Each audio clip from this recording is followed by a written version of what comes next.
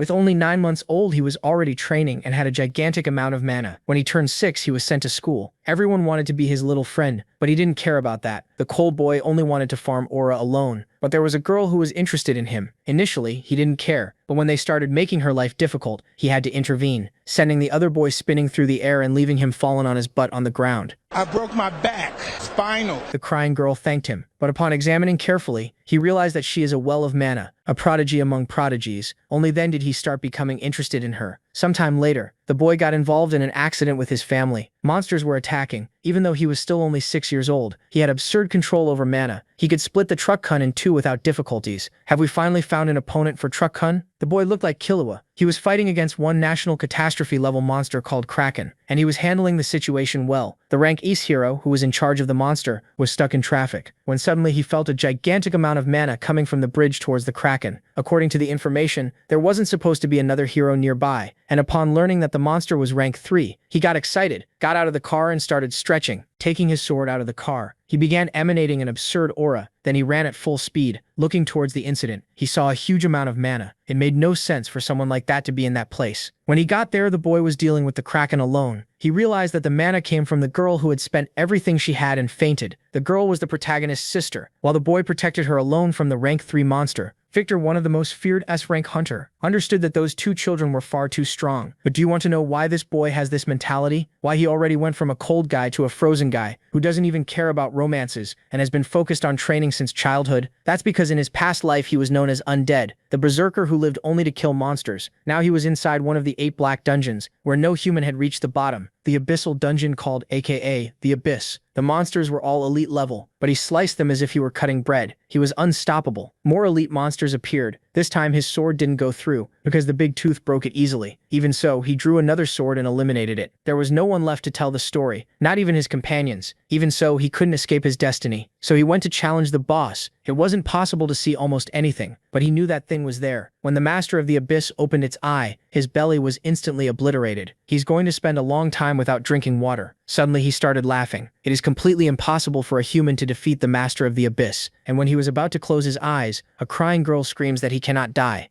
Matthew turned toward her. The girl broke down crying. Sarah started healing No with magic. Matthew told her to run, but Sarah shouted that she would help him. She cried even harder, realizing his wounds were terrible. The fact he was still alive already felt like a miracle. Her eyes sharpened. If she could create one more miracle, she might still save him. No thought this was really the end, the last moment of a life spent killing monsters. He pictured Sarah and felt he had no regrets, except that his partner would be left alone. He only hoped she could forgive him. Matthew thought of Chloe. He wasn't used to caring about people, but he still worried about the girl who had just become an adult, and thanked her for seeing the good in him.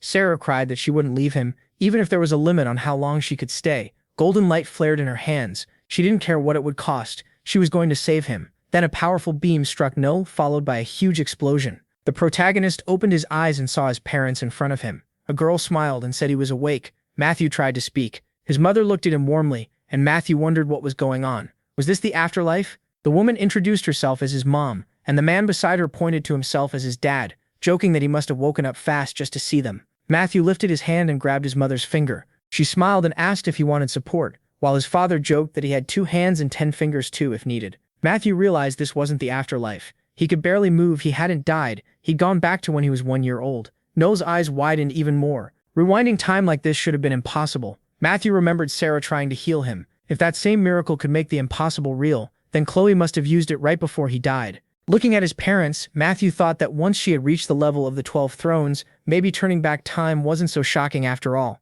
MC glanced aside sadly, never thinking he'd see his parents again. Matthew remembered their bodies. Both had died when he was 6, killed by monsters, and from that day on his hatred for evil spirits never stopped burning. Matthew reached out his hand and swore this second chance would change the future. Matthew made a fist and shouted in triumph. Then No frowned. Memories or not, he was still just a child, lying beside his toys. Matthew realized he was totally helpless. For now his life was just eating, sleeping, and going to the bathroom. He lifted a hand and thought that at least he got to breathe again. Then he tried to roll over and figured he could at least do that much. Anna waved her arms and shouted that he could do it. No stared at her wide-eyed. This crazy girl was Anna, his sister, 4 years older than him. Matthew thought back to an old family photo. His memories of Anna were blurrier than the ones of his parents, but one moment stayed clear. He remembered them sitting in a car, with Anna telling him she would always stay by his side. Matthew opened his eyes and recalled that on the day monsters took his family, Anna held him tight and kept repeating that same promise. The protagonist rolled over and his sister cheered him on.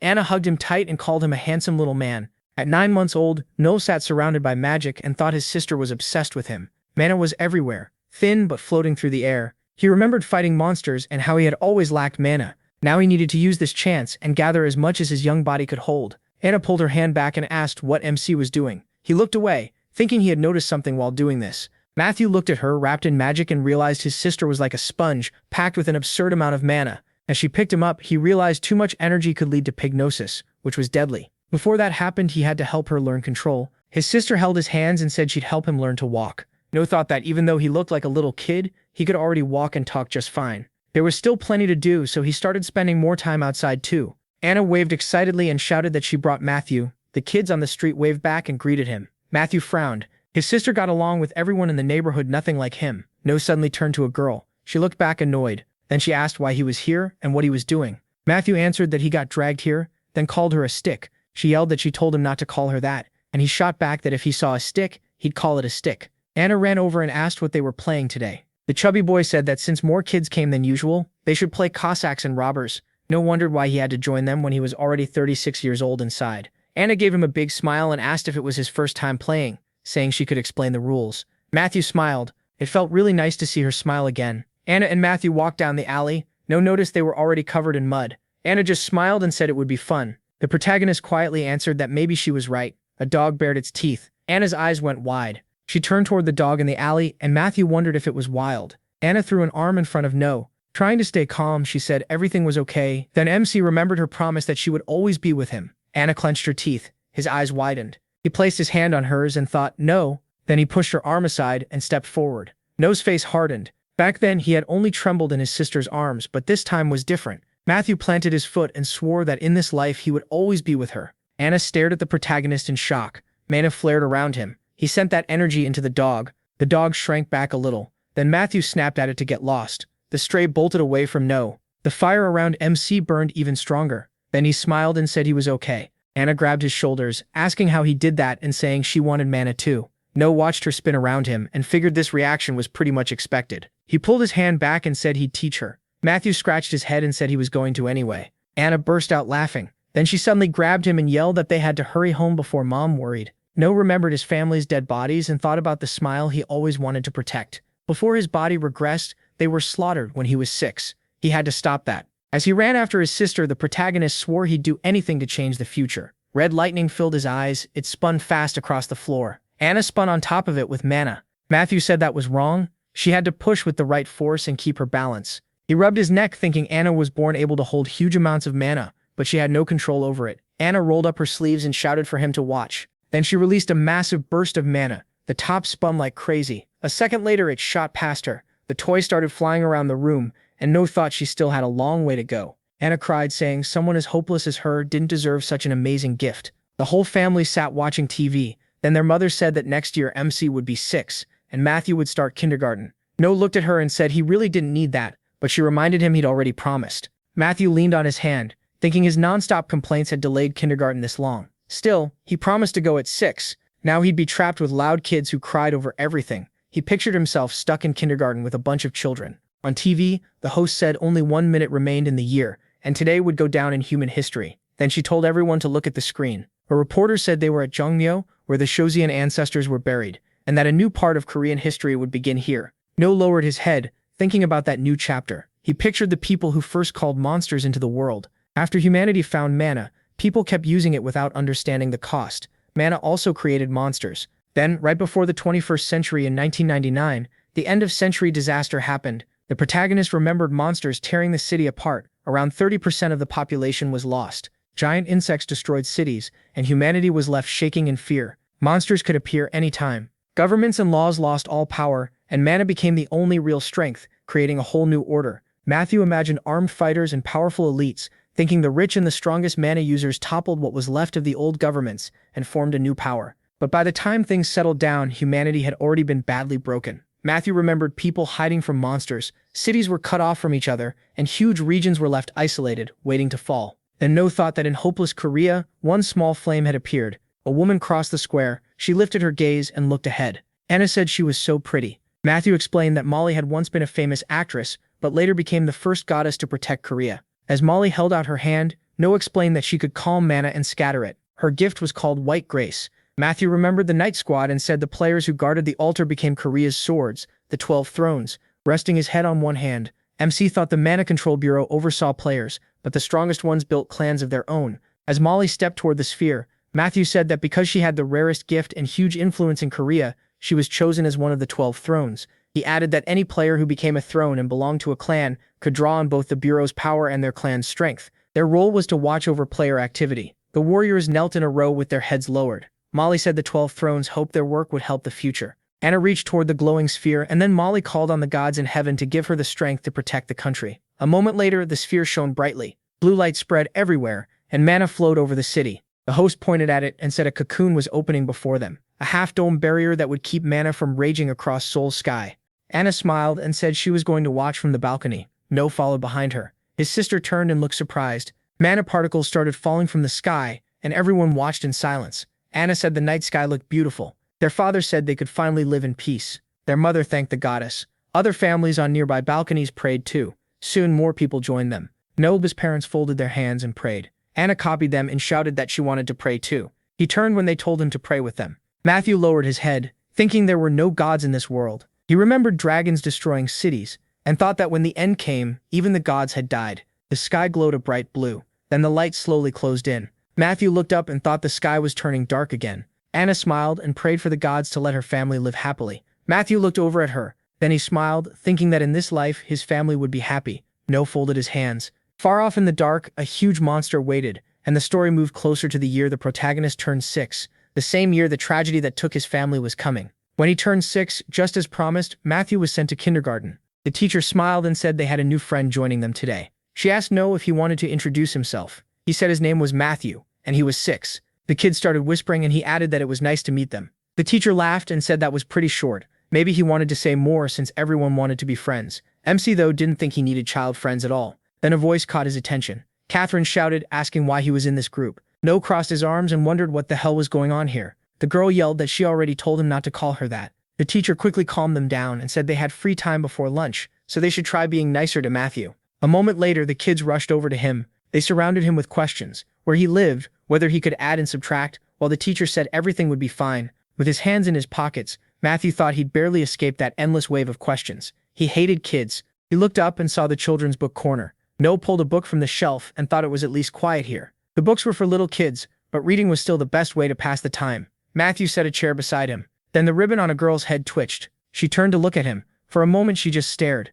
Then her eyes widened and she blushed. A boy suddenly showed up behind him. Grinning, he asked what they were reading again, and what anyone even liked about those books. Then he sneered at the girl, saying she had no friends and always sat alone. Her mouth fell open. Then the boy ripped off her ribbon and mocked how ugly it was. She reached for it and begged him to give it back because her dad gave it to her, but the bully just mocked her and refused. He ran off with it, yelling for her to come take it back. The girl started crying and begged again. The bully stuck out his tongue, then heard No call him childish. He turned toward him. His face hardened as he asked what he said. The protagonist slowly stood up, walked over and said he was acting like a baby, which was honestly kind of funny. The bully swung at him, shouting that he was dead. No dodged at once, then he swept the bully's legs. As the boy fell, Matthew caught the ribbon. He walked back over and handed it to the girl. Then Matthew told her not to let anyone take it from her next time. The bully yelled that this wasn't over. Hearing that from a 6-year-old was honestly creepy. No turned around fast. The bully backed off, then ran, shouting that they'd get him next time. The girl grabbed MC's sweater. She tried to speak, but tears came first,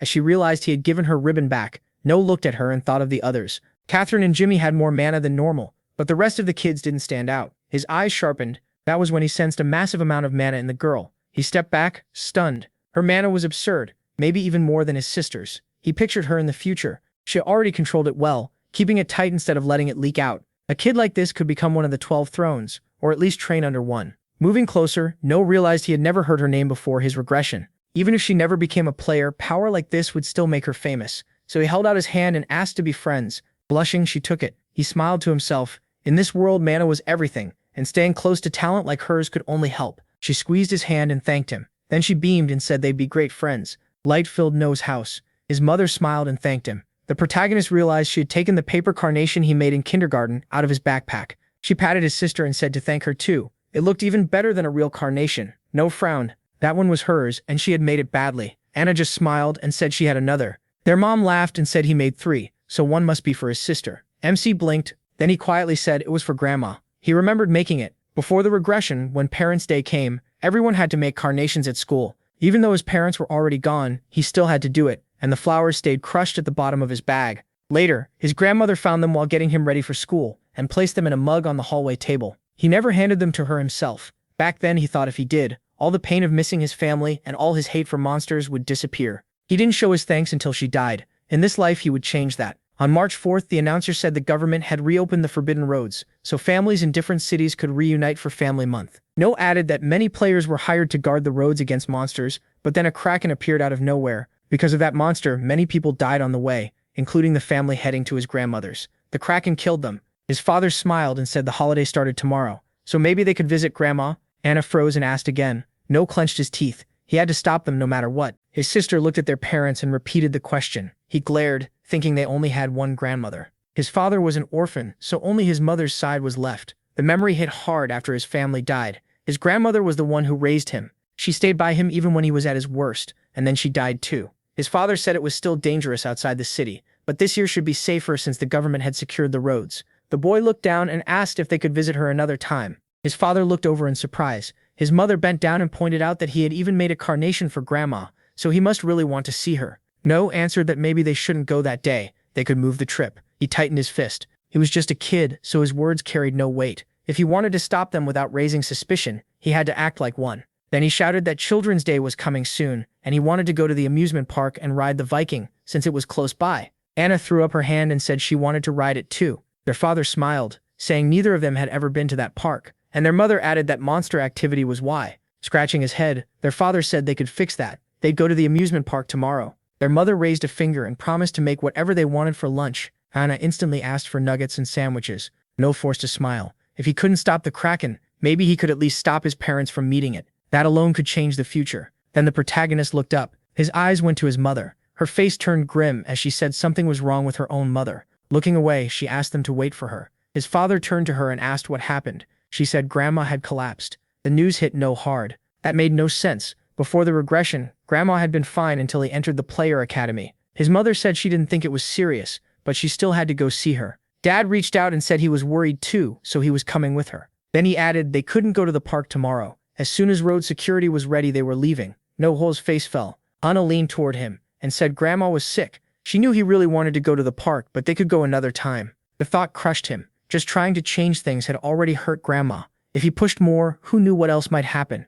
Maybe he really couldn't stop his family from meeting the Kraken. Everything around him seemed to blur and he wondered why he had come back at all. MC shut his eyes. If this stayed the same, then nothing had changed. But when he opened them again, one thought came to him. There was still one difference. He was different now. He had built up mana since childhood, and he still had the combat experience from his past life. Knight stepped away from his mother and agreed. Then he went to the window and decided there was no choice. He had to go to Grandma's. Huge tentacles flashed through his mind. His eyes lit up. He pictured the Kraken and decided he would fight it. The Mana Control Bureau ranked monsters by how much danger they pose to the world. The system went like this. Class 9 monsters pollute nature or spread disease. Class 8 monsters are physical threats to daily life. Class 7 monsters rob and kill. Class 6 monsters can terrorize city blocks alone or in groups and invade human areas. The next level, Class 5, covers monsters strong enough to carry out terror attacks by themselves or with a group.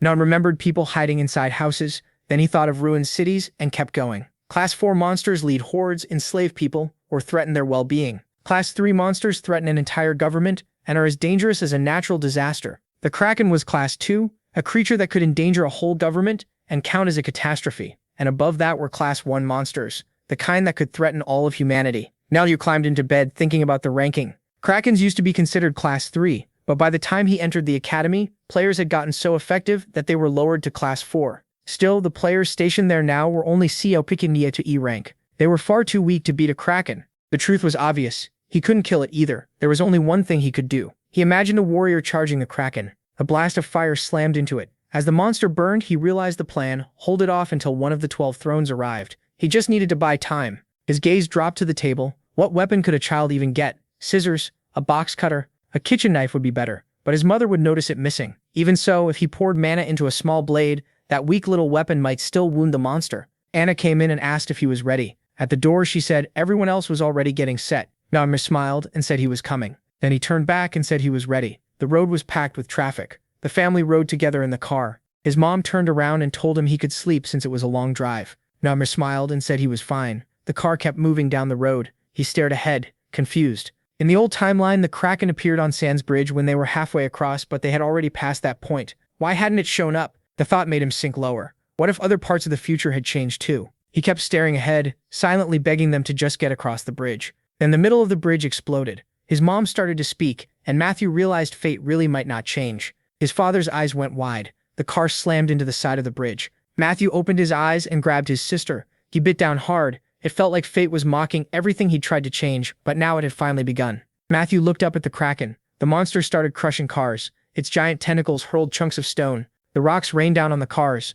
People screamed and ran from the monster. One man yelled, asking where the players were. A player raised his sword and shouted for everyone to protect the civilians. Then he looked up in shock. A huge tentacle slammed into the ground. The player lifted a hand and groaned. People panicked, shouting that even the players were running. Matthew's family stared at the destruction. Shaking, his father said they had to get out. It was total chaos, so they needed to move carefully. He forced himself to stay calm and told them to trust him. If they moved slowly, they could get out. Matthew looked at his father, uneasy. His mother gave a small smile and told them to listen to him, get out quietly and not worry. The players would protect them. The family stepped out of the car. Then Anna's eyes widened. Matthew turned to his sister. She looked down and said she couldn't stand. Anna burst into tears, saying she had to get up and go. Her father looked at her closely. Then he crouched beside her and said he'd carry her. He turned to Matthew and asked if he was okay. Matthew said he could move. A player shouted for them to come over and head to the evacuation point. As the family ran, Matthew realized the Class 3 monster had thrown the players into panic. The veterans adjusted fast and started leading people out. But he knew the Kraken wasn't the only danger. They still had to get across the bridge. Then a spear suddenly flew at the player. He dropped to the ground. The family froze in shock. Then monsters climbed onto the bridge. Matthew gritted his teeth. They were already here. A diver rushed a player and pulled out a spear. It snarled in rage. Then it leaped at another player. The players started fighting back. One of them turned and shouted for anyone with healing magic. Janishna answered that she was coming. Then a spear shot toward her. A player could only stare as the monsters jumped him. The family pushed through the wreckage in horror. Their father shouted that they had to trust him. No matter what happened, he would protect them. Then he yelled even louder, "Whatever happened, don't look back. Just run." The family sprinted forward. A massive tentacle grabbed a vehicle. It whipped it through the air. Then it hurled it toward the bridge. Matthew looked up. He shouted that it was too dangerous. Cars crashed down beside the fleeing people. One of them struck a fuel tank. A huge explosion followed. The family stared at the blast. Their father's eyes widened. A player shouted to his teammate, asking where the reinforcements were. The roads were blocked by fire. They'd only been holding on for a few minutes, and they had to survive until help came. Matthew thought about the 12 thrones. Before the regression, they had arrived 30 minutes after the Kraken. If the escape routes were blocked, the players probably couldn't save anyone. Matthew stared at the swarm. The divers could be handled, but if nobody stopped the Kraken, they were all dead. He opened his mouth, then he dropped his briefcase. He'd been getting ready for this from the start, and even if it cost him his life, he would protect his family. He pulled out a knife and a pair of scissors. Matthew glanced at the knife, then he told his parents not to move until help arrived. His father asked what he was doing. Matthew said the players were holding the monsters off for now, but if anything happened, he shut his eyes and said Anna would protect them. With a faint smile, he thought that besides him, Anna was the only one here who could control mana. He asked what she could do. Anna called out to him. Matthew ran forward. He held the knife out in front of him. Without slowing down, he charged straight at the Kraken. Mana rushed into his legs, then he kicked back sharply. Matthew leaped across the roofs of cars. Mana flared around his whole body like fire. He clenched his jaw. This was the mobility skill he used all the time before the regression, but using it in a child's body for the first time was brutal. Still, he fixed his eyes ahead. This would get him to the Kraken fast. Matthew closed in on the monster. He landed beside the players. They turned and shouted that it was dangerous, demanding to know what he was doing. The divers stared at him in shock. Then they moved to block him. Matthew slashed with the knife and used mana wrap. The blade burst into flames. He struck hard, then chopped off the monster's head. Matthew stood on a car roof. He dodged another diver, then drove the knife into its neck. He turned to the second one. A quick slash took its head off too. Matthew snapped his gaze upward. He blocked the next hit. The impact threw him onto a car, but he caught himself. He raised the blade again. More divers rushed him. Matthew swung wide with the knife. His body remembered the way he fought in his past life. In the next second, another monster fell. He spun around. That old movement came back to him. Matthew sliced off a monster's arm. Gripping the knife with both hands, he felt his old skill returning. That same feeling of tearing through monsters. He clenched his teeth. It felt like he was becoming immortal again. A memory of his old battle cry flashed through his mind. Then he tore through the group. Matthew hit the ground. He sprang away from another monster, then drove his blade through its head. He dodged a spear and jumped off the car. Matthew split the monster in half. Then the knife snapped. He gritted his teeth. It hadn't lasted long at all. Throwing the broken knife aside, he knew it was time to finish this. He snapped the scissors apart and took a blade in each hand. Then he rushed forward again. He stopped all at once. Matthew looked straight into the Kraken's face. Taking his stance, he knew this was all he had left to fight with. The Kraken swung a tentacle. Matthew watched it closely. Then he jumped back and dodged. He landed on the tentacle. Matthew ran along it at full speed. Then he launched himself again, straight toward the monster's face. He drove the scissor blades into its head, then twisted and carved deeper. Matthew yanked the blade back out and struck with all his strength. The monster whipped another tentacle at him. Matthew dodged. He landed back on the bridge. One look at the blade told him it was useless. He threw it away. Mana flared from him as he thought, is there really nothing else? Matthew dodged another strike from the Kraken. He ran along a tentacle. Another one came down over him. Matthew hung above the monster's body. He gripped the blade with both hands. The tentacle closed in. He glanced aside. Then the hit sent him flying. Matthew landed hard and caught himself with one hand. He cursed through gritted teeth when he realized his mana was almost gone. Tentacles churned below the bridge. They slammed into a support pillar. The ground under Matthew started breaking apart. Grinding his teeth, he muttered that this thing was seriously annoying. Matthew moved ahead over the shattered rubble. Purple tentacles rose from the water. He stopped on a chunk of rock. Ahead of him, the tentacles grabbed a truck. The metal began to crack. Then the monster hurled the truck at him. Matthew raised the blade in front of himself. A blue aura wrapped around him as he said he was going to hit it. A bright flash burst out, and the truck was sliced in half. The pieces crashed behind him. Flames roared up at Matthew's back. The glowing blade vanished from his hands. The Kraken was suddenly right in front of him. Matthew twisted to the side. His head nearly hit the ground. Smoke billowed behind him. The boy trembled. He could barely move, and he guessed he had no mana left. Lying in the rubble, Matthew realized that if he passed out now, everything he'd tried to do would mean nothing. He saw the Kraken's red eye as his own eyes started to close. Then a fist slammed into the ground. Matthew clenched his teeth. Not now. He looked ahead and decided he had to keep going to the very end. Thinking of his family, he understood something clearly. He wanted to live, and he wanted to live this life with them. A tentacle rose high above him. It hung over the child. Shaking, he shouted that he wouldn't die here. Human hands reached toward him. A girl appeared beside him and told the monster not to touch her brother. Lightning blazed around the two children. The tentacle started to break apart. The monsters opened their mouths. The moment they touched the light, they evaporated. A pillar of light rose up. Matthew looked at his sister in disbelief. This really was her miracle. A notification appeared. A miracle was a gift that could change the world and its laws. Matthew remembered 3 girls and a man in a black helmet. Before the regression, he had only known 4 people with a gift like this, and one of them was his partner, Sarah. Then he remembered seeing Anna's huge amount of mana before and thinking she might really have the gift of a miracle. Noda's sister hugged him, and he told her he was okay. The protagonist looked at his hand and saw his wounds closing up. A giant monster loomed in front of them, and MC realized the light was shielding them from the Kraken too.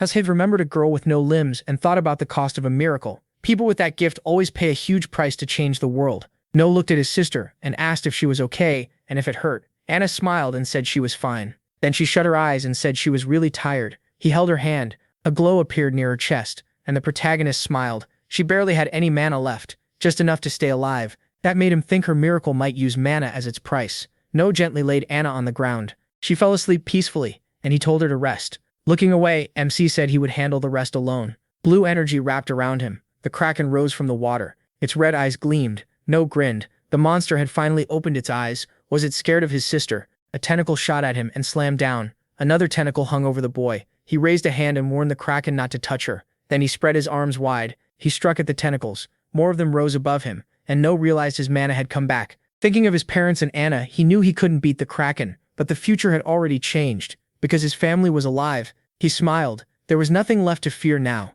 He just had to last until the thrones arrived. Cars were jammed on the road. By the time the Kraken showed up, he was near one high bridge, close to the main battle. A man opened his mouth and said he was sick of this. Crossing his legs, he complained the cars weren't moving at all. He glanced at the driver and asked if he was actually driving or just sitting there. The man at the wheel said traffic was packed, and every road around Seoul was the same. The red-haired boy shut his eyes and said he was thinking of quitting the 12 thrones. Instead of enjoying his golden vacation, he was stuck doing this. He joined to fight strong enemies, not waste time with civilians. He clenched his teeth while the driver gave a nervous laugh. Then both of them suddenly widened their eyes. The red-haired man lifted his hand. The driver blurted out that there was a huge amount of mana, and the boy told him he could already tell. A ringing sound followed, and the boy looked at his hand. He was holding a phone, and asked if he was hearing things. The screen showed an incoming call and he was told. Victor looked at the phone with annoyance and asked what class it was. He was told it was a class 3 Kraken, based on what they knew. Victor frowned and repeated it. His eyes flashed red as he asked where the monster was. The driver turned pale, thinking about the monster tearing everything up and about how much Victor seemed to enjoy it. People would be furious if they saw that reaction. As Victor pictured the Kraken's tentacles, he was told it was at Sing Sun Bridge and that the others there still couldn't handle it. Victor's mouth opened when he heard they didn't know the full damage yet, but he could definitely put an end to the chaos there. He looked away as they said someone would come pick him up soon. Instead, Victor got out of the car. The driver turned to him and asked what the clan lord was doing. Victor stretched his leg and said he'd go on foot. With traffic like this, they'd never make it in time. The lock clicked. Victor pulled out his blade. The driver cried out that it would take at least 2 hours to get there walking. Without even looking back, Victor said it would take about 30 minutes. Standing with his sword on his shoulder, he said, "Power." Blue energy covered him. His foot pressed into the ground, then launched off. Victor shot forward at insane speed. The driver stared at the line of cars ahead. Sweat rolled down his face as he muttered that it made sense. Victor was crazy about fighting and always wanted the strongest opponents. Victor smiled as the boy added that he was the lord of the Blade Clan and the demon of fire.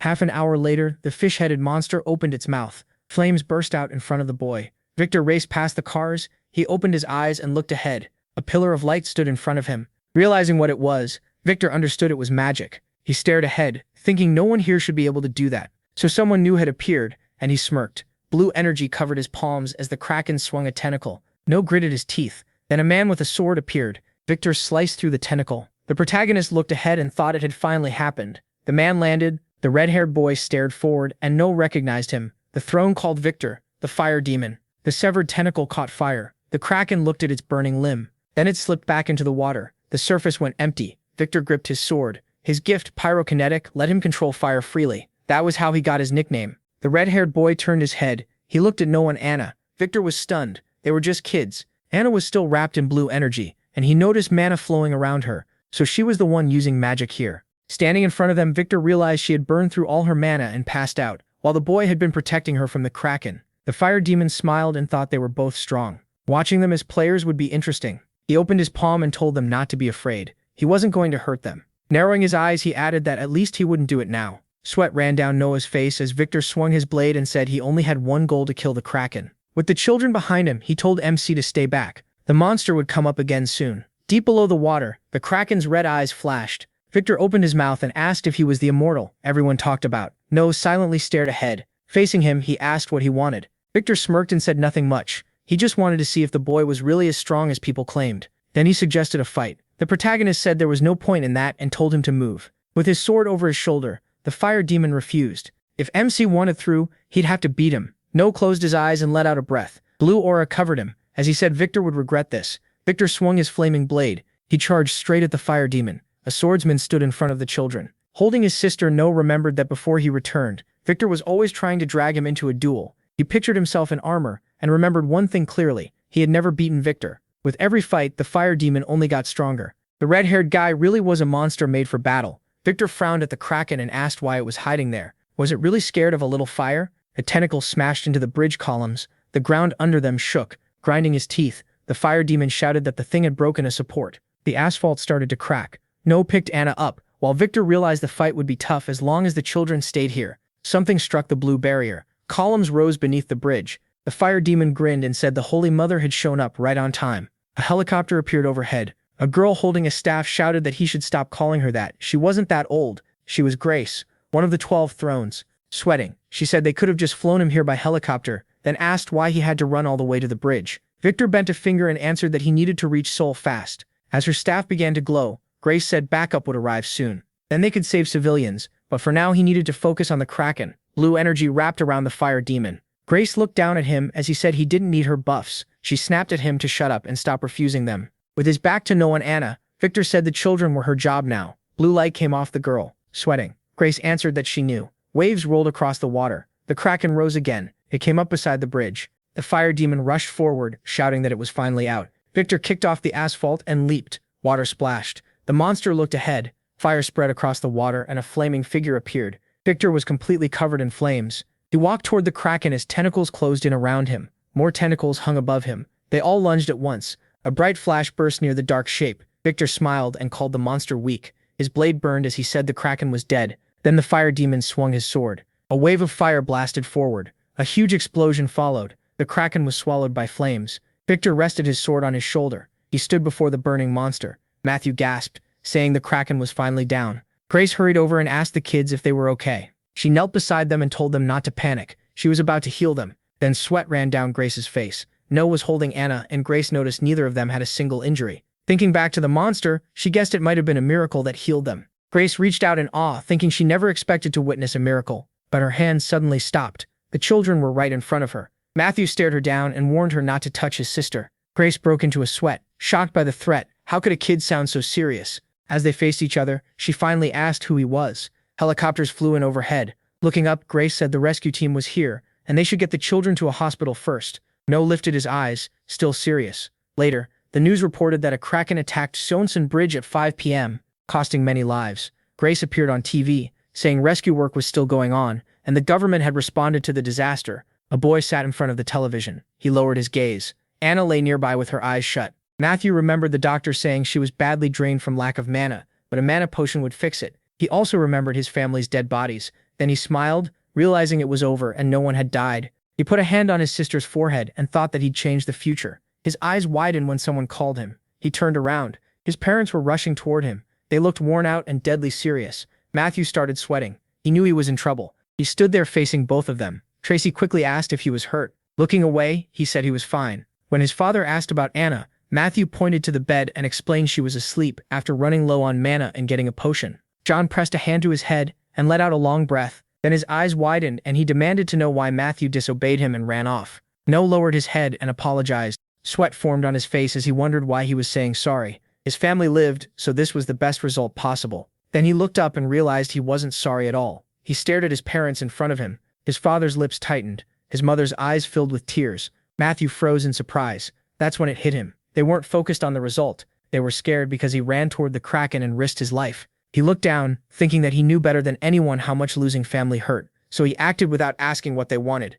Clenching his teeth, Matthew apologized again and admitted he was wrong. He started crying and promised it would never happen again. Then someone opened their arms to him. Tracy smiled and called him over. He ran straight into his mother's embrace. John joined the hug and told him not to ever do that again. They had been terrified. Still crying, Noah agreed. For once he thought maybe he didn't need to fight monsters anymore. Maybe he could just be a kid, and that was what his parents wanted most. The next morning, sunlight filled the hospital. John pointed ahead and told his son Anna was being discharged, so he needed to stay here and wait. Matthew raised his hand and said he'd wait right there. Opening his eyes, he thought that after the bridge incident, his parents really didn't trust him anymore, and hoped that would pass soon. Anna slept peacefully. Nobu sat beside her bed. He popped something into his mouth. A blush spread across his face when he realized it tasted great. He turned and asked if there was more, saying he really wanted sweets after using up so much energy. A cookie was handed to him, and Matthew thanked him for it. Victor was sitting next to him. Sweat ran down Nobu's face. Victor glanced over and asked if he really didn't like chocolate cookies. Then he shoved the snack into the boy's mouth.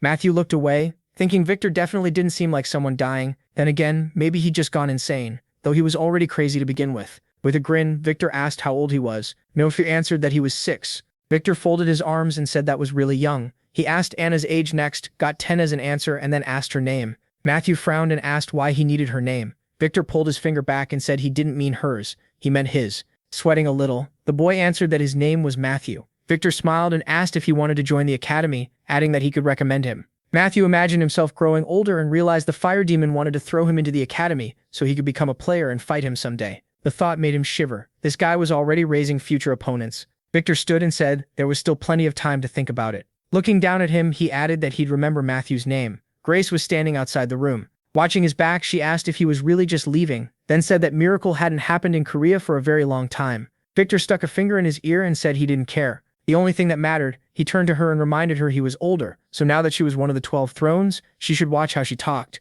He went on to say that if this miracle was really that rare, the child would get flooded with attention the moment people found out, and normal life would be over. Grace clenched her fist as Victor asked if that was what she wanted. Looking back, he told her that if she understood, she should forget it. Then he suggested they go get coffee or something. Grace immediately pictured a bunch of desserts. She stared at him and asked if he was crazy, and he once again told her to watch her language. Closing his eyes with a smile, Victor said he just wanted something sweet after using so much energy. The day after the Kraken attack, their car stopped at their grandmother's house. As the parents got out, John asked why she wasn't inside, and Tracy said she'd been sick. Their grandmother smiled and said she missed them so much, she came out to meet them. She wanted to see her grandkids. She walked to the car and said they all looked exhausted. Seeing the children asleep inside, she told them to let them rest. Matthew slowly opened his eyes. Anna was lying on him. He sat up beside her, wondering if that was even comfortable. Their parents were asleep nearby too. Matthew smiled, figuring Anna got that habit from their mother. He gently covered Anna with a blanket. Then he left the room. Matthew sat outside near the house.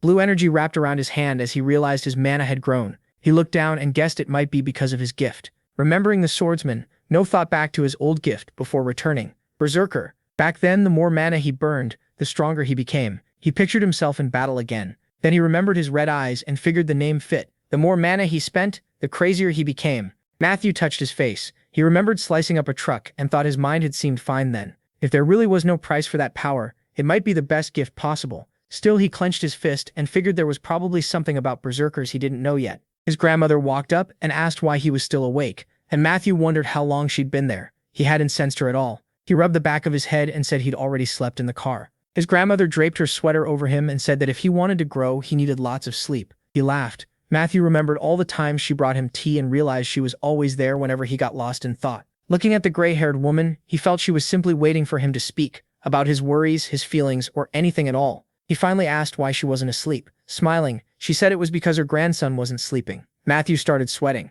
He brushed a hand through his hair, thinking he'd finally understood what he always wanted to be with his grandmother again, not just as a little kid. When she asked if he wanted warm milk, the boy quickly raised both hands and said no. Then Tracy walked up and asked if he was sure, and Matthew wondered when his mother got there. She pointed at the milk and asked who was going to drink it then. No lifted the mug toward his face. As they sat outside, Tracy asked her grandmother if she knew how scared she'd been after that phone call. The old woman replied that she was fine, and that the neighbors sometimes overreacted. Tracy said she'd been really worried when she heard Grandma had fainted. The boy looked away, thinking his grandmother had just slipped and gotten lucky. Tracy looked at the old woman, and she explained she had only been distracted. Sitting beside them, Matthew listened as his grandmother said that while going upstairs, she thought she saw him there. She waved her hand and told them to hear her out first. She wasn't losing her mind. Then she recalled a dark shape at the top of the stairs, waving its arms and warning them not to come up. Looking at the boy, she added that now she realized he had been talking to his grandson, not to her. The protagonist rubbed his chin. He remembered the tentacled monster and figured it was hard to call this all just a dream. Then Matthew pictured his scared family and thought that if anything went wrong, they could all die like Grandpa.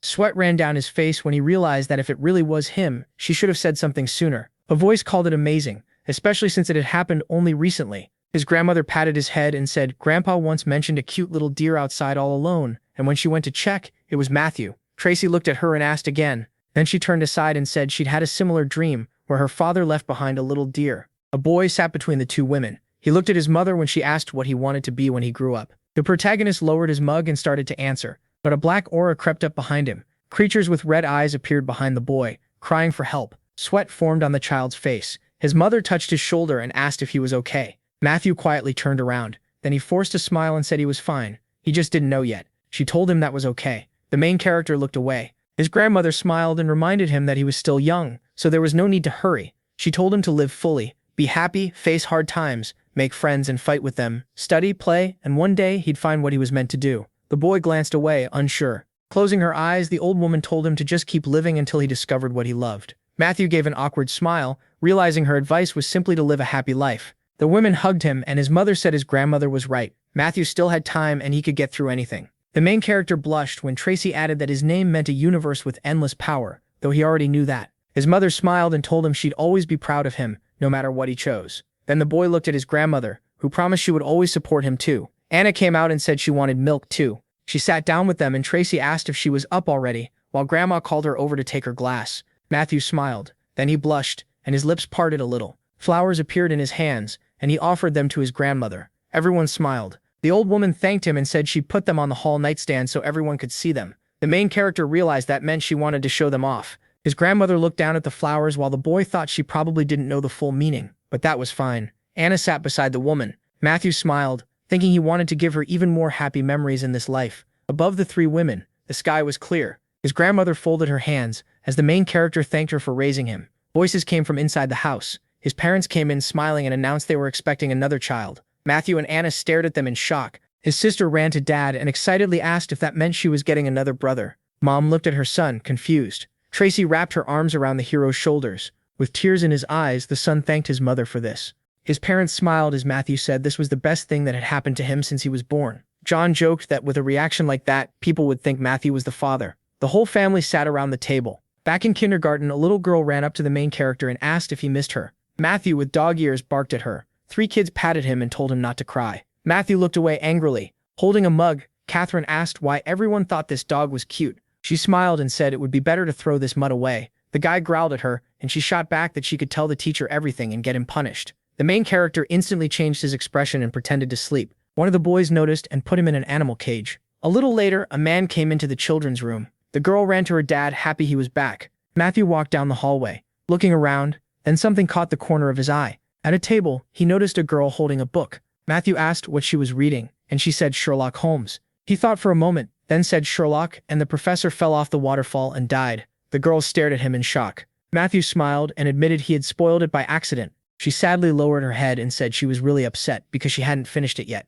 Matthew apologized and added that Sherlock comes back alive in the end. That only made her look even sadder. The guy hurried off, shouting that he was really sorry. He kept walking through the kindergarten. Matthew started noticing groups of children crowded around one spot. The kids were holding all kinds of little fights. One of them looked toward Matthew. The hero smiled and asked who the strongest one in their group was. Matthew listened as the others started whispering. 2 boys faced each other. One of them quickly pulled out a sword, pointing it at Matthew. He declared that this town was too small for both of them, and that Matthew's fate ended here. Matthew calmly looked at the sword. The children shouted for the boy to prove who was strongest. The main character just smiled ahead. Matthew glanced at Catherine, who was yelling at him. With an annoyed look, she told him to die, and he could only think that sounded about right coming from her. The hero lowered his eyes and said he didn't need anyone's support. Matthew turned with a small smile toward Olivia. Tears in her eyes, she shouted that she hated him. The boy picked up the sword and said he had always been alone in life. Matthew gave an uneasy smile and said this would be the end for everyone. The 2 boys stood across from each other. Jimmy yelled for the match to start. The hero rushed straight at Matthew, but the main character raised his sword to block. Jimmy's weapon flew up into the air. The boy reached for it in panic, trying to grab it back. At the same time, the main character calmly charged at the hero, and Matthew's blade pierced Jimmy's stomach. The sword hit the ground and spun. The boy dropped to all fours with his weapon beside him. The main character calmly put his weapon away. Jimmy gritted his teeth and said he could keep going if he used his hidden powers. Then the boy curled up on the floor. All the children looked at Matthew with admiration and started clapping. The boy glanced at Jimmy and said it had been a good fight. Everyone shouted that he was amazing and clearly knew what he was doing. The boys pulled at the hero, saying only he could pull it out. The sword was stuck in a pile of iron. Matthew looked at it as the children said they had never seen anyone understand Excalibur. The hero's hand gripped the sword. Matthew grabbed it tight and lifted it with confidence, while the children screamed. The main character smiled with his eyes closed as everyone cheered and clapped. Shouts echoed from the kindergarten. Near a bench on the street, an object lay on the ground. A phone beside it showed the news saying the city had a problem. 7th grade goblins had appeared. The report added that the night guardian, Orlin Mariner, was keeping order, but 2 goblins had escaped. The anchor warned that the goblins were trying to hide in crowded places, and anyone who spotted one should report it right away. Children played in the street. Catherine ran after the girl. Matthew looked over at the kids playing. Sitting by the gate, he wondered if children ever got tired. Matthew made a sign with his hands. After changing the future, the hero knew he had to save up and use every second well. Someday mana would be treated like a huge resource, a real power. So the hero decided to store up even more. After this incident, Matthew would be able to gather more mana. The children happily asked him to come play, and the boy was surprised by how much energy they still had. Suddenly, a nanny called out to the children, telling them to attack the ice cream. The kids rushed over smiling, each picking a different flavor. Matthew watched from the side and said they were still just children. The nanny called the others over to come get some too. 2 hands reached for the same ice cream. Matthew and Catherine grabbed the same package. The main character angrily told her to let go because it was his, but she refused. The nanny watched their argument with concern. With a smile, the teacher took the ice cream and told them they shouldn't fight over it. Then the ice cream was snapped into 2 pieces. The man handed them each a half and said they could share. Matthew and Catherine wanted to settle it with a game, where the winner would take everything. The teacher cut in, annoyed, and told them to share fairly. Olivia looked at the man in surprise and asked where Jimmy was. Catherine, chewing a candy bar, says Jimmy is in the garden messing with his sword. She asks why he's always off playing by himself, away from the others. Matthew says it's secret training. Catherine then asks Olivia why she wants to take Jimmy ice cream. Olivia smiles and says she feels bad for him eating alone while everyone else has fun. Catherine laughs and tells her she's too nice for her own good. The teacher offers Olivia an ice cream and asks if she wants to take it to Jimmy. Catherine asks if she wants company, but Olivia says she'll go by herself. Matthew sits on a pipe watching Olivia run off. He stares ahead, looking down. Then he hears everyone being called over to play freeze tag. Catherine passes by and tells him to join, but Matthew says he's done for today. Annoyed, she tells him nobody wants to play with someone like that. He turns away and says not to worry about him. Still upset, Catherine says Anna told her to play with Matthew. That makes him smile as he remembers his sister. The kids start with rock, paper, scissors. Matthew watches them scatter and clearly isn't thrilled. He glances to the side, then suddenly sprints after Catherine. His hand reaches for her, but she frowns and yells for him to freeze. Matthew switches targets and chases another kid. He tags him, turning him into water. Right after that, Matthew rushes toward Catherine. She looks confused, and before she can react, he darts in with a grin. Matthew taps her on the back. Catherine glares at him. Then one of the water players runs up and tags her too. The kids all shout that Catherine is it now. She looks furious. Catherine snaps at Matthew, saying he's dead. Smiling, he asks if she really thinks she can catch him. Then his eyes widen in fear. Matthew stops cold. Catherine grabs his hand with a smile and says, he's it now. But then she notices his face and asks why he froze. Matthew is suddenly hit with killing intent. A huge hand lifts a weapon nearby. He grits his teeth as he sees the monster. The children stare at the massive shadow, confused. A 7th grade goblin is standing right beside the kindergarten. 2 children freeze in fear. One little girl can only stare at it. The goblin notices her and reaches out. It raises its sharp axe and brings it down at the terrified girl. The blade cuts through the air as it closes in on her head. At the last second, Matthew throws something at it. The hit knocks the axe right out of the goblin's hands. It turns around with a confused grunt. Matthew glares back at it. Seeing a new target, the goblin snatches up its axe and charges him. It hacks wildly, but Matthew dodges every swing with ease. While slipping past one strike, he mutters that he's sick of these things. With a stick in hand and power coming off it, he thinks about killing it fast so he can help the others. Then he lunges straight for the goblin's stomach, but someone suddenly steps in. A man swings with all his strength and smacks the goblin in the head, shouting that he won't let this happen. He's holding a mop, then turns and yells at Matthew to quit standing there. With a hard stare, he hurls the mop forward. It slams into the goblin's chest and throws it back. A man in glasses suddenly grabs Matthew by the collar. He tosses Matthew over his back, grabs a girl by the arm and runs while shouting for them to hold on. 2 enraged goblins chase after them. The man narrows his eyes and shouts that they're almost safe. Then one goblin leaps forward with its axe raised. Matthew thrusts out his hands, blue light gathering around them. He stares ahead, thinking those shadows are moving way too fast. Then he fires off a strong spell. A second later, it hits the goblin in the chest and blasts it back. The other goblin keeps charging, not even noticing its ally. The man finally stops, still carrying 2 children. A heavy crash sounds behind them. Soon after, they make it inside. The teacher drops to the floor and the children crowd around him. Catching his breath, he asks about the others. And the headmistress says everyone else was already evacuated. Matthew looks around as the children whisper that they really are goblins, and that some had shown up days ago. The headmistress grabs the teacher from behind and says she already reported it. Now they need to wait for the players, while she helps the other teachers block the doors. Suddenly, Catherine pushes through the crowd, yelling that her friends are missing. The teacher goes pale, and someone blurts out that they were just in the garden getting ice cream. He starts to get up, shouting that he'll go bring them back. But the headmistress grabs his shoulder and yells that he can't. The children and teachers shake in fear when someone says the teacher has to stay here.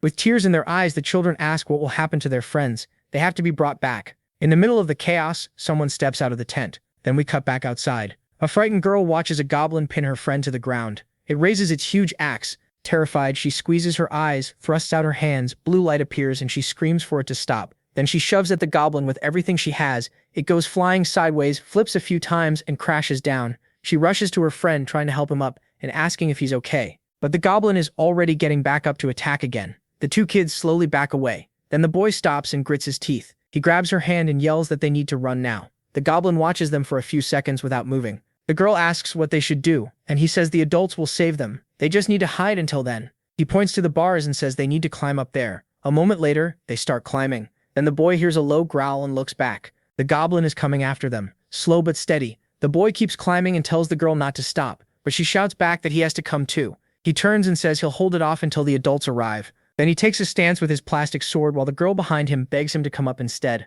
The goblin walks up, looking at the boy with interest. Shaking and terrified, he still faces it down. Then a man appears in his mind, a hero standing over a fallen enemy with a huge sword. The boy beams, pumps his fist, and shouts that he won. Blushing, he keeps going, saying the hero is amazing and that he'll be one too. Clutching his plastic sword, he thinks he'll become a hero like the demon of fire. Smiling, he says they should let him fight because goblins are weak. The goblin lowers its head, annoyed. Then it opens its mouth wide and attacks. Axe swinging, it rushes him. The boy thinks it'll be fine if he just remembers his training. He dashes in and swings his sword, but the goblin smacks him away in an instant. The plastic sword flies far behind the monster. The goblin raises its axe again. Then someone behind it grabs the plastic sword. The monster moves in to kill the child. Crying, the boy throws his hands in front of his face. A moment later, he slowly opens his eyes. The girl is above him, looking down, and Matthew is there, sword in hand, standing in front of the boy. The other child beside him is trembling when Matthew says he's a good kid. Matthew turns, smiles, and adds that he's a real man. They just look at each other for a second. Then the goblin snaps out of it and charges with its axe. The boy screams for Matthew to turn around. Matthew swings his sword and bursts forward. With one clean strike, he cuts off the monster's hand. The hand and axe go flying. The goblin stares at the bloody stump in horror. Matthew doesn't pause. He fixes it with a cold look and swings again. A second later, the monster is split in two. A big blue crystal drops to the ground as yellow flames consume the body. The crystal rolls across the floor. Matthew flicks the blood off his sword. Then he turns back with a smile and says they can breathe now. The boy instantly jumps onto him, yelling that he's a real hero. He knocks Matthew over, and Matthew glares at him, asking what his problem is. The girl joins them, hugging both of them and screaming. Clutching Matthew's shirt, red-faced, she cries that she was really scared. Matthew goes pale as he tries to pry them off. Then we jump back a little earlier. Matthew leaves the room while hearing the children cry about what's going to happen now. He turns and walks down the hall, then takes a deep breath. His eyes glow blue. His energy spreads through the whole building. He senses a boy and a girl outside, screaming as they run from a goblin, and realizes they're the ones he's looking for. At least for now, they're still alive and escaping. Then, in the distance, he feels the dark aura of a goblin. He stops and decides he has to take out the one heading for the gym first. The goblin turns with a nasty growl. Then it snaps around when No yells, asking what it wants. The protagonist stands his ground, glaring at it with a box cutter in his right hand. He raises the blade and power starts pouring off it. The goblin charges at once and swings its axe, but Mimsy dodges just in time. He kicks off the floor, then uses the wall too, and in a flash he's behind the monster. He aims and drives the blade straight through it. The goblin snarls and swings back with its axe, but No flips over it, then pushes off the ceiling and dives right at it. He holds the box cutter out front, its aura flaring hard, and the next second he slices the goblin clean in half. The monster starts breaking apart like sand, and then a big blue crystal drops out of it. Stepping back, No looks at the box cutter and says he can't use it anymore. He tosses it aside and mutters that anyone attacking a kindergarten is trash, and if he finds them, he'll kill them. Then he runs off, thinking about his friends and hoping they can hold on a little longer. Grinding his teeth, he scans the area around him. We cut back. The children's screams still haven't stopped. The boy and girl keep clinging to No, crying. Their teacher rushes in with a broom raised and asks if Leonid is okay. He stays quiet for a moment and looks ahead. Then he smiles and says everything's fine. Outside the kindergarten, soldiers are waiting. One walks up to No, offers a hand, and asks if he really killed it. The protagonist smiles, looks away, and says the goblin was already badly hurt. He just hit it a few more times, and it vanished. The soldier holds up a blue crystal and says goblins may be around 7th or 8th rank, but they're still not weak enough for a 7-year-old to beat alone. He pictures MC destroying the core and thinks the only way to kill a monster is by breaking its crystal with mana or a strong enough blow. Then he asks about the goblins in the hallway. No looks away nervously and says maybe the goblin he fought had already killed the other one, and after that battle it was too weak to beat him. Both of them were a mess. The soldier spreads his hands and, still surprised, says that must be it. A man from the office steps up and apologizes to the kindergarten for what happened. With the teacher and kids listening, he promises they'll work harder to keep the kindergarten safe from now on. Then he gestures to him and calls him the hero of the day. He gives him a certificate and thanks him for what he did. Everyone cheers and claps, calling out his name. Then we cut to No's parents. They glare at him and scold him for acting without thinking again. First he has to write an apology. Then they'll talk. The protagonist lowers his head, goes pale, and thinks he's done for. Then someone tells him to smile wider, and he lets out a laugh. Now we're back at the kindergarten festival. Olivia sits with a big bouquet while someone narrates the story of Snow White, the beautiful princess. Around her are boys dressed as dwarfs, and the story goes on about her kind heart and the 7 dwarfs who love her. The kids grin at each other while the teacher keeps reading into the microphone. Behind the stage, 2 boys look around nervously. One grabs his head and panics. He forgot his lines. No folds his arms and reminds him he only has one line. You better not eat that. The boy stares at his hands and yells that a real captain remembers everything. MC looks on, disappointed, and thinks the goblin attack really changed him. He remembers getting annoyed at his friends, then thinks they agreed to call him captain, not warrior. He winks at his friend and says he'll show everyone what a great actor he is, though he still finds it weird. Then Catherine steps forward and speaks to the princess. She pulls out a red apple, gives a wink and says it looks delicious. Olivia walks closer and smiles, saying it really is pretty. The dwarfs start waving in panic, warning her not to take food from a stranger because it could be poisoned. One of them blushes and begs her not to eat it. Another boy goes pale, then suddenly shouts, yes. He keeps yelling that she must not eat it. The teacher stiffens at the microphone and the whole hall goes silent. Then the parents in the audience start leaving. Watching this, No thinks the kid is acting like a robot. Catherine throws the apple and yells at her to eat it and leave her alone. Instead, it smacks the boy right in the mouth and he freezes in fear. He drops to the floor and the boys around him burst into tears, crying that he's dead. Everyone turns as the teacher quickly explains that the dwarf ate the poisoned apple instead of the princess. He raises a hand and keeps the play going, saying the queen still hasn't given up. Pointing off to the side, he adds that she forced the princess to eat the rest. Hearing that, Catherine goes pale. Then she grabs the apple and stuffs it into Olivia's mouth, telling her to eat it and leave her alone. Olivia turns pale and reaches out.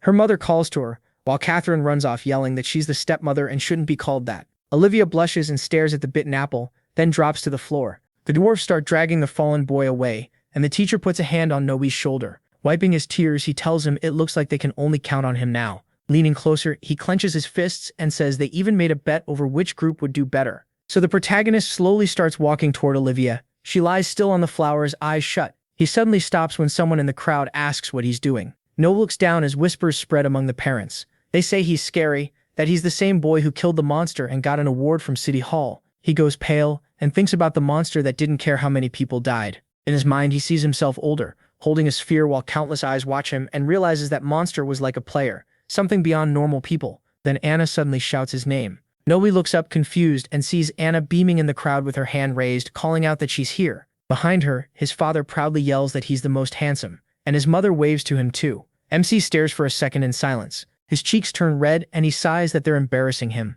Then he steps forward and goes to Olivia. He takes a deep breath, leans over, puts a hand on her head and says he can't believe someone so pretty could exist. Then he kisses her on the forehead. Olivia slowly opens her eyes, gets up, and looks at him in confusion. The whole room breaks into applause. Noe takes Olivia's hand, and together they walk to the front of the stage and bow. A second later, all the other kids rush over cheering that they did great. They grab him and start tossing him into the air. He looks terrified and thinks this is dangerous. He's going to fall. Then someone catches him. When Noe opens his eyes, his father is there telling him he did great. Sitting on his shoulders, the protagonist grabs his dad's hair and starts calling him his. Then he turns to his mother. Smiling, she asks if he's finally decided what he wants to be. MC looks at her in surprise and realizes she asked him the same thing last year. He remembers her smiling as she asked what he wanted to do when he grew up. Back then, he looked down and said he didn't know, and honestly, he still doesn't. Then he turns and sees his friends, all smiling. Olivia and Catherine hold hands and dance, and Noe thinks he just wants to be happy and not let anyone ruin that.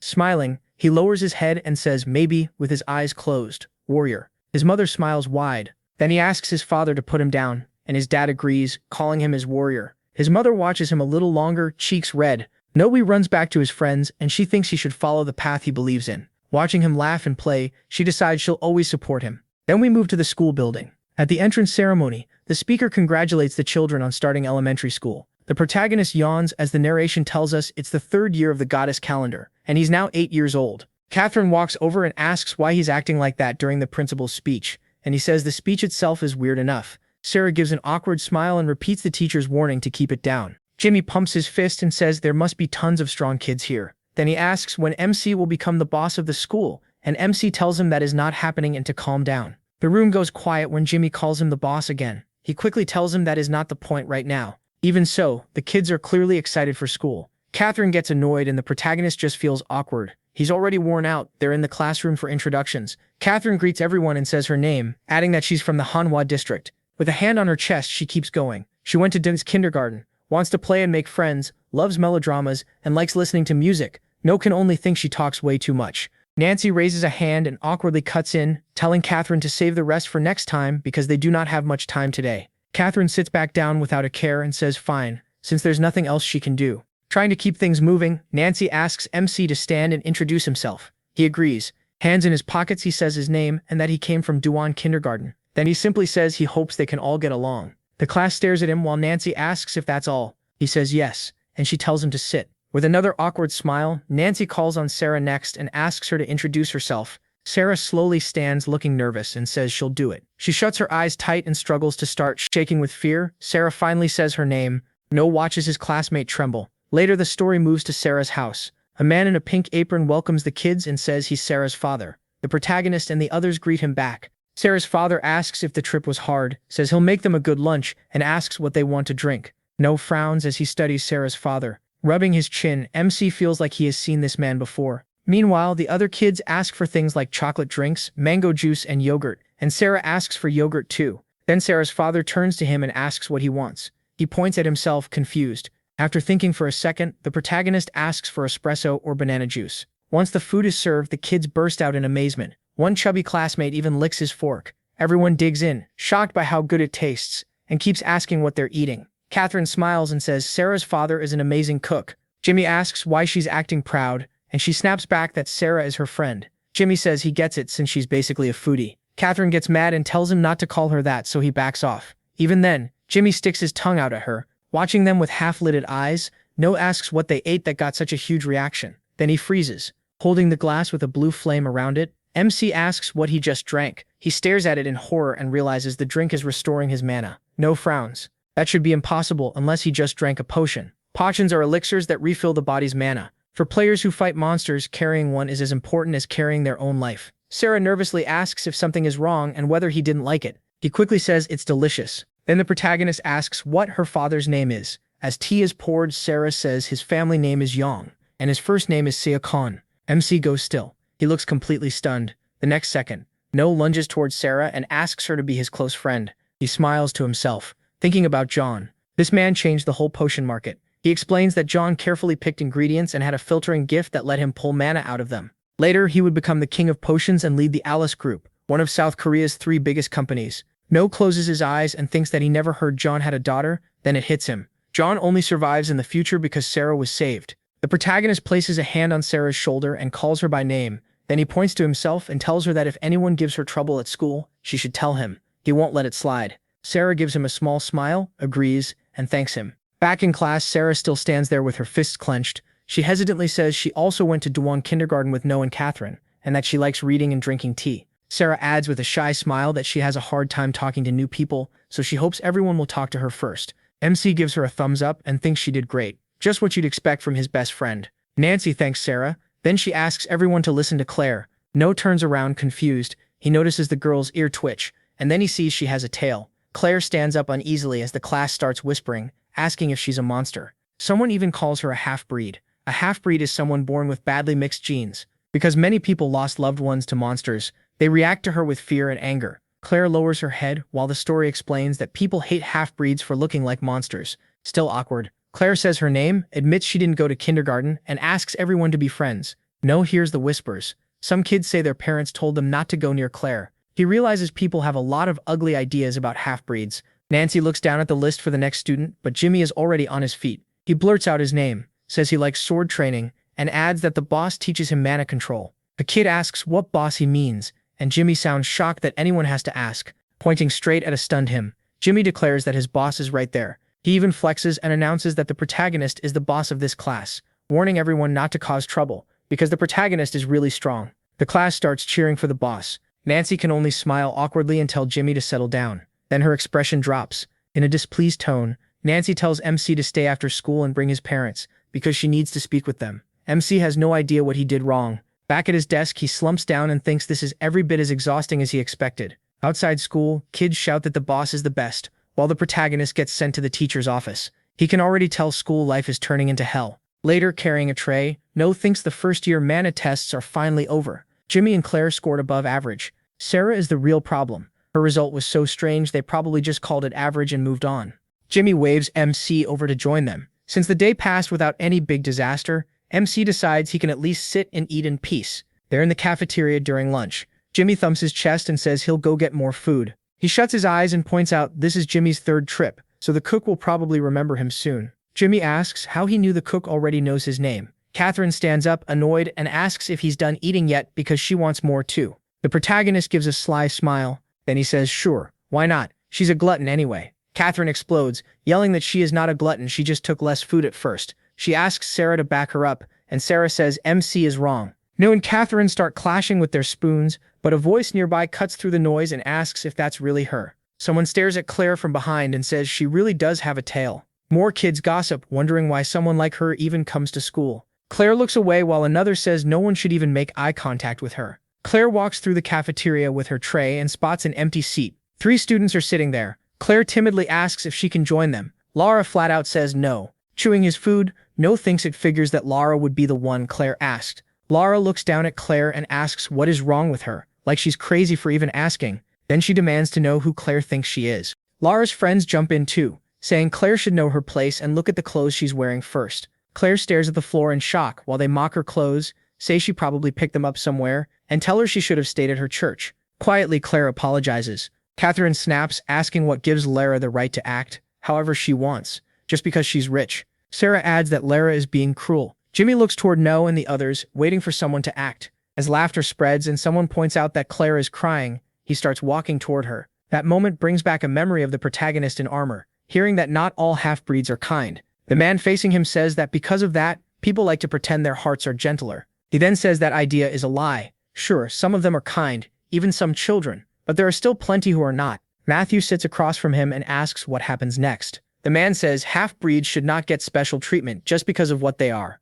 Frowning, he adds that if Matthew cares so much because of him, then he should stop. Matthew asks if he thinks he's kind, but the man says he got the wrong idea. Matthew suddenly stands, making the other man jump. He pulls out his sword and asks if the man thinks he's weak. The man throws his hands over his head and quickly says no, asking why Matthew is so worked up. Matthew snaps that the guy came into his tent in the middle of the night just to bother him. Pointing his sword, Matthew tells him to get out and go on patrol unless he wants a beating. The man agrees. Then the story shifts to the Abyss dungeon. Someone slices into a monster. The guy says this one was strong, just like the others in that place. Then he looks down in shock. The monster strikes back. Its attack tears across his chest. A sharp, bloody insect limb rips through him. The mantis monster turns on them, ready for more. It prepares another attack. Someone tries to run. Matthew slams into the mantis. He glares ahead, fully focused. The hit sends the mantis flying back, but it lashes out again, this time at the men. Matthew dodges and tightens his grip on the sword. Hemolymph starts pouring from the mantis. Matthew cuts through its body. That blow finishes it. He shouts the boy's name and runs over. Matthew lifts his wounded friend onto his back. Perrin tells him to leave now. They've come too far and this is no time to hesitate. A girl with a staff runs up and Matthew asks her for help, but Perrin cuts him off. The girl bites her finger in shock as Perrin says, Matthew forgot he knows these wounds well. Bleeding out, Perrin says he's dying, so they should at least kill as many monsters as they can. With piles of monster corpses around them, someone asks why they're still standing there. Matthew gives in and quietly asks what Perrin's last words are. Perrin remembers what he said before and asks if Matthew still recalls it. Not all half-breeds are good and you shouldn't favor them just because they're half-breeds. Matthew says he remembers. Clenching his teeth, Perrin says there may be more bad people out there, and Matthew can't keep ignoring that because, while the girl cries nearby, Perrin finishes that he is no different from them. His hand drops and his final words are that he was a very bad person. Matthew stares at his friend's body in shock. He clenches his fist and asks why he had to remember that now. Matthew gets up from the table and calls out to Lara. He walks over and tells her to make room at their table. Catherine says she knew he'd do this, and Jimmy asks if he wants help, but Matthew says no. Someone grabs Claire's tray, and the insults start again. What is she doing? What's wrong with her? How can she be this stupid? Matthew takes her tray and says there's a seat for her. Claire stares at him in shock. She grabs his sleeve and he says that's a little much. Claire quickly lets go and apologizes. Matthew says it's fine and tells her to come with him. When Jimmy calls out, Matthew says his friends saved a place for her. Claire looks surprised and says helping her will only make things worse for them. Matthew answers with a serious face that he doesn't care. The girls mock his friends, asking what kindergarten they came from. One says maybe they should find out who those people are. Lara fixes her hair and says there's no need. Lowering her eyes, she says it's obvious they're nothing special. Catherine points at Claire and says Matthew can be stubborn, so she'll have to get used to it. Matthew immediately tells her off. Jimmy points to himself and says lunch is really good today. Sarah hands Claire a cup and offers barley tea. She also offers her friendship, and Claire thanks her. The four warn her the tea is hot, so she should drink slowly, but it tastes great. Claire lifts the mug,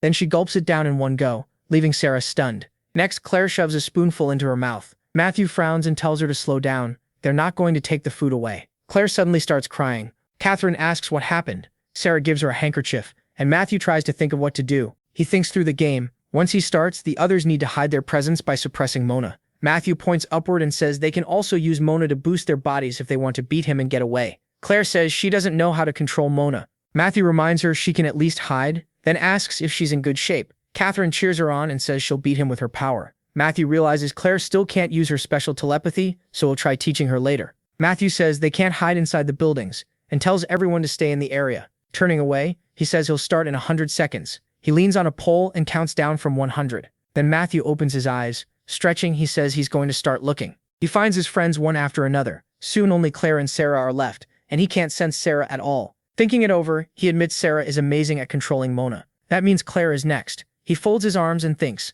Then Matthew rushes towards some bushes. He parts them and shouts that he found her. Then he spots a tail off to the side. Matthew takes off after Claire, yelling for her to stop. He reaches for her. Claire jumps away at the last second. Matthew falls and she lands on the roof. Claire yells that she won't lose until Matthew catches her. Watching this, Jimmy asks if that really counts. He pulls up his sleeve and argues they were only found, not caught. Catherine slaps her palm and says they got tricked, then tells everyone to run. Matthew's sister says she was about to play again anyway, and with Mona she can run even faster. Matthew just stares as his friends scatter in every direction. Grabbing his head, he asks what is going on.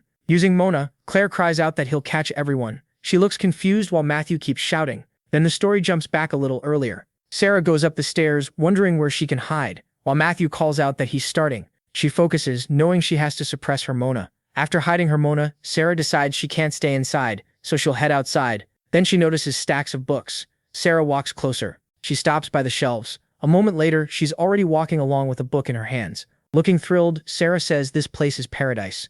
Then she turns around, realizes she has no idea where she is, and says she should leave. But another look at the books makes her call it wonderful. She spots Alice in Wonderland and asks what it is. A man with glasses appears behind her. He looks strict. Sarah turns back. Startled, she asks her grandfather to keep going, and he continues the story, saying this is where Alice goes after the rabbit. Matthew grits his teeth when he realizes Sarah has been found. Sarah sits on her grandfather's lap. Matthew angrily says she vanished during their game, and he's been searching everywhere. Her grandfather says she should have told him she was with friends. Sarah says she forgot, and then Matthew's sister praises him, leaving him totally confused. Matthew gets mad that she forgot about all of them, and Sarah apologizes. He flicks her forehead. Holding the sore spot, she listens as Matthew tells her to warn them next time she goes somewhere. She apologizes again, and Matthew thinks he should stop before she starts crying. Matthew apologizes to her grandfather, but the old man says it's fine. He was bored until she showed up. Then he asks Sarah to visit again because it's nice having a friend who loves books.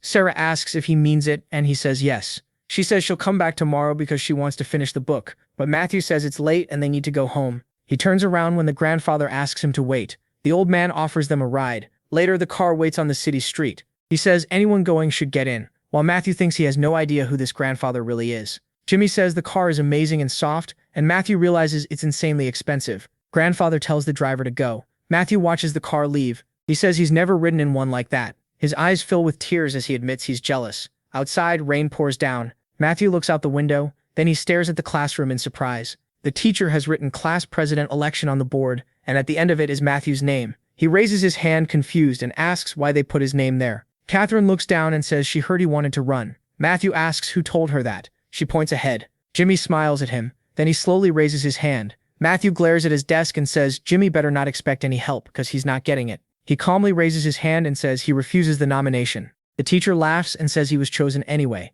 But Matthew shouts that he's not fit to be president. Catherine looks at him in surprise and says every child has endless potential. Matthew yells at Catherine asking why she didn't tell him sooner. The teacher asks if anyone else wants to run, since Matthew is the only candidate so far. Laura raises her hand with a smile. The whole class turned to Laura. She glanced at Matthew and told the teacher she wanted to run for class president too. Matthew stared at her, confused. Then a box packed with burgers appeared. Laura smiled and said her dad bought them so everyone could eat. The class exploded with cheers. Right away, the kids started saying they should vote for Laura if she'd bring burgers every month. Matthew's group watched the others with clear disgust. Someone handed Matthew a burger, and Laura stood beside him. Grinning, she thanked him for his valuable vote. Matthew shot her a look and said he had no intention of voting for her. As he said it, he slowly stepped away. He let out a sigh, already seeing how she was trying to control people like a grown-up. Then something off to the side caught his eye. Jimmy stood there drooling, clutching a wrapped burger with his mouth hanging open. Meanwhile, Matthew's friends all turned Laura's food down in their own way. Seeing that made him smile.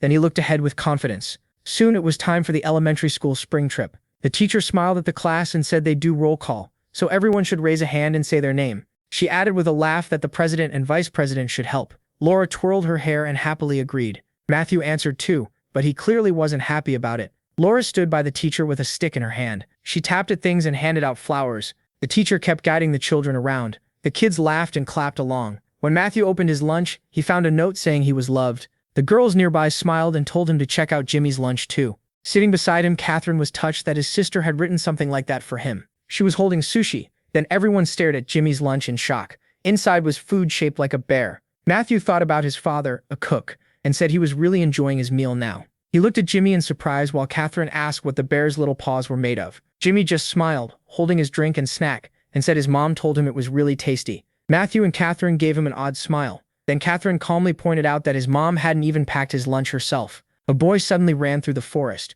Matthew looked around, asking what was going on. His leg snagged under a frame, and he shouted, asking what kind of monster this was. He crashed to the ground. Pinned there, he couldn't do anything. Then he saw a monster's paw and froze in fear. Seventh-grade hounds stared at him like hungry beasts. The boy screamed for help. A hellhound glared at him. He looked away, terrified. Blood sprayed nearby. The monsters shoved into each other, and one screamed for them to stop. Two of the beasts had started fighting each other. Two wolves turned to look at their leader. The whole pack lowered themselves. Then the hell wolf roared for them to move. The monsters charged toward Matthew's group. In the forest, the children shouted as they opened their hands again and again, but the slips of paper in their palms were blank. Jimmy and one of the girls sadly said they got nothing, but Matthew yelled for them to forget it. Jimmy, still grinning like crazy, said he had to find the treasure. Catherine looked annoyed and suggested they draw again. Everyone agreed except Matthew, who started walking away. Catherine grabbed his shoulder and asked where he was going. He followed the others anyway, irritated and wondering why they had wandered so far. That made Matthew remember the dragons in the Ijinbu area. The kids suddenly turned at a strange noise. Claire and Olivia asked what it was. Matthew pressed a finger to his lips, telling them to stay quiet. A huge monster rushed past at high speed. Its paws cleared bushes and trees in a single bound. Catherine pointed at it and asked what it was. She was pointing at a crazed wolf. The beast growled at the children. Matthew got angry, not understanding why this had to happen now. Seoul had been protected by a cocoon, but the monsters filling Ujeongbu somehow broke through and moved south, causing a tragedy with many victims. The wolf kept snarling wildly. Catherine stared at it in fear. Then it kicked off the ground and opened its jaws wide. A foot struck a stone. Catherine tripped, and the beast leaped straight at her. She dropped to the ground, covered her face, and screamed. Matthew rushed in and kicked the wolf away. It slammed onto the ground. He swung his fork at it, channeling magic through the utensil. Matthew kept stabbing the wolf again and again. The other kids watched in shock as flames burned the monster. With his back still to Catherine, he asked if she was okay. From the ground, she said she was fine. Gina stepped up behind him, wanting to ask something. She looked at Matthew in fear and said this wasn't the captain she knew. Wiping his face, he said he was fine, just a little tense. Whenever Matthew kills monsters, he turns into an immortal player who hates them and loses himself in battle. Looking at his hands, he realized he couldn't let them see that side of him. Matthew clenched his fist and stared into the distance. The children nervously whispered that they should run. Matthew remembered that wolves hunt in packs, and with this many coming down the mountain, he knew he probably couldn't save everyone. So there was only one choice. All the children looked at him. Carefully, Matthew told them to listen. Soon the kids split up and moved through different parts of the forest. One girl put her scarf on a stone and decided to rest there. Lara sat on the rock and told the others to keep searching for treasure. A few smiling kids asked if they could rest too. Lara's eyes turned cold with anger. The children instantly ran off and told her to enjoy her break. She stayed there, focused on her phone. Then Lara looked toward a sudden noise. A group of children came running down the mountain in panic. Confused, she asked what happened. A pack of monsters was rushing down after them. Lara looked at the fleeing girl, and a wolf jumped right at her on the stone. She screamed in terror, then covered her eyes. Something shot toward the monster, and the wolf dropped dead on the spot. Lara held her ears and looked down, then raised her head in shock. Matthew stood there with a gun and told her to get down the mountain. Tears filled her eyes as she looked at him. The rest of the pack turned toward the children. Lara grabbed Matthew's sleeve and begged him to protect her.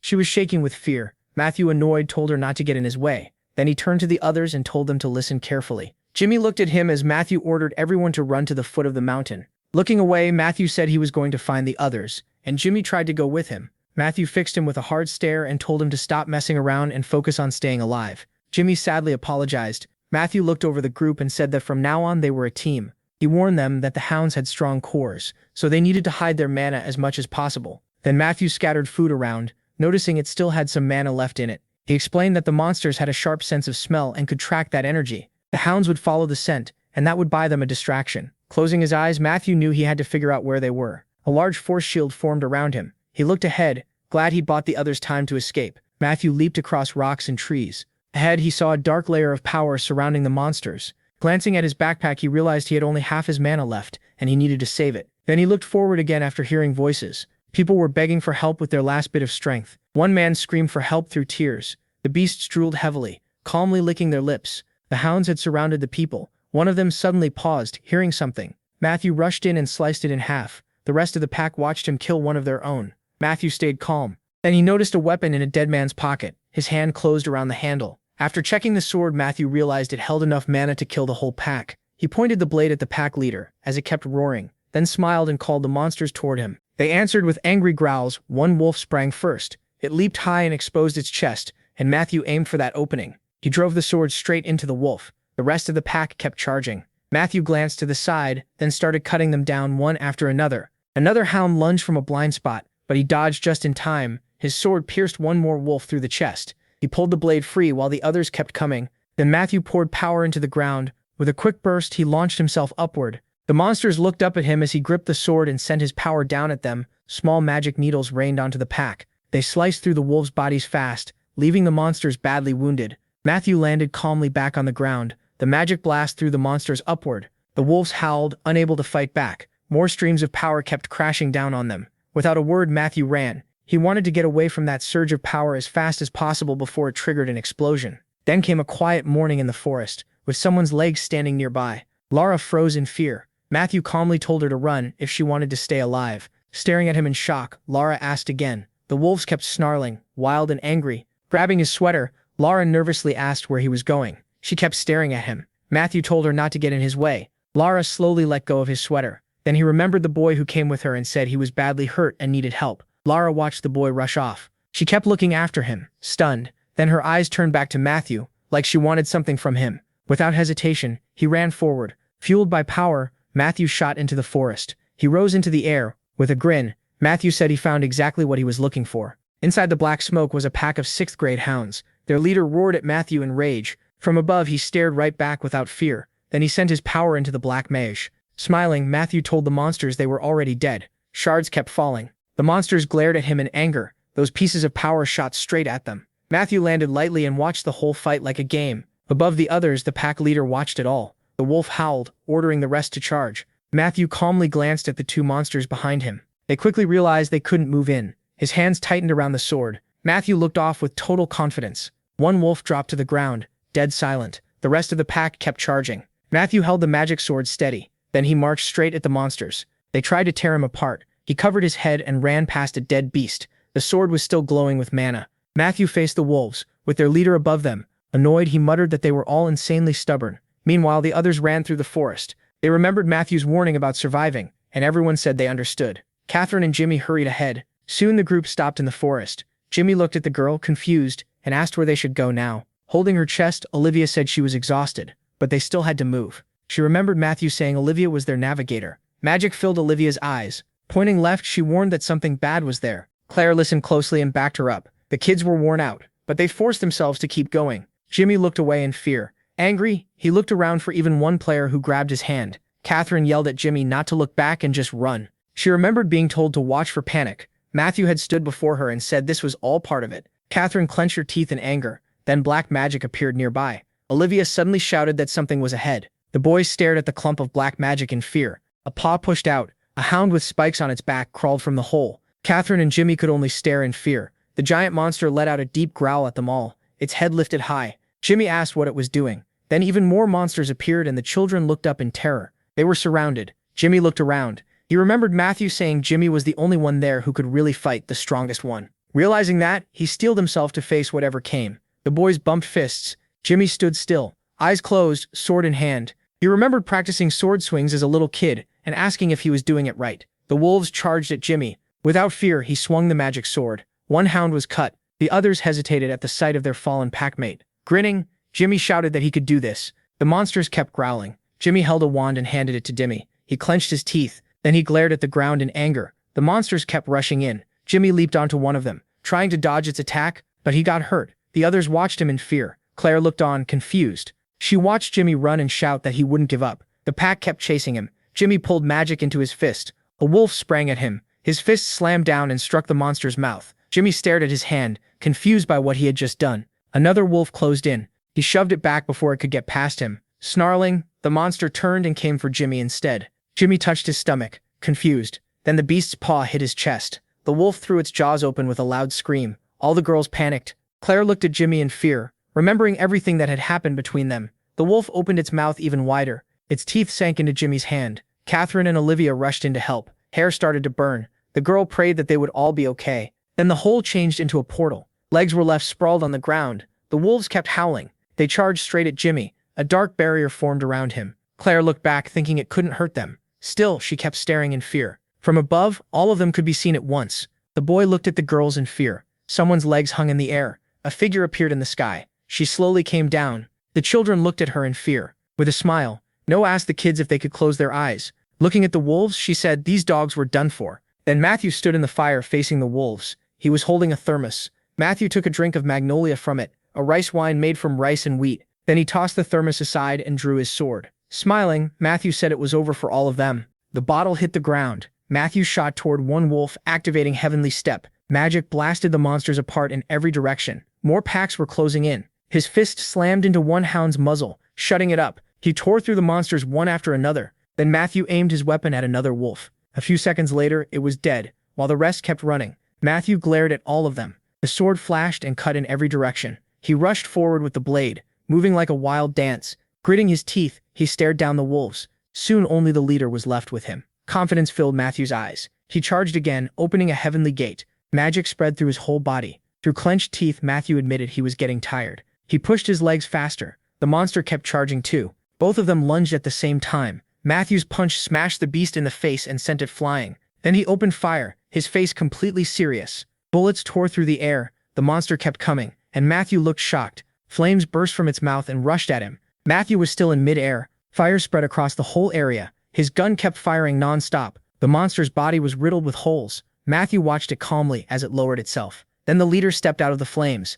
Out of ammo, Matthew gripped his weapon and prepared for close combat. The monster kept studying him. With a sly grin, Matthew raised the magic sword and asked if it still had enough strength for another round. Gritting his teeth, he said those had only been the warm-up. The leader lunged at him, roaring that it would kill him. Matthew rushed in too. He charged the wolf head-on, even as it promised to tear him to pieces. Sword magic burst in all directions. Then Matthew plunged into the black hole. Covering his nose, he realized it wasn't poison. The sword kept filling with magic. Matthew and the leader clashed in a storm of flames. He snapped that this was insane. Then Matthew forced his way through the leader's power. His magic started to break apart. He shouted angrily about his mana. Flames kept swallowing everything. Matthew was blasted back by the fire. He hit the ground. Breathing hard, he said that even after spending a huge amount of mana on defense, he was still badly hurt. Matthew lowered his head, still holding the sword. Then armor appeared on him at once. A huge number of monsters screamed for the others to leave him alone. Matthew struggled to look at his reflection. A crazed smile spread across his face. One of his gifts only came out in critical moments.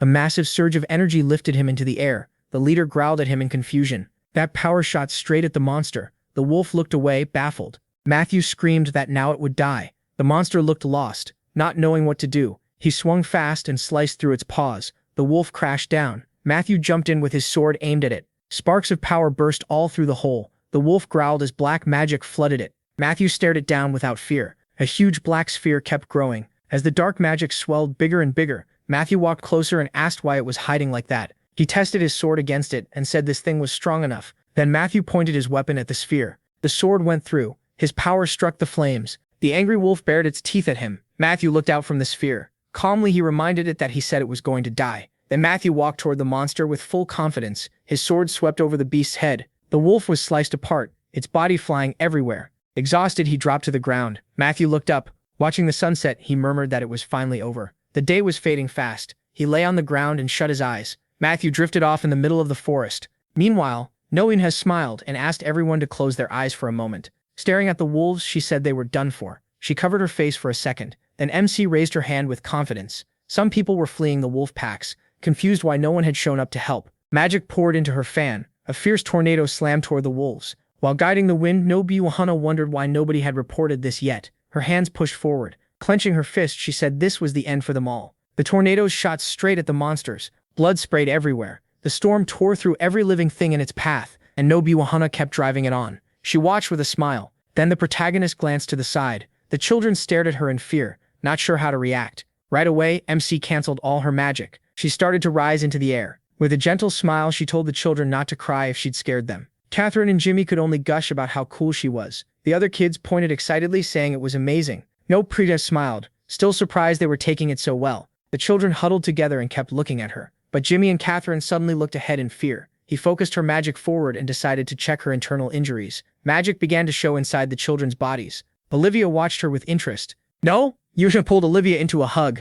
Then she asked if Olivia wanted to become a player. Jimmy immediately yelled that he should be one instead. The boy shook his fists in protest. No, Yusha placed a hand on Jimmy. Laughing, she hugged the kids and called them adorable. The protagonist Yusha thanked Claire for sending the message that helped them find her. Claire looked down in tears and said she hadn't done anything. Still crying, Claire hugged MC Yushin tight. He told the children to head down the mountain, since rescuers would arrive soon, but they all asked if she was staying with them. Looking at Jimmy and Claire, she said they still had to help others, though she couldn't just leave them alone. She smiled and glanced away. A monster was hiding in the shadows. Huge hands gripped a tree. Belletti stared into the darkness in fear as Ken stepped out from the trees and told Nolo it had been hard getting there. The protagonist told the kids to follow her, but Jimmy objected, saying the captain still hadn't come back. That made her tense up. She had no idea who this captain was. Matthew lowered his eyes. A voice from inside the tent asked when he'd finally start taking care of himself. While treating his back, someone warned that the injuries were so bad he could even pass out. Matthew asked why they were so mad. A girl gritted her teeth and snapped at the person treating him. Sarah shouted back that it was her call because she was the one patching him up. Pulling on a t-shirt, Matthew apologized to her and asked if she felt better now. From inside the tent, Sarah told him to give her a little time, and he agreed. Matthew opened his eyes. He was sitting in a hospital room. His hands were clean. Matthew was shocked that his wounds were gone when someone knocked on the door. He turned toward it. Then Matthew greeted the visitor in surprise. Smiling, Nojune asked if anything still hurt. Matthew smiled and said he was fine, but inside he wondered how much she knew. She sat down and explained that she found him and rushed him straight to the hospital. Then she introduced herself as MC Yuna, and Matthew gave a fake laugh while choosing his words carefully. He looked away, caught off guard. Matthew asked how long he'd been out and what happened to his friends. No, you mean it, he told him. They were safe, and about 6 hours had passed. With a smile, he added that everyone had been worried and his family was already on the way. Matthew laughed awkwardly, having no idea what he'd tell his parents. Then she smiled and said she had a few questions for him. Remembering the pile of dead monsters around him, the protagonist asked how he ended up there. Matthew stayed quiet. Scratching his head, he said he couldn't remember. He looked away and claimed he had already blacked out when they found him. No value. Rose from her chair and asked about the monsters. Her fan tapped the bed, looking right at Matthew. She said he was probably the one who killed them. Matthew brushed it off and said that was impossible. But Nanu studied him and insisted it had to be him, especially since he'd won the Brave Child Award last year. Holding her fan, she smiled and said, now he was out killing hounds too, while Matthew kept trying to dodge it. He looked down as Nohiana said his fingerprints were found on the stiletto. She kept smiling at him. Matthew realized making up another excuse would be pointless. She already knew and there was no talking around it. MC watched him closely. At last, Matthew calmly said he had some useful information. Interested, she asked what it was and he replied that he couldn't say yet. Nohiana noticed he had stopped trying to defend himself. A smile spread across Yana's face as she asked what he wanted in return. Matthew looked at the floor and said he wanted nothing, which clearly surprised her. With a faint smile, he said he only wanted to live like a normal kid. Later, she left the hospital. Yuanshua walked to the car. Once inside, she thought back to Matthew telling her to investigate the heirs of Downgun Company. He had also told her to check every connection between them and the leaders of the Azure Ocean clan, leaving Yuanshua stunned. She told him she didn't like jokes. Then Yuna sharply asked if he would stand by what he said. Matthew glanced at her and answered that if they found nothing, he'd join their clan. Yuna said getting into their clan wasn't easy, and Matthew folded his arms, asking if that meant Nanu no longer doubted he killed the hounds. She replied that this deal only helped him, but Matthew pointed out she'd either prove her husband was loyal or gain a valuable recruit. Nanu sat in the car, looking out the window. She told the driver to investigate the heirs of Dangun Company, especially the women. Without turning back, Nanu also ordered him to find any shady ties to her husband and update the report on monster classes in Gangnam.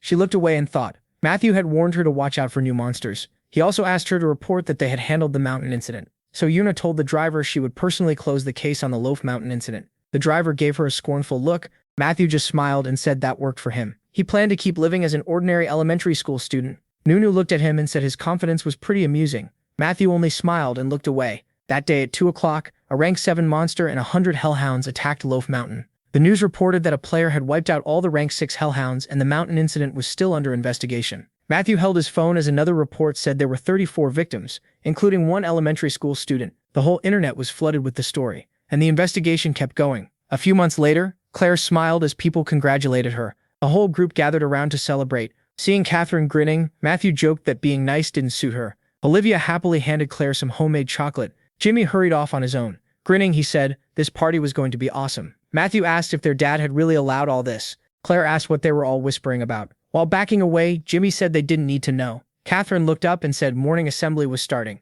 Claire looked around, confused.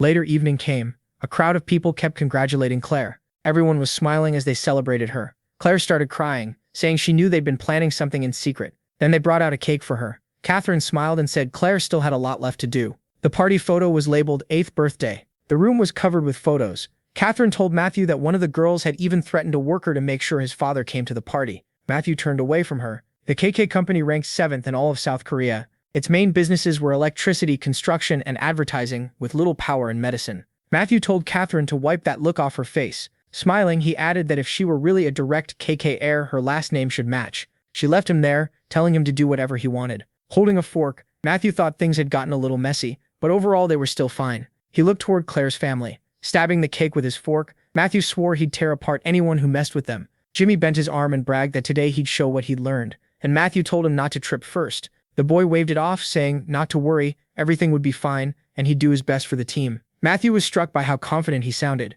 Then he turned, sensing the mood suddenly change. A bunch of students looked furious, so he asked what happened. Catherine told the boy beside them to explain. He said the teacher promised nuggets and pizza if they won. The hero glanced at the teacher, who was already tearing up because feeding all these kids would cost a fortune. The boy lifted his starter gun and yelled for attention. Jimmy got into position, already imagining how shocked everyone would be. The gun fired. He sprinted ahead with everything he had. His team backed him up. They shouted Jimmy's name, and Matthew let out a sigh. Jimmy was sure he had this. While the captain watched him close, he locked onto the finish line ahead. Reaching toward it, he suddenly felt his whole body grow heavy. He only needed one more step but collapsed. The team panicked. Their teacher hoisted him onto her back and he muttered that the sky was spinning. Matthew sighed, not even surprised. Jimmy had pushed way too hard, and he figured the boy still needed to learn self-control. Out of nowhere, a girl jumped onto him from behind. He turned and saw his sister Anna. Excited, she said she came in first in the 100-meter race. He praised her, saying she was the best among the 5th graders. Anna told him to take care of himself before heading off to her next event.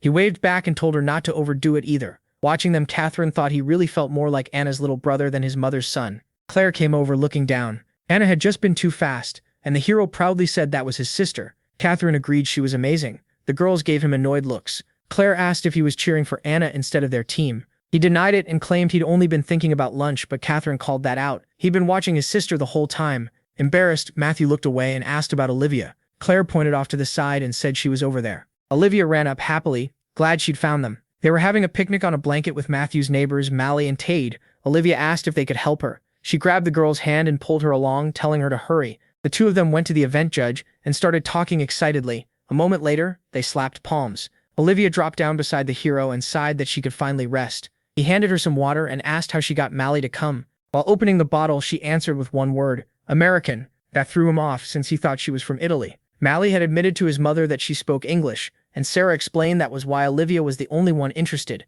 He realized she'd fooled all of them. He stared at her, caught off guard. When they first met, she was just a crybaby. Now she was clever and way more grown up. Olivia noticed Matthew looking and tilted her head with interest, so he quickly looked elsewhere. He leaned forward, then glanced toward Jimmy, who was finally recovering after the potion wore off. The speakers called everyone to gather after lunch. The hero quietly hoped Jimmy could become even half as capable as Olivia. Matthew walked up to Olivia and Claire, who were talking with some women he didn't know, and greeted them. He handed the girls fruit and snacks his mother had sent, then quietly asked Olivia who they were. The women laughed, and Olivia explained that her aunt had recently become one of their regular customers. Matthew touched his chin, sure he'd seen that aunt somewhere before. He passed a tent with an English flag, still trying to place her, when a girl greeted him. Lara was there with guards. She asked if he was hungry, and offered him tea. He turned away and kept walking, trying to remember what lunch was today, but Lara hurried after him. Pointing at him, she told her father that this was the boy she'd mentioned before. The man coldly asked if this was Matthew, the one bullying his daughter.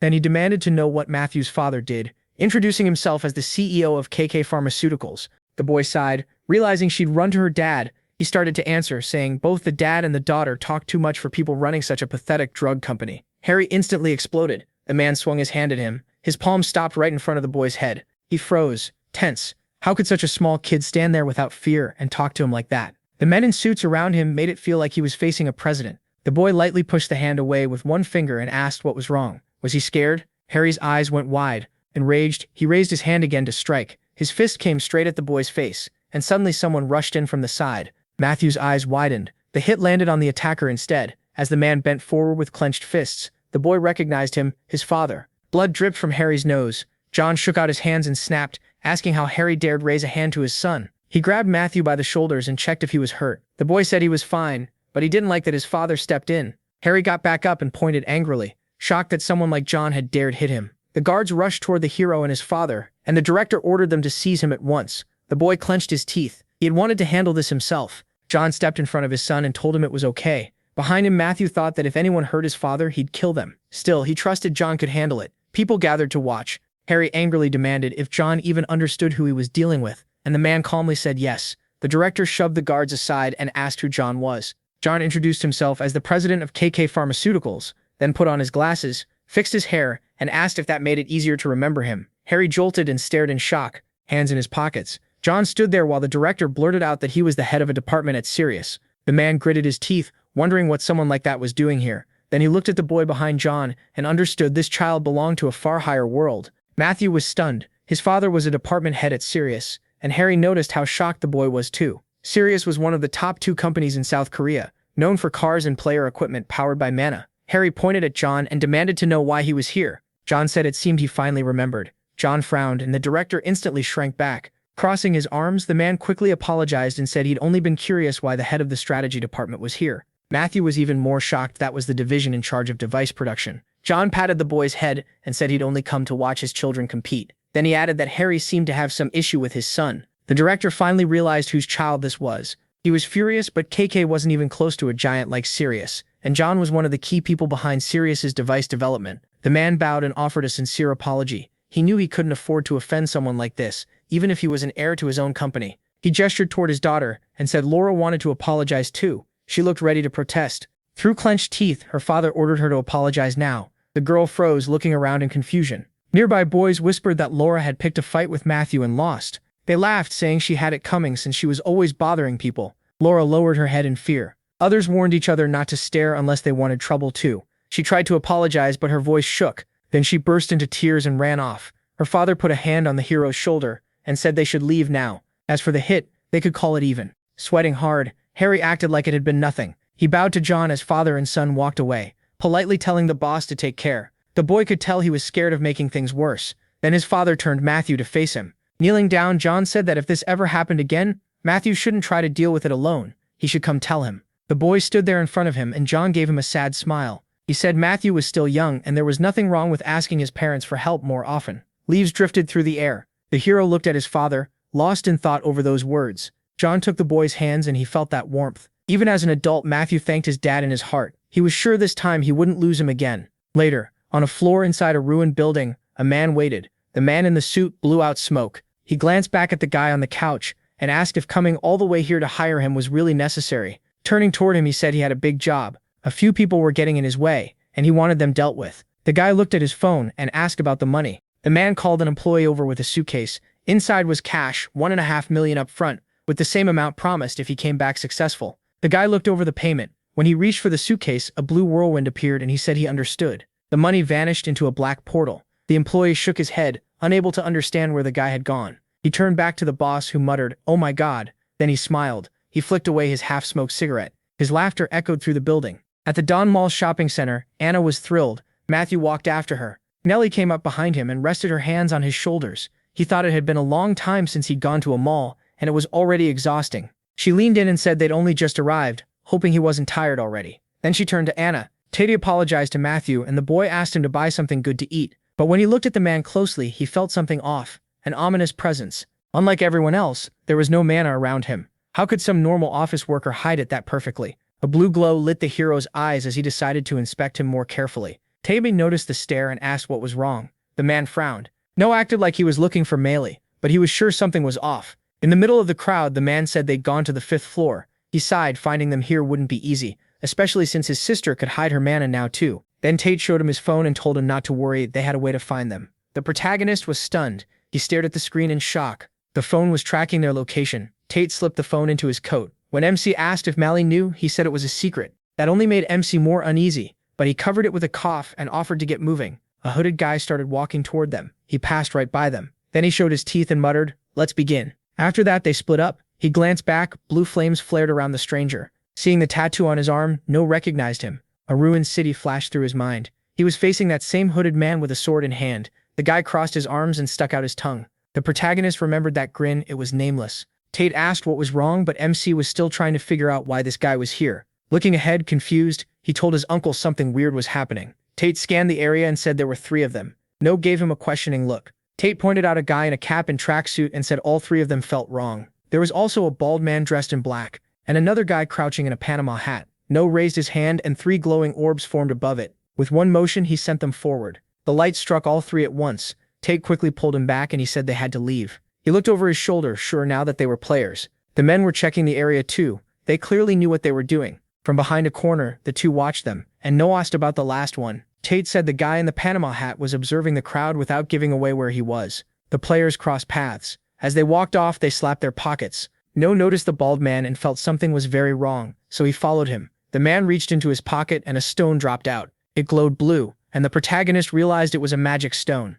He looked up, teeth clenched. No way. Energy started flashing from different spots. A visitor stood in front of a blue vortex. People in the hall turned toward the light. A portal opened over the crowd. A girl asked her mother what it was, while someone guessed mana was being redistributed. Tate looked around tense. Then the monsters charged at the people. One monster bent down over a boy and he started crying as goblins and other creatures poured out of the blue flames. Nameless put a phone to his ear. An emergency had started. The monsters were inside the building, and he ordered them to follow the plan. The evacuation message for guests and workers was cut off. Grinning wide, he said to kill anyone who got in the way. No heard that and clenched his jaw. He balled up his fist and realized this was a terrorist attack on the mall. Before he came back, nobody would have imagined something like this, and it was hard for him to accept. But after this moment, the future changed. As Anna clung to her brother and screamed, a pillar of light shot up. The monster opened its mouth and showed its fangs. MC felt something leap at him from behind. He turned just as Tate smashed the monster with a punch. Tate grabbed him by the shoulders and told him to focus. With a serious look, he said they had to find Anna and Mally first. No nodded. They ran for the stairs, and he told himself that was the top priority. Tate rushed ahead, fighting off monsters while checking his phone. The protagonist asked where the girls were, and Tate said they were still on the 5th floor. Something must have happened. They stopped. Tate frowned, and MC asked if this guy was the one who used mana first. The player in the Panama hat gave them a nasty smile, raised his hands, and asked where they thought they were going. A glowing orb formed above his hand. Judging by the man's level, he figured he was around A, B, or C rank, and there wasn't much time. He froze for a second. Then Tate charged. His fist slammed into the player's face. The man staggered, and his hat flew off. He crashed to the floor. Tate grabbed him by the hair. Watching this, No realized that if his uncle was this strong without a device, then he was far from average. Tate lifted his hand to strike again, but the protagonist stopped him. Instead, MC kicked the player and said killing him like this wasn't enough. He was furious. He kept kicking him, saying this would be too easy. All the whining he'd heard before coming back flashed through his mind. Then he shut his eyes because he still didn't know who Nameless really was. Standing near the stairs, No asked Tate what he was doing. Embarrassed, Tate said he only meant to knock the guy out, and added that modern kids were scary. A few minutes earlier, when the emergency started, Anna had dropped her dress. She and Mally stared as people ran out of the store. Anna asked what was happening, and Mally guessed monsters had appeared and mana was being redistributed. To calm herself, Mally closed her eyes. First, she needed to know how many monsters were nearby. When she opened them, blue flames burned in her eyes. She scanned the area and found 3 behind the wall to their left, plus 2 on the far side and 1 in the middle of the hall. Anna figured that was good news. Only 6 nearby. They just had to run without meeting them. Anna turned to her aunt and said not to worry, she would protect her. Mally reached out and shouted for her to look ahead. A monster was jumping at Anna from behind. Mally grabbed Anna's hand and yanked her back. Anna looked over and called out to Mally. Mally spun fast and shifted her leg aside. She grabbed a hanger and hurled it at the monster. The hit sent it flying. Anna stared in shock. So this was mana now? Mally glanced at the broken item and wondered if she'd have to pay for it. Anna quickly realized her aunt was a player. Mally waved her over and said they had to evacuate. Tate and No would be waiting. Anna's eyes lit up, thinking her aunt was amazing. But Mally kept a serious face and told her they had to move now. A pack of wolves came charging at them. Mally whipped around, and they started running. Blue energy gathered in her hand. She fired a magic attack at the monsters. The wolves dodged it, and Mally realized they were faster than she expected. She jumped back and knew her mana would run out fast at this rate. She needed something she could use as a weapon. Anna ran ahead and shouted that there was an escalator. Mally, stunned, told her not to go there. Anna looked up and a wolf lunged at her. She froze in fear. Staring at the monster, Anna remembered the huge one from before. This time, the memory didn't scare her. It made the fear disappear. She sprang away from the wolf, blue aura wrapping around her. Then she struck and slammed the monster down. Even she was stunned. Anna stared at it, then landed back on the ground. Mally caught her, smiling as she asked if Anna was okay. Anna said she was. The wolves glared at them and closed in from all sides. The 2 looked at them. Mally asked if Anna could jump to the escalator ahead, and Anna said yes. Anna stepped onto the railing, and together they leaped for the escalator. They cleared the gap in one jump. The wolves watched them, stunned. Then the monsters turned to follow. Mally ran on, serious now. Without a device, beating them would be hard, and she needed something solid to swing. a wolf jumped at her, but she grabbed a pipe. She swung it hard and smashed the monster. Mally threw the wolf away and charged the next one. Her weapon shattered, but she still killed them all. Anna cheered that Mally was the best, and Mally proudly agreed. Nearby, cosmetics were scattered across the floor. No grabbed a bottle and threw it. The guy blocked it. As the man took a fighting stance and lifted his leg, the protagonist slid in low. The man swung, but No kicked him in the face instead. Blood covered the guy's face. MC looked at Tate and said he was done here, then asked what he'd found. Smiling, he added, "Wait a second." While Tate thought it over, pointing ahead, Tate said they should be able to see them from there.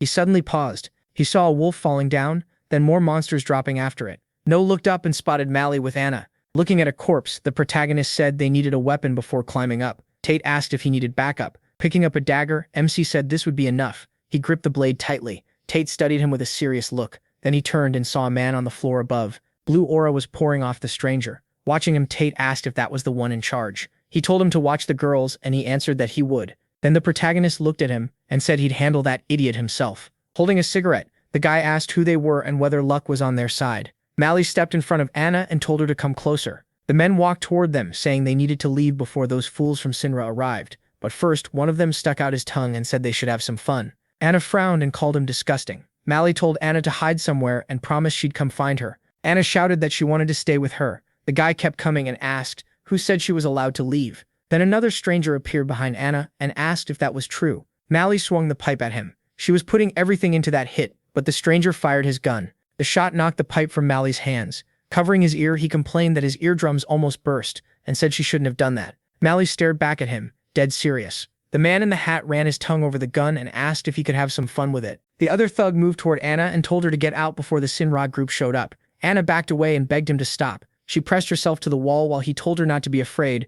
Reaching out, he acted nice and claimed he wasn't that bad. Then he slammed his hand against the wall. Anna turned and ran. He lunged after her, his hand glowing blue, and caught her wrist. Right away, a huge wave of mana burst from Anna's hand. Her energy blasted him away. At the same time, Anna formed a barrier in front of herself. Trapped outside it, the boy was stunned that someone her age had that much mana. He pulled out a knife and even thought about selling her. Then he charged. He slashed at Anna, but the blade couldn't break the barrier. He kept stabbing at it and cursed, wondering why it was so tough. As Anna held him off, she realized this defense came from Matthew's training. The boy tossed the knife aside, saying this wasn't going anywhere. Anna gave a small smile and asked if she'd really done it. He smirked, shoved his hand through the barrier, and said of course he could. Then he grabbed Anna's hand. Grinning, he said he'd caught her. Elsewhere, people were fighting monsters and yelling for the great Shinra clan to save them. Then they turned and spotted another threat. It was an 8th grade swamp slug, and a man ordered the ranged fighters to get over there. But one guy rushed in with an axe and told the captain they didn't need them. He shouted that all monsters were the same, you just had to chop them down. So he attacked the slime. A second later, he froze in shock. The slime started absorbing him. From the upper floor, another man watched as people yelled that physical attacks wouldn't work and told someone to report the mall situation. He just smirked, saying their arrival had bought them more time. Melly tried to stay out of sight, and the stranger told them to hurry up and finish. Then she saw Anna being grabbed. Shocked, Anna asked how he did that. He laughed it off, saying a real player wouldn't be stopped by something so small. Then he noticed a stream of fiery mana rushing at him. He barely got his barrier up in time. Melly was firing energy from her hand. While aiming the mana blasts, she yelled at Anna to run. Anna took off. The man clapped his hands, looked at Melly, and asked if she could do that too. Melly leaped back as he reached toward her. Anna kept running, while he mocked Melly and asked why she wouldn't spend time with a guy like him. Melly bit her lip. Then she kicked off her shoes and tore her dress. Getting ready to fight, she said she wasn't his doll. He smirked and said tricks like that wouldn't work on them, though her powers were kind of cute. Then his face changed. A heavy strike smashed through his barrier. Blood dripped onto his shoes. Staring at Melly, he realized her power had jumped way too much. Seeing the many magic circles around her, he asked if this was some kind of boost. Light poured out from the room. Trying to catch his breath, he asked if she was already getting tired. Then he looked at Anna and asked why she kept running when it was pointless. Grabbing the back of her head, he told her to be a good girl and play with her uncle. Blue energy started building in Anna's legs. She jumped onto a shelf and grabbed a toy box. She got ready to throw it, and the stranger raised a barrier. Instead, he kicked the shelf, cursed that she was driving him crazy, and Anna started to fall. Grinning, he thought he'd burn her leg off. But then he flinched. Her barrier crashed into his. With his hands up, he said he'd planned to go easy on her, but she was getting way too bold. Frowning, Anna started counting in her head. She gathered mana in her hands and reached 2. A loud ooh dart rang out and Anna sprang away from the barrier. Blue energy poured off her. The guy was stunned. He reached out again thinking it wouldn't work this time either. But Anna remembered Melly and decided to copy her. She pulled her energy together into a magic sphere thinking, Melly did it like this. Then Anna fired the mana bomb at him. The stranger could only stare at it in shock. A blinding flash followed, and the blast wrecked the room. The man turned back to look at the ruins. Anna ran out of the store with a bat in her hands. Seeing her, he wondered if the girl had actually beaten that idiot. He was out of bullets, and they were already behind schedule. Blood covered his hand. Fighting both of them now was too much, but running away still stung, though heaven would have to judge that. Melly screamed for Anna to stay back. Anna froze, thinking that even with all her strength, Melly's legs were chained. The man stood behind her and said they could play dirty instead. He grabbed Melly by the throat while holding a knife. Anna, horrified, tried to call out, but he warned her not to move. Pressing the knife to Melly's face, he said one more step and she'd get hurt. The second guy reached out and knocked Anna to the floor. Pinning her down, he sneered that she really thought he was dead. Trash like her couldn't beat a player. With a sad look, Anna thought about what would happen if this kept going. Her vision started to fade, and a huge wave of power spilled out of her. Shielding himself, the stranger wondered if her mana had multiplied several times over. The energy storm around Anna kept growing, and he realized that if this continued, she'd explode. Meg struggled to break free, but the man stabbed her. Anna saw it happen. Throwing Melly over his shoulder, he asked if Anna wanted to kill everyone. He moved to grab her, saying he'd help, while the other man struck the back of her head. Anna collapsed. As she slipped out of consciousness, one of them said it was a shame to leave her. She was pretty and had tons of mana. In her thoughts, Anna wished she were stronger. Suddenly, she stood in a bright space, looked around and asked who was there. A voice asked if she wanted power. Runes appeared in front of her. Touching her chest, Anna asked if they would really give her power. Then Noah shouted for her not to listen. Anna jerked in surprise. She remembered the sunlit house and Matthew's frightened warning. Things ended safely this time, but next time could be different. He had told her he could teach her whatever she wanted, as long as she lived a normal life. Holding out his pinky, he made her promise never to listen to that inner voice again. Anna looked at his hand, smiled through tears, and promised. Now her hands shook as she silently begged Matthew to forgive her. The man watched with a smirk while Anna thought she wanted the power to protect people. She pictured her friends at the party struggling to stand, and said she needed strength to protect her aunt. The man swung at her and told her to go to sleep. Anna's eyes turned yellow as she asked for strength. Then she punched him in the face. He went flying. Terrified, the other guy shouted that it was that fool again. Anna looked up and asked if it was Tade. He dropped his coat over her head and told her she was a good girl. Anna smiled, then she lowered her gaze as Tade said it was his turn. The stranger frowned, annoyed to see that bear-like idiot again. Tade rushed him at incredible speed, grabbed him by the head, and slammed him into the ground. Then Tade started lifting Mally. The other guy reached for the knife, grabbed it, and looked terrified. Tade took Mally by the hand. The boy charged like he had a death wish, but Tade punched him in the face and threw him back. Blue energy flared around Tade as he said that for what they did to Mally and Anna, this was their payment. He beat the man down, saying he'd pay with his life. Then the story jumps a few days before the terror attack on the mall. A man yelled that he'd done everything he was told and asked what else they wanted. Clutching his chest, he pulled a weapon from behind his back. He rushed the stranger, shouting that he'd kill him and that fool who set him up, and thrust with a spear. Then he froze. A blade pierced his body, and he realized this gift twisted the enemy's senses. The attacker was already behind him. With a rope in hand, the stranger said the man talked too much. Then he started strangling him. As he tied the rope to a ceiling beam, he mentioned a message from his clan lord. He hanged the man and coldly said he'd take care of the family, so there was no need to worry about his wife. The man's body shook. Then it went still. After checking the news, the stranger thanked him for his hard work and said goodbye. The story then moves to a distribution warehouse, where a man on the phone said the Shunwa clan had left. Pulling his hood up, he thought they were faster than expected. Then someone asked who the child behind him was. He turned and asked, "What child?" Then he froze at what he saw. Smiling, No said he had noticed him just in time. The man stared at Matthew, wondering who he was and how long he'd been standing there. Looking at MC, he figured they would just kill him and be done with it, while the stranger asked why this mysterious kid looked so scared. Pulling his sword, he warned him not to follow strangers so easily. Matthew swung his blade. The man smirked and warned that something bad could happen if he did. Then the protagonist cut his head off. Everyone in the warehouse froze in shock. Clutching his head, Matthew muttered that the man wasn't supposed to die. The man stopped the crowd and said he wasn't just some kid. That only shocked them even more. With a grin, the protagonist told them to look at themselves. They all started shaking the second he spoke their language. Why were they scared of a child with such a tiny knife, he asked, clearly pleased if they were really that afraid. The crowd charged, and Matthew's hand lit up with blue aura. Using heavenly steps, he tore through them, leaving blood spraying across the warehouse. Knife in hand, the protagonist asked why the man had finally gotten up, adding that if he hadn't, Matthew would have gone to him. The stranger frowned in disbelief and wondered if the protagonist had really killed fighters above B rank in a second. He slipped into the smoke, deciding he couldn't face him head-on. As he rushed past Matthew, he thought the boy might be training for the 12 Thrones, but even then, there was no way he should sense him. The protagonist suddenly turned. He dodged the stranger's strike. Blue energy wrapped around him, and he kicked the man away. Standing over him, Matthew said he no longer thought the Nameless One mattered. People only remembered him because he'd always been an outcast. A purple aura burst from the stranger. Matthew avoided every attack. Still holding his knife, he kept slipping past each blow, and the man couldn't understand how a child could move like that. Matthew ducked and said he knew that feeling. He swept the man's legs out and told him that without his gift he was nothing. As he jumped up, the protagonist told him not to worry. He lunged at the boy and said he wasn't going to kill him. Matthew slashed with his knife. Blood splashed across the warehouse. No, Yuna. And the protagonist stood near the gathered doctors and workers, and the boy asked her to cover for him. She flicked her fan and said he owed her one. He asked if that just meant a favor later, then asked her to help with the man. Raising her hand, the girl walked over with him to the man on the floor and warned that next time he wouldn't get off so easily. Matthew knelt in front of him, reached out, and said he'd always wondered what was behind those glasses. Terrified, the man begged him not to. Matthew took the glasses off. The protagonist recoiled, and the girl hid behind her fan. The boys covered their mouths, sick at the sight. He put the glasses back on and said the man looked like a flounder, just disgusting. Then the boy turned and saw his parents and sister coming toward him. They were smiling,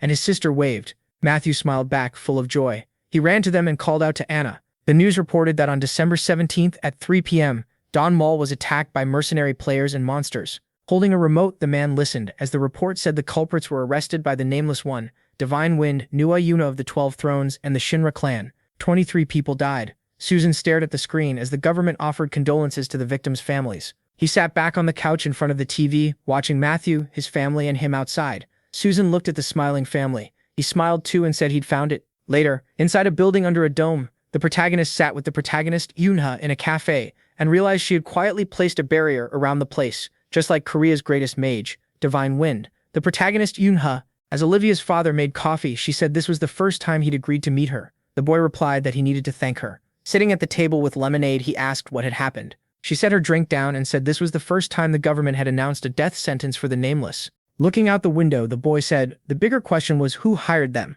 No, Suna answered that she couldn't say. Holding his glass, Matthew asked what happened to the Dawn Company. She brought up Drake and said the president had returned, while all the heirs had stepped back and were now focused on public opinion. Then she stood, lifted her fan, and said she had to go. She still had a lot to learn. Tammy walked over with a smile and told the happy boy that the other kids would arrive soon. If he wanted, he could stay and play before leaving. The boy happily agreed. Matthew thought about the man clutching his head and the smiling king before he returned. The three sons had started a fight for the throne, and in the end, the oldest took it. He also remembered Gears over a corpse, his family surviving the Kraken attack, his sister's miracle, and the children living through kindergarten. The casualties in the Buchan incident were lower. The Dawn Mall attack had failed, and the Dawn Company's succession had changed. The future was shifting. Thinking of a blood-covered boy and a laughing Sarah, he decided this time would be different. He checked his watch. The protagonist smiled and looked down at his drink. Evening settled over the city. At dinner with his family, Matthew heard his sister tell their parents what she wanted. The moment Anna said she wanted to become a player, he nearly choked. He dropped his spoon and stared at her, upset. In shock, he wondered if the future had changed again. Then he slammed his hand on the table and said he was against it. Anna looked hurt while her brothers shouted that being a player was dangerous, and especially wrong for her. Hand on her chest, she nervously said he couldn't know that until she tried. After all, he was the one who said she had talent. He shot back that yes, she did, but he taught her mana control to keep her healthy, not to make her a player. Their parents exchanged confused looks while he angrily said he only wanted her to avoid mana exhaustion and live a long life. Anna still insisted she wanted to become a player. Matthew slammed the table again and asked why she'd throw away a normal life. Players get respect, sure, but not some rich, easy life that just isn't true. Upset, Anna said she wanted to become someone who could help people. Then she looked at her grinning brother and said she didn't want to just stand behind others, helpless. Mom smiled with her eyes closed and said that was wonderful. She should do what she wanted. The child in her arms started crying, and Matthew yelled that he hated this. Mom calmed the baby and told him Yuan was crying because of him, and that he was wrong.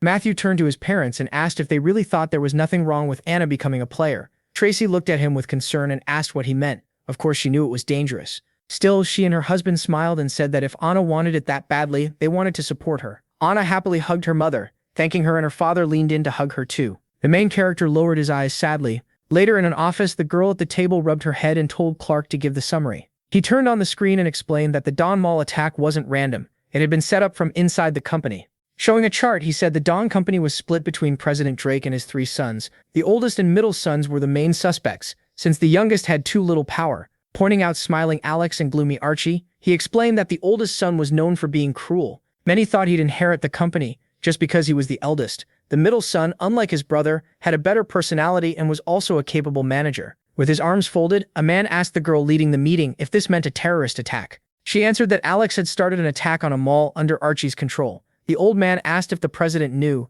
and she said that's exactly why he came back from house arrest. Clark pointed at the screen and said that wasn't their only problem. They also needed to review another piece of information. Adjusting his glasses, he showed a list of people and said Alex hadn't brought only the nameless. Most likely the Azure Ocean clan was involved too. One man at the table panicked, asking what was going on and whether they realized how serious this was. Clark brought up a chart and explained that 92 hounds were taken down on Mount Buchan. The Azure Ocean clan took 7 mana stones but sold only 3, which suggested the missing stones were used to summon the hounds for the attack. The girl asked what if they had simply been waiting for mana stone demand to rise, but he answered that grade 7 stones were easy to get. She then asked how likely it was that Azure Ocean had used mana stones in the attack. Clark frowned and said he'd checked the market data and the number of stones released by the Shinra clan. Based on that, the chance of their involvement was 0. The old man clasped his hands and said that either way, it was still only a theory. They had no proof. The people at the table listened as he added that the theory was still possible, and everyone needed to understand that. Everyone turned to the screen. The girl covered her mouth and said that back in April, Jill Sang-kun's affair with the Danga heiress was exposed. When No heard, she was furious. She brought up a chart with the clan symbols and said Jill Sang-kun was clearly waiting for attention to move away, so they could target Danga next. That, she said, was why she had called everyone here today. The old man looked at her, smile, and asked if this meant war. One of the men spread his hands and reminded everyone that the Azure Ocean clan had divine wind, and not just them, but the Lightning King under the 12 thrones too. Frowning, he thought that even a genius like the Lightning King was still young, so facing No wouldn't be easy. The girl struck the table and said, sadly, that they were not going to war. She spread her arms while Clark argued they couldn't just ignore the Azure Ocean clan. Shredding the papers on the table with her energy, she said they would back Alex as Dawn Company's heir. With a cold smile, she burned the papers and said they would begin planning how to keep the Azure Ocean clan in check. The story shifts to Matthew's class, where a boy blurts out, asking how this happened. The protagonist could only smile awkwardly, thinking that somehow they had all ended up together again. At their desks, Catherine pointed out that they were all in the same class, and Claire admitted she'd been scared they would get split up. Smiling, the protagonist greeted Laura, glad she was in class 1 so they wouldn't run into each other much. He quietly hoped this year would be better. Jimmy leaned over and pointed ahead, calling for him to look. They noticed a group of unhappy kids staring at them, and the boys said they'd been doing it for a while. Grabbing the desk, Jimmy angrily offered to deal with them, but Matthew told him not to. The protagonist frowned back at them. The kids across from him quickly looked away in fear. Catherine glanced at Matthew, who was covering his friend's face, and asked if he really wasn't going to clear things up. She explained that people were calling his father a devil. Rumor said he had nearly beaten the president of KK Pharmaceuticals to death, so now the whole school was scared of him. The protagonist stared in shock, wondering when he and his father had turned into villains, then admitted those weren't exactly just rumors. With her arms crossed, Claire asked if things were really going to be okay. Matthew looked confused and said he was fine, and doubted anyone would mess with him. Then the boy asked what his friend had eaten to get so huge. Jimmy stood up proudly, hand on his waist, and said he'd been training like he promised, and drinking Olivia's father's juice. The protagonist looked at him, stunned, and asked him to repeat that. Shocked, the boy remembered telling Catherine and Claire that drink was for restoring mana. Imagining everyone laughing at his height, he realized it didn't just restore mana, it also made you grow. From now on, he needed to start drinking it too. Matthew looked down gloomily when a boy rushed in and announced that the teacher was coming. Then the man walked in. Jimmy, standing behind the protagonist, muttered that he should get back to his seat. At the podium, Bill introduced himself as their homeroom teacher for the year. The boys stared at him, then frowned, thinking that mana flow wasn't normal at all. Just who was this guy? The old man shut the book. Sitting among the books, he asked the man beside him for a report. Holding the papers, the man said Laura's expulsion request had been handled just as ordered. The old man listened as he explained that even the students tied to KK Pharmaceuticals had been moved into a separate class, while the others, including Olivia, were placed together. Seeing Olivia's happy face outside, he asked if KK Pharmaceuticals was run by Kim Gunn's family. The man confirmed it. Looking out the window, the old man asked how they dared mess with her. She was like a granddaughter to him, and now things were being set right. Reaching for the papers, he asked what had been decided for Olivia's class. The man replied that her teacher had retired as a player because of an injury, but he was still very capable. Reading through the file, the old man asked about his old rank and heard that it was Regulus clan, S rank. Looking over Bill's record, he said the man could be trusted. He then remembered Olivia reading a book as he asked who she wanted to share a class with next year. Sitting on her grandfather's lap, she said it would be great to stay with her friends, though her father said that probably wouldn't happen. The old man promised to grant her wish. Worried, she said it was okay. She was already grown up and understood. He looked at her in surprise and asked if she would let him predict something. Imagining her laughing and walking the halls with her friends, he said that even in second year, Olivia would stay in the same class with them. He closed the book, smiling at her. The old man asked if that sounded nice. Looking back at the book, he said he already had a girl who felt like a granddaughter to him. The story then moves to another building. Anna stood across from her brother as he told her to watch, the dust would be here soon. Excited, she raised her fists and asked how he met that aunt. He He said they got to know each other after meeting by chance. A gust swept the dust away. Anna looked ahead eagerly and the boy said it had arrived. A blue whirlwind formed in front of them, and someone complained there was dust everywhere. The dust swirled through the building. The girl looked up in surprise. Then a woman stepped forward, hiding behind a fan. No, smiled, apologized for being late, and asked if they had waited long. Thrilled, Anna stood with her brother and quickly said not at all. Though MC really was late. The girl stared at her with shining eyes and clasped her hands. Then she bowed and said hello. She gave a shy smile and asked her not to use the title Divine Wind of the 12 Thrones. Just call her Aunt. Looking at the shy girl wrapped in energy, she thought the child had an incredible amount of mana. And even better, she knew how to control it. If the world ever found out, everyone would try to claim her as a seed and chaos would follow. For now, though, she was theirs. The protagonist cut in, annoyed, asking if the greetings were done and whether she brought what he wanted. Smiling sweetly, the protagonist handed over a ball of energy. The boy took it and said it was a device and a magic stone. Matthew picked it up and examined it with one eye closed. Holding the stone between his fingers, he said it looked good. Then he looked at his determined sister and asked if she could handle this. The protagonist closed his eyes, drew the sword from the device, and said he wouldn't stop her anymore. Watching behind her fan, Noah saw the girl aim her sword at her brother, while he warned her to be careful. The boy shut his eyes, gripped the stone, and said he didn't know how much she really understood. Then he threw it forward and announced they were starting. The stone lit up. The boys stood watching as it gave off a strong burst of energy. Then a paw and an ear appeared. The girl tightened her grip on the sword. A cute pink Class 8 creature, Borori, appeared in front of her. Anna stared in surprise. She turned to her brother and asked if that was really a monster. It was cute. Matthew looked at his uneasy sister and told her to kill it. The protagonist frowned, remembering his sister clinging to their mother. In the end, he couldn't beat her stubbornness. But now that they were here, she needed to learn how cruel a player's path really was. He watched as she slowly approached Borori with her sword. The creature smiled and walked toward her. Anna smiled back and said it looked harmless. The boy rushed toward her and warned her not to let her guard down. She turned to him anxiously and Borori suddenly grew bigger. Its mouth opened wide, its body twisted into a monster, and it lunged at her. Anna watched in shock as her brother jumped in and kicked the monster away. The creature flew back and rolled across the ground. Borori lay there badly hurt. Standing in front of his sister, Matthew told her never to judge monsters by looks, and never to hesitate or she would die. Holding the sword, the girl lowered her eyes sadly, and her brother asked if he should keep going. She remembered him charging through cars toward a monster. Then she pictured Melly fighting without fear. Gripping the sword tightly, she decided she didn't want to stay the one being protected. She wanted to protect the people she loved too. Anna drew her sword with confidence, thinking she wouldn't leave this burden to her brother alone. She had to get past this. Soon her sword was covered in blood, and the stone lay in a puddle nearby. She stared at the bloody blade in fear. Then the girl threw it to the ground. Anna dropped to the floor and weakly waved toward the stone. The boy ran to her while No thought about how much the girl had done after 15 tries. Matthew watched his sister stare at her blood-covered hands and cry. He sat beside her, hugged her, and told her she did well. She really did. Matthew watched him calm Anna down and thought about how much she had suffered to become who she was now. Players had to be strong. Looking at the crying girl, she thought about how he had made his sister kill the creature herself. No smiled, folded her fan, and called Matthew a scary kid. A few days later, we're back in the boys' classroom. Bill picked up a box. He set it on the table and told the class leaders to bring milk for each group. After everyone was done, the empty packs had to go back in the box. From the doorway, another boy told them to line up and take one each. Matthew grinned, handed a milk pack to his friend, and told him to drink up. The boy smiled at the milk, remembering how he once gave one to Chloe, even though she didn't like it. Jimmy stopped him and told him to grab this one instead. Matthew looked down, confused. In his hand was a cocoa packet, a magic item that could turn plain milk into chocolate milk. He turned to Jimmy in shock. Jimmy just smiled and told him to keep it. He'd secretly bought it at a stationery shop that day. Matthew frowned and asked what would happen if the teacher found out. Jimmy brushed it off, since when were they scared of stuff like that? Matthew shut his eyes and wondered if he'd spoiled him too much. He poured the cocoa into the milk and Jimmy shook it up before offering him some. Jimmy lifted the milk with interest and asked what was written on the package. Matthew looked at the box. Reading the label, he saw it was about praying for their countrymen in Italy who were having a hard time. That made him realize what year it was. Later that year, Matthew walked up the stairs with the Urki in his pockets. Remembering Anna said she was in 6th grade,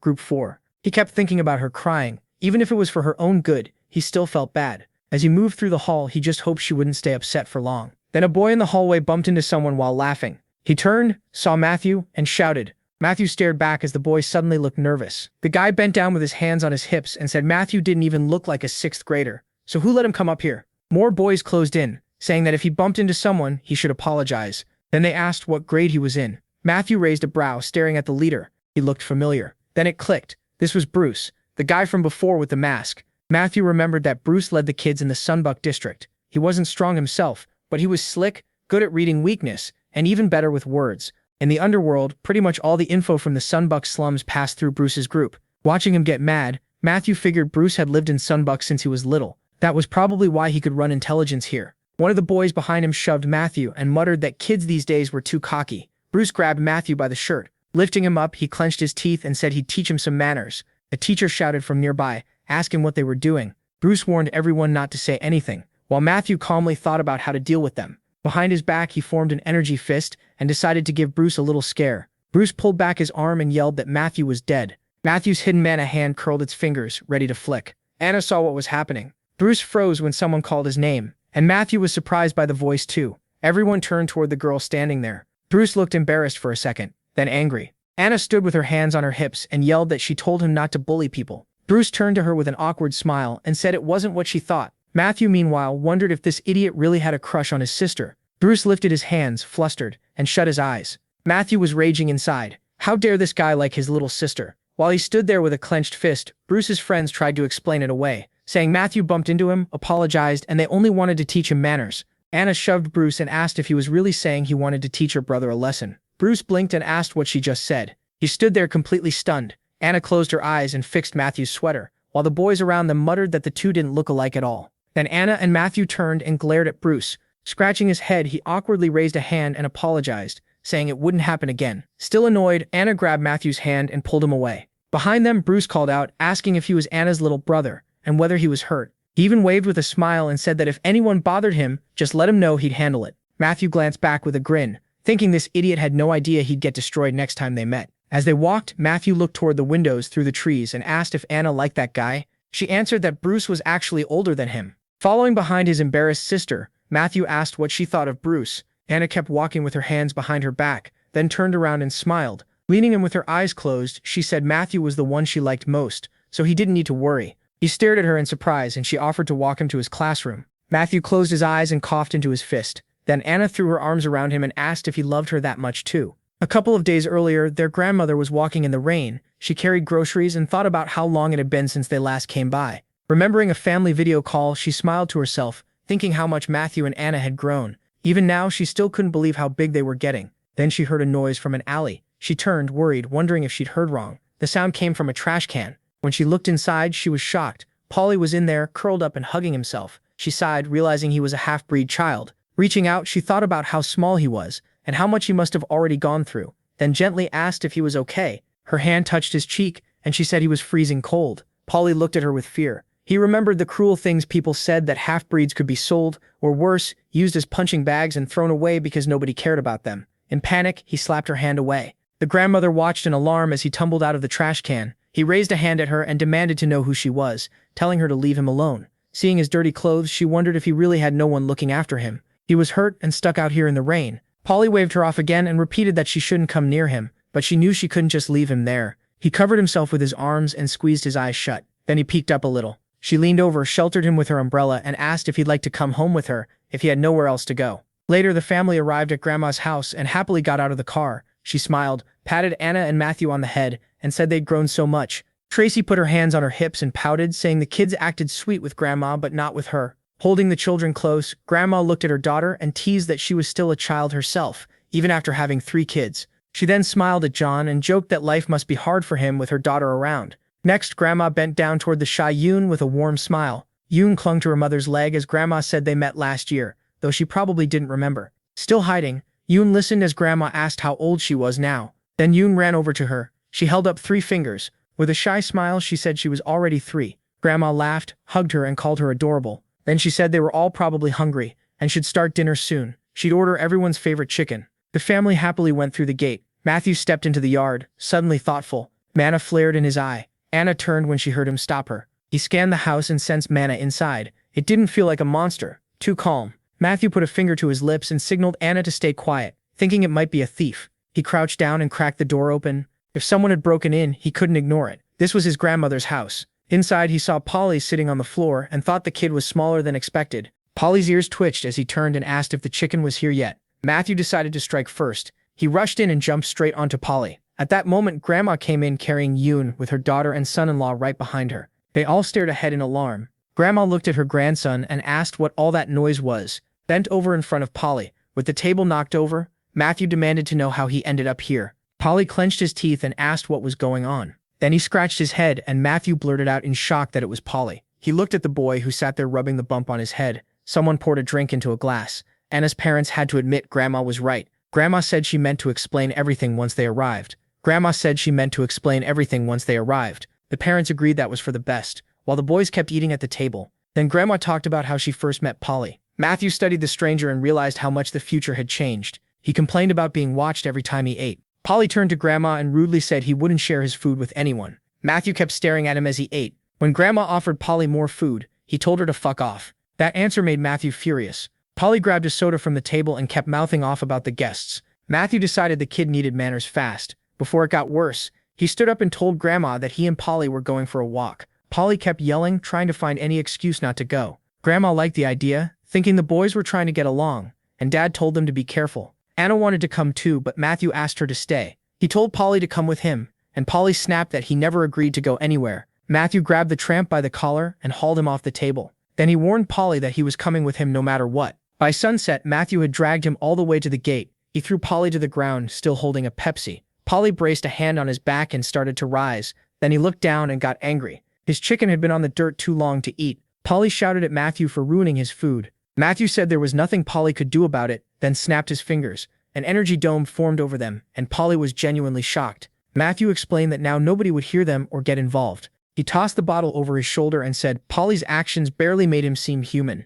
Raising the bottle again, Matthew promised to fix that himself. Polly sprang up, fists tight, ready to fight, and said he couldn't stand him. Matthew leaped in and swung the bottle before Polly could react. The hit was charged with energy and landed hard. Matthew made it clear he hated the kid too. As the next swing came, Polly was still thinking about how strong that first blow was. Matthew kept beating him, demanding respect for his grandmother, the woman who saved him and gave him a place to sleep. The final strike hit even harder than the rest. Polly crashed down and couldn't get back up. Standing over him, Matthew listed the things Polly should never say to his granny. He demanded basic manners while Polly screamed and begged for help, but Matthew reminded him no one could hear a thing inside the dome. Back inside, the family was busy talking about the boys' new friendship. Matthew added that only telepathy could reach anyone outside the barrier. Clutching his head, Polly said that was impossible. Matthew stared at him like he was crazy. What kind of nonsense was he saying to a 10-year-old? He remembered Polly's future lie about learning telepathy early. Then Matthew asked if that lie earned him another hit. He raised the bottle again and Polly immediately got scared.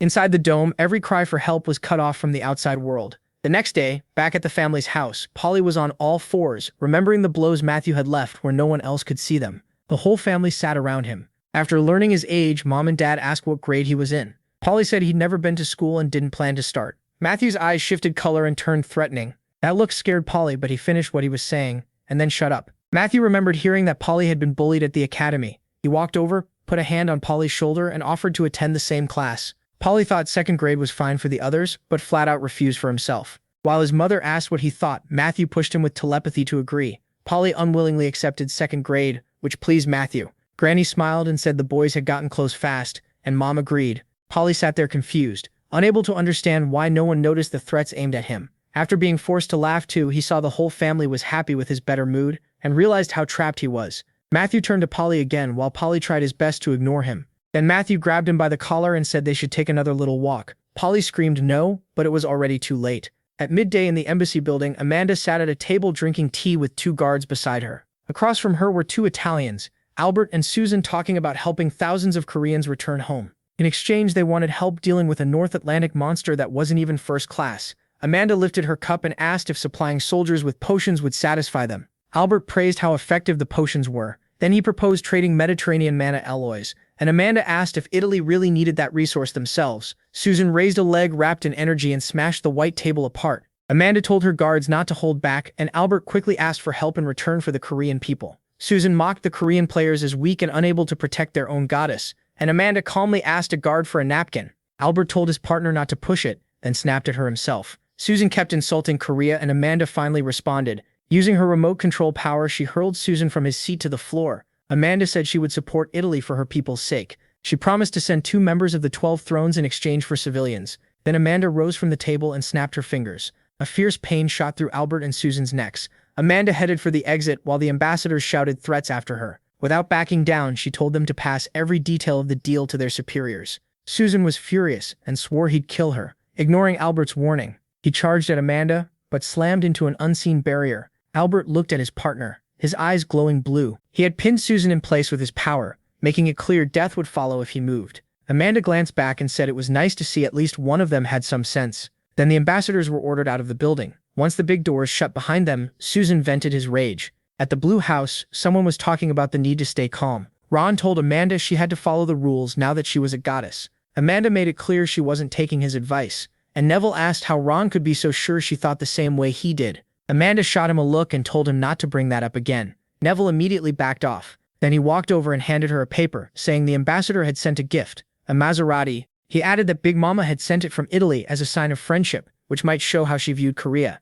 Amanda ordered the car sent right back to Italy, leaving Neville surprised. Lowering her head, she started talking about Big Mama, saying she'd heard how cunning that woman was. Amanda guessed someone that arrogant wouldn't send those ambassadors by accident, then ordered surveillance on the guests and reports on any sign of a plot. Neville accepted the order. The office door closed behind him. Amanda rose from her chair and moved toward the exit. Ron tried to sound hopeful about the deal, and Amanda praised the engineer who created the pharmacist potion. She said she would thank Italy properly once the deal was done, then shut the window. Ron warned that provoking the ambassadors was dangerous. Amanda looked at him and asked if he saw her as a bodyguard. Ron looked away, thinking, while Amanda said the divine spear was in the next room, so if anyone had a problem, it would be the ambassadors. Later, she walked down the street in a good mood. The doctor had told her she was 6 weeks pregnant. She looked up at a plane passing overhead and kept walking. Then her phone buzzed, catching her attention. It was her boyfriend, asking if she had eaten lunch, wanting to tell him in person about the pregnancy. She only said she'd been at the hospital. She asked him to come home early from work so they could talk. He agreed briefly and ended the call. She smiled, wanting to see him even sooner. Then she checked her phone again. Thinking it might be Valentine, she hesitated and suddenly saw Susan in front of her. The meeting instantly scared her. Susan asked how she had ended up here. He added that she looked prettier than the last time they met. Albert stood behind him and said things weren't going well for her now. Susan covered her mouth and stared into her eyes, ordering her to come with them. At the office, Tade was working when his phone rang. Seeing Mally's name, he was surprised they had just spoken. He answered right away and asked what was wrong. Instead, Mally thanked him for everything, leaving him confused and alarmed. Then she asked him not to look for her anymore. Tammy jumped from his chair and shouted into the phone, trying to reach her. With shaking hands, Mally turned the phone off. Susan sat beside her and praised her for making the right choice. He said they should let other people live normal lives, which clearly annoyed Albert. Outside, the day was warm and bright. The girls talked about the heat and suggested going to a cafe with strong air conditioning, and Matthew and Laura agreed. He said he needed to drop off his bag first and would meet them after. Catherine told him to wait for her too. The girl warned Matthew not to show up late again like he did last time. Then they spotted a few grown men forcing Mally toward a car. Matthew was thrown off by what he saw, but then it clicked. The men had masks on, and it was obvious Mally was only going along because she was being threatened. He leaned toward Mally and asked what Tade he had gotten dragged into. Matthew couldn't remember a single conflict with Italy this year. Then he thought back to everything that had happened. The second-class Leviathan was put down, and the government sent 3 thrones to Italy. That cost Korea a lot of military power. The divine spear lost his left arm. The railgun was left broken after going berserk, and everyone believed the florist died in battle. But now it looked like she survived. Mally had been taken hostage, and Susan had come to Korea as an ambassador. As Matthew remembered it, those events sparked protests in several countries. In the end, Big Mama ordered Susan's public execution. Thinking of what might happen to Mally, Matthew told Laura to stay put and not follow him no matter what. He kept trying to calm her down, all while wondering how to reach Tade. Then he put on his sneakers and wrapped them in an energy sphere. A second later, he burst forward at top speed, leaving his girlfriend trying to figure out what just happened.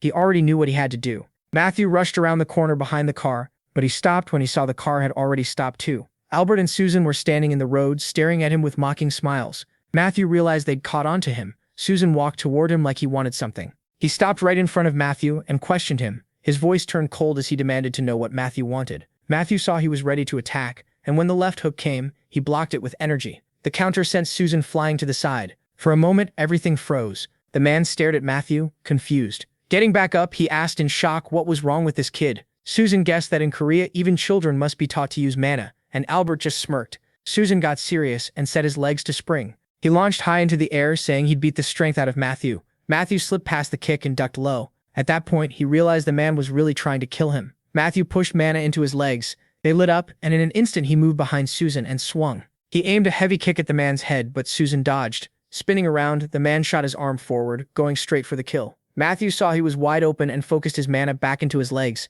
As Susan kept reaching for him, Matthew struck with mana. He flipped through the air, catching Susan off guard. Mid-move, he formed a tight sphere of mana and fired it at the man. Susan blocked it and looked at the boy again. Matthew dropped back onto the road and straightened up. The man admitted Matthew's mana was strong and gave his hand a shake. Then Susan moved in a blur so fast it scared Matthew. He closed the gap and told him he was still just a child. Matthew glanced back and Susan's hand locked around his neck, squeezing hard. The man was enjoying it and he had no plan to stop. Matthew tried to pry him off with mana, but Susan shut that down right away. He told Matthew he wasn't the only one who could use mana. Matthew knew he had to escape somehow. This was hopeless if he stayed like this. His air was running out, so he needed to act fast. Then Nellie stepped out of the car and demanded they let him go. She shouted at Albert, reminding him they promised not to hurt anyone in her family. Susan asked if she knew the boy. He didn't buy it and tightened his grip even more. Manually kept begging them to release Matthew, but Susan insisted the boy was dangerous and should be killed now, while they still could. Albert called out to him. With no choice left, Susan let Matthew go.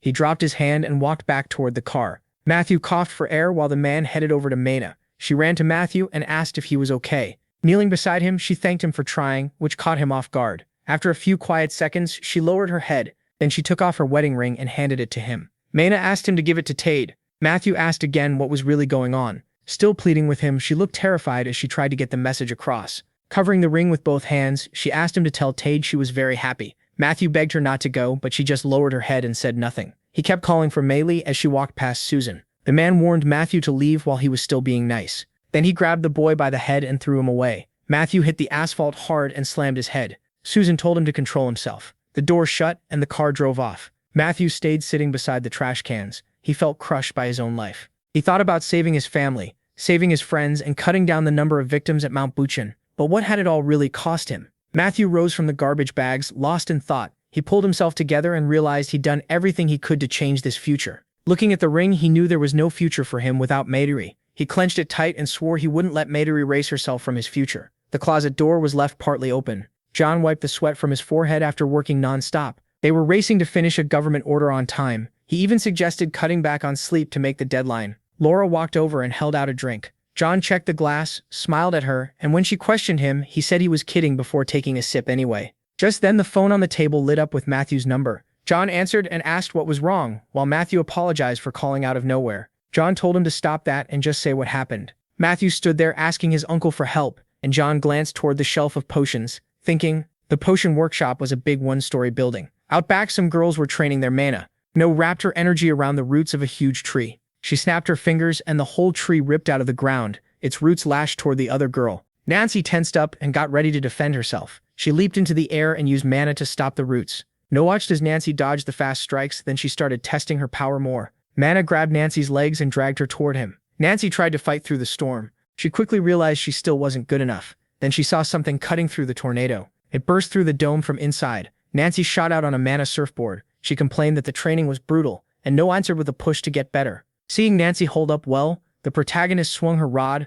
A real whirlwind wrapped around her opponent and dragged her down. Nancy struggled to stay upright. In the end, she lost and dropped toward the ground. She quickly summoned mana jelly where she was about to land. Nancy hit the soft pad safely. The jelly soaked up the impact. She bounced off it and rushed toward No. MC gathered more mana. Impressed by how stubborn her opponent was, Nancy brought out jelly again, and this time it caught the flying pieces perfectly. No noted her cleverness, though she brushed it off as youthful imagination. She remembered both times Nancy blocked mana attacks and took note of her skill. He could see the girl's potential even as she enjoyed her coming win. Then she called up tree roots to trap Nancy's legs. Nancy dropped to the ground in despair. The roots lifted her higher and higher until she finally gave in while hearing her opponent praise her. No refused to lower her, saying this was part of the training. Suddenly Tady called her. The protagonist immediately got wary. He rarely called unless something was wrong. What scared her most was the thought that he was in serious trouble again. By then the streets were already dark and empty. At home, Tady was packing weapons and gear. He added a gun, brass knuckles,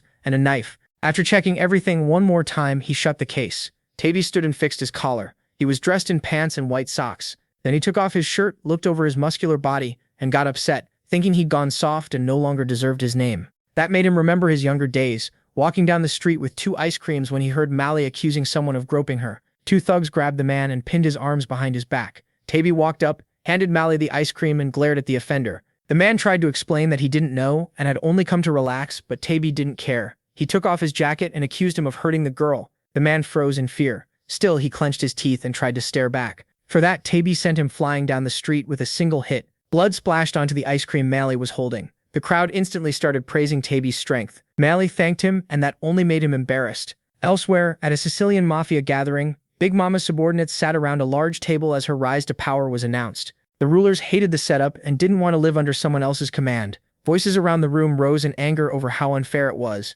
Then the chairman called for silence. He announced a plan to unite the children of the mafia bosses. The mafiosi objected right away, but he pushed back by listing the benefits of the marriage. He said it would only be a temporary union, one both sides could profit from.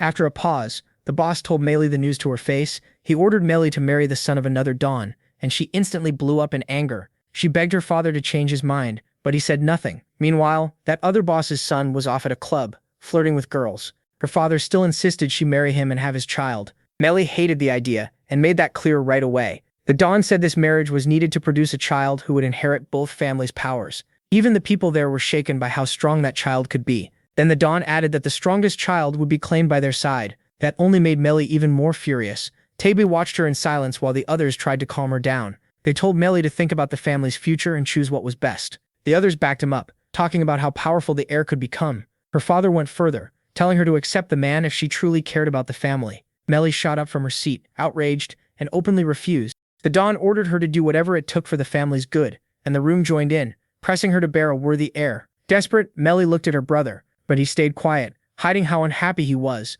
That was enough to crush what little hope she had left. In the end, she lowered her head and gave a reluctant yes. People filed out of the room, leaving Melly at the table, while Taby stood behind her. Neither of them spoke, but both understood. Later that night, guards were posted outside her room. Taby asked her to tell him everything. By the window, he pleaded with her to say what she was really feeling. Melly just sat there with her head down. Then Taby knelt beside her and gently took her hand. At that, she finally broke into tears and said she didn't want this. Melly lost control, crying that she didn't want to be treated like an object or have her child used the same way. Taby held her hand and faced her. He kissed it and asked her to run away with him. Melly looked up through her tears. For the first time, real hope showed on her face. The window was left open. As the curtains moved in the wind, Taby's promise still echoed. There was hope. He had already traced her phone. After hiding the device, he swore he would save Melly. Then he opened the door and stepped inside. At the entrance, Matthew was waiting for him. Taby looked at the boy and immediately got cautious. He faced him, trying to read his intent. Matthew calmly said he wanted in. Their car sped down the highway through the night. While Taby drove, Matthew stared out the window. Taby knew the boy was stronger than most players, but they were going up against the Treadits, and he didn't want to drag him into something this dangerous. He glanced over and warned that it wasn't too late to turn back, because where they were headed was bad news. Matthew answered that he already knew. When Tade tried to explain again, Matthew cut him off. They'd already talked, and they were going together. Tade turned back to the road, upset, and gave up trying to change his mind. Looking at Melly's location on the phone, Matthew asked if Tade really knew where she was. Tade said yes, her phone led him right to her. Matthew pointed ahead and said it was Alice's hotel. Tade asked if he wanted to put on armor, since going in without it was risky. Matthew checked his knife and the elixirs at his side, saying he'd like to wear it, but it was too small. None of it fit right, and all that gear would just slow him down. Tammy watched him inspect the bottles, making sure the shadow spider venom was still there. To Tammy, this felt like marching into war, but to Matthew, it seemed almost normal. Touching the ring hanging from a string around his neck, Matthew said he had brought the one Tammy gave him. Tammy asked if he knew how to use it. Mana flowed from the ring as Matthew answered that he did, thinking the mana-boosting wedding ring was brilliant and silently admiring Melly for making it. Matthew remembered the report from the Abyss mission. Southern Europe's alliance had somehow made it back alive, and the whole world praised the team that survived the Black Dungeon. Everyone was focused on one book. The players eagerly read the mission report inside, but the truth written on those blood-stained pages was horrifying. It revealed that the Italian frontline players now carried the Mahon name, and the woman used to reproduce that powerful bloodline was called their mother. As Matthew trained and waited for the coming fight, he remembered that before the regression, Tamid failed to save Melly, and died. The car finally pulled over and Tamid said they had arrived. Stepping out, he told Matthew not to regret coming. Two men in suits looked them over and mocked them like they were just punks. Matthew answered that regret was for men like them. The guards marched over yelling that this was a restricted area and ordering them to leave. Tamid asked if Matthew was ready, and he said yes. In one quick move, the rescuers launched forward and slammed into the guards, dropping them fast. Behind a closed door inside the building, Susan lounged on a couch with a drink, wondering why they had suddenly changed the whole hotel. A subordinate guessed there had to be a reason. Susan said it was strange they did it on the same day they learned about their meeting. Melly twirled her hair and mocked him, saying maybe the hotel just hated idiots like Susan. He snapped back with insults. One of Susan's men pointed out that nobody even knew Miss Melly would be there too. Susan grinned, remembering the news clip about Melly being rescued. He said he hadn't known either, and without the broadcast, they never would have come. Then he looked toward Albert and added that her own brother had confirmed she was here. Melly laughed with her arms crossed and said it was pathetic that several men chased one girl all the way to Korea. Then she asked if the men from Mayhern knew what shame felt like. Hearing that, Susan wedged his bottle between his legs and sneered, calling her Princess Valentine. Rage filled his eyes as he asked if she could just sit quietly, saying she seemed way too sure no one would touch her. He got up and walked toward her, saying they weren't leaving her alone out of kindness. Melly asked what he meant. Susan grabbed her shoulder and with a sick smile said that if he wanted, they could have dragged her into bed long ago. Melly slapped his hand away and called him insane. Then she spat in his face, leaving his subordinate stunned and nervous. Susan twisted with rage and hurled filthy insults at her.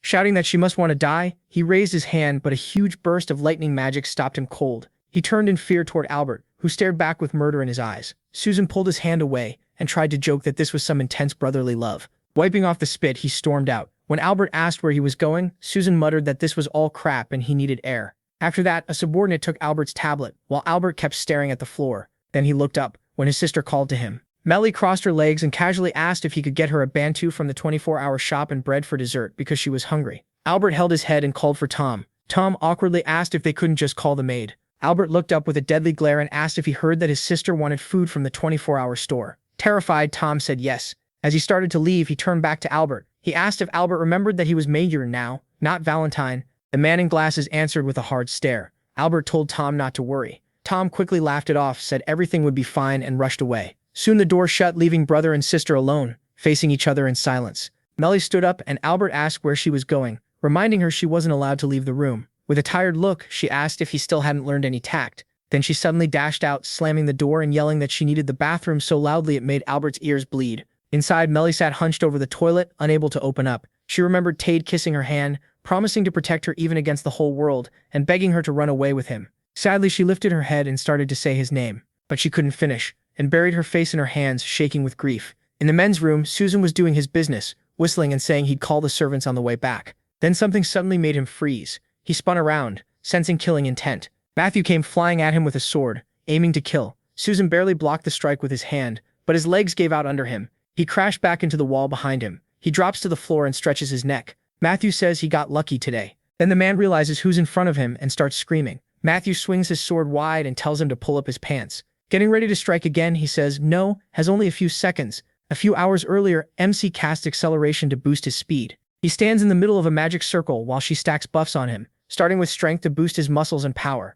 More magic wraps around him. Defense, healing, mana recovery, and magic resistance. Then he stops the ritual. He thanks her but worries the hotel guest could get caught up in the fight. She just laughs and says not to worry. The government already ordered the hotel evacuated. He smiles, fixes his belt, and says that settles it. Uncle John gave him plenty of potions. The buffs are on, and now he's ready. Back in the bathroom, Matthew faces Susan and thinks this is his chance. Susan is unarmed and stuck in a tight space. Biting his lip, he tells himself he can't waste it. But Susan finishes fixing his fly and charges at the kid, yelling that he'll destroy him. He loads mana into his fist and swings at Matthew's face, but Matthew easily slips past it. Susan's hand slams into the wall hard enough to break it apart. Matthew kicks off the wall, aims for his head, and reminds himself he's got enough potions and buffs to win this. Fear and anger flash across Susan's face, and Matthew asks if he really wants him to go all out. Susan answers by throwing up a magic shield. Matthew rushes straight into it, sword already swinging. The blade crashes into the barrier and cracks spread across it. Backing up, Susan realizes this isn't the same guy he fought on the street. 3 layers of his shield are already gone.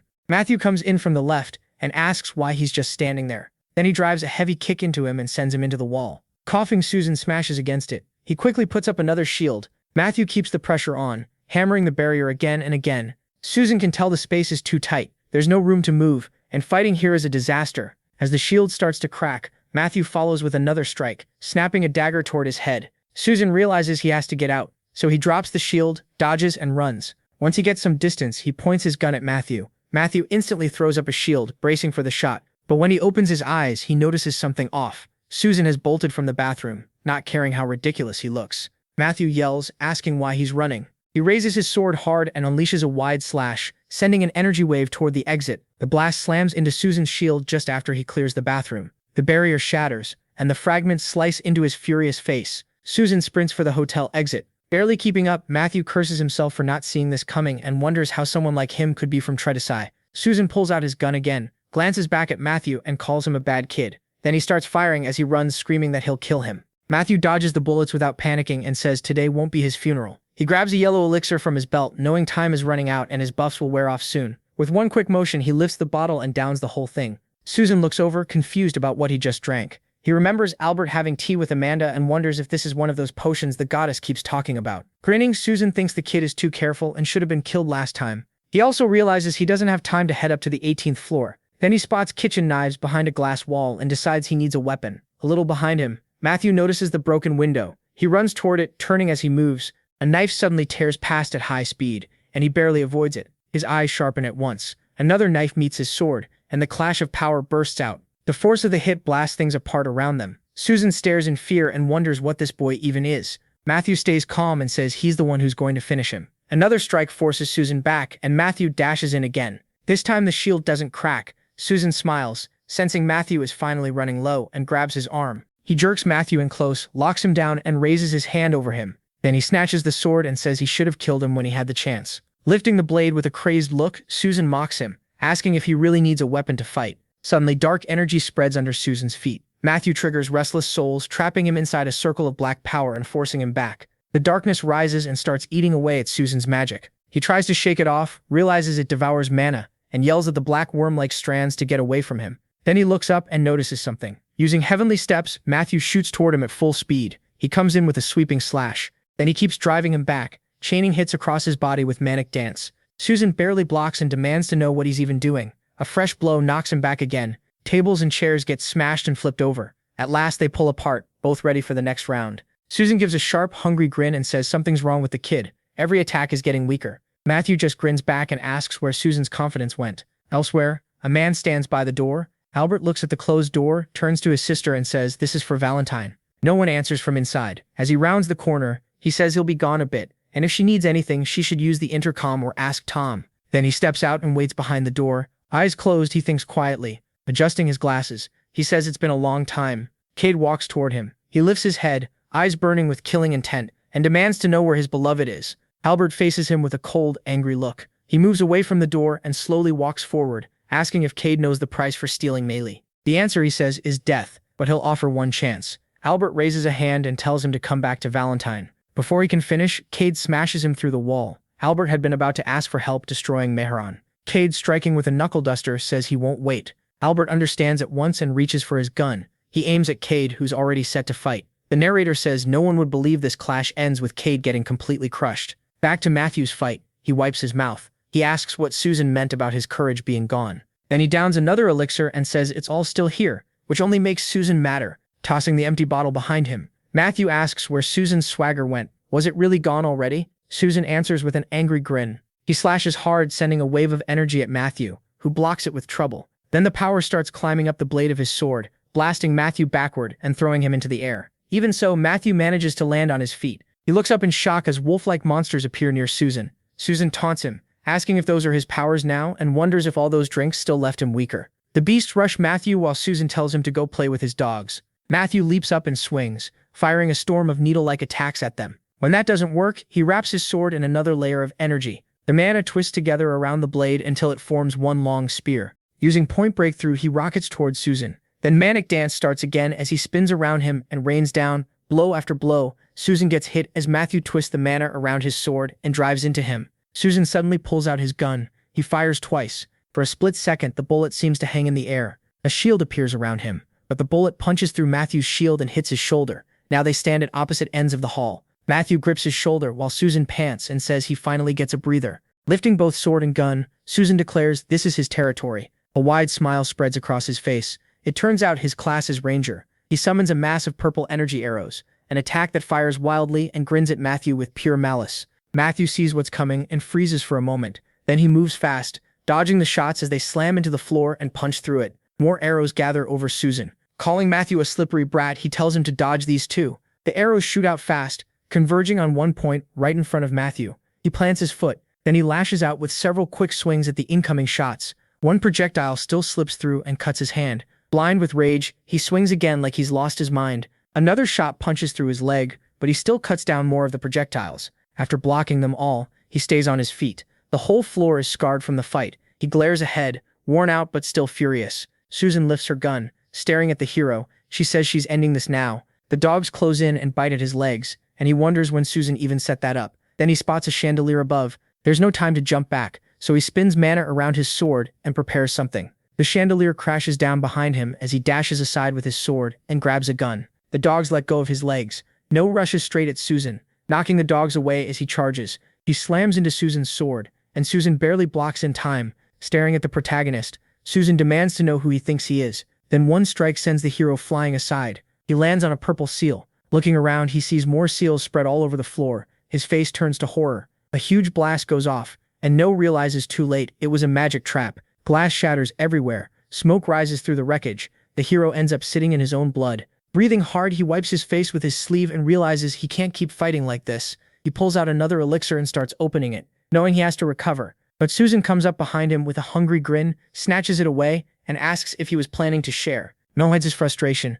and realizes this has gone badly. Susan twirls the bottle, bragging that potions from their country restore mana and stamina fast. Meanwhile, the hero gets up, deciding to retreat with heavenly steps. But Susan is already on him and attacks before he can escape. MC tries to block with his sword, but the hit knocks it right out of his hands. The blade skids away, and Susan mocks him for trying to walk off like that. Then Susan drives a blow into Matthew's chest, saying he's not getting away. The force throws him aside, and Susan adds that a quick death isn't enough. He bounces across the ground like a flat stone over water, setting off trap after trap. A massive explosion follows, and Susan watches it. Standing among the rubble under the broken roof, Susan says a dog only wakes up after a good kick. With a smug smile, Susan asks how someone like him thought he could sneak up from behind. As the smoke settles, blood starts spreading across the floor. Susan looks away from the blast site. Then Susan narrows her eyes, gun ready in the shadows, and mutters that the kid couldn't have died that easily. A small movement catches Susan's eye. No tosses a broken bottle to the floor and says he should have done that sooner. Then he walks through the smoke towards Susan. His whole body is wrapped in aura. Susan points the gun at him, calls him insane, and asks how much he's already drunk. Wiping his face, No says it's just a fruit mix. What's the big deal? Susan stares in fear, reading his aura. Even though he was nearly dead, his mana and stamina are coming back. His boost never stopped, and his mana has shot up like crazy. Susan blurts out, asking if this is some kind of gift. In answer, he lifts the necklace and ring in his hand, saying it's more than just a gift. He has this too. Susan goes pale, realizing what it is. As the protagonist uses enhancement, the ring shines bright yellow. Susan throws up both arms, shocked, and wonders how much stronger the kid just got. But then Susan grins and glances behind, realizing there's still a chance. Seeing no sword, Susan thinks the kid's aim is awful. Susan wraps up an aura and readies both sword and gun, convinced the advantage is still theirs. MC reloads his gun, then he aims it at Susan. Susan steps aside, thinking this is the kid's mistake. He moved too soon. With the gun lined up, Susan believes this is the moment to take control again. But Matthew bursts forward at insane speed. As he flashes past Susan, he snatches up his sword. Susan turns in horror, barely understanding what just happened. Before Susan can even fully face him, No has already wrapped his sword in a huge wave of aura for the next strike. Calling Susan an idiot, he hurls the sword and slices off Susan's hand. Susan stares at the severed hand in horror and coughs from the pain. Then Susan starts screaming and clutching the wound. He points a mana-charged hand at Susan and says this is nothing. They've only just started. Lifting his sword with magic,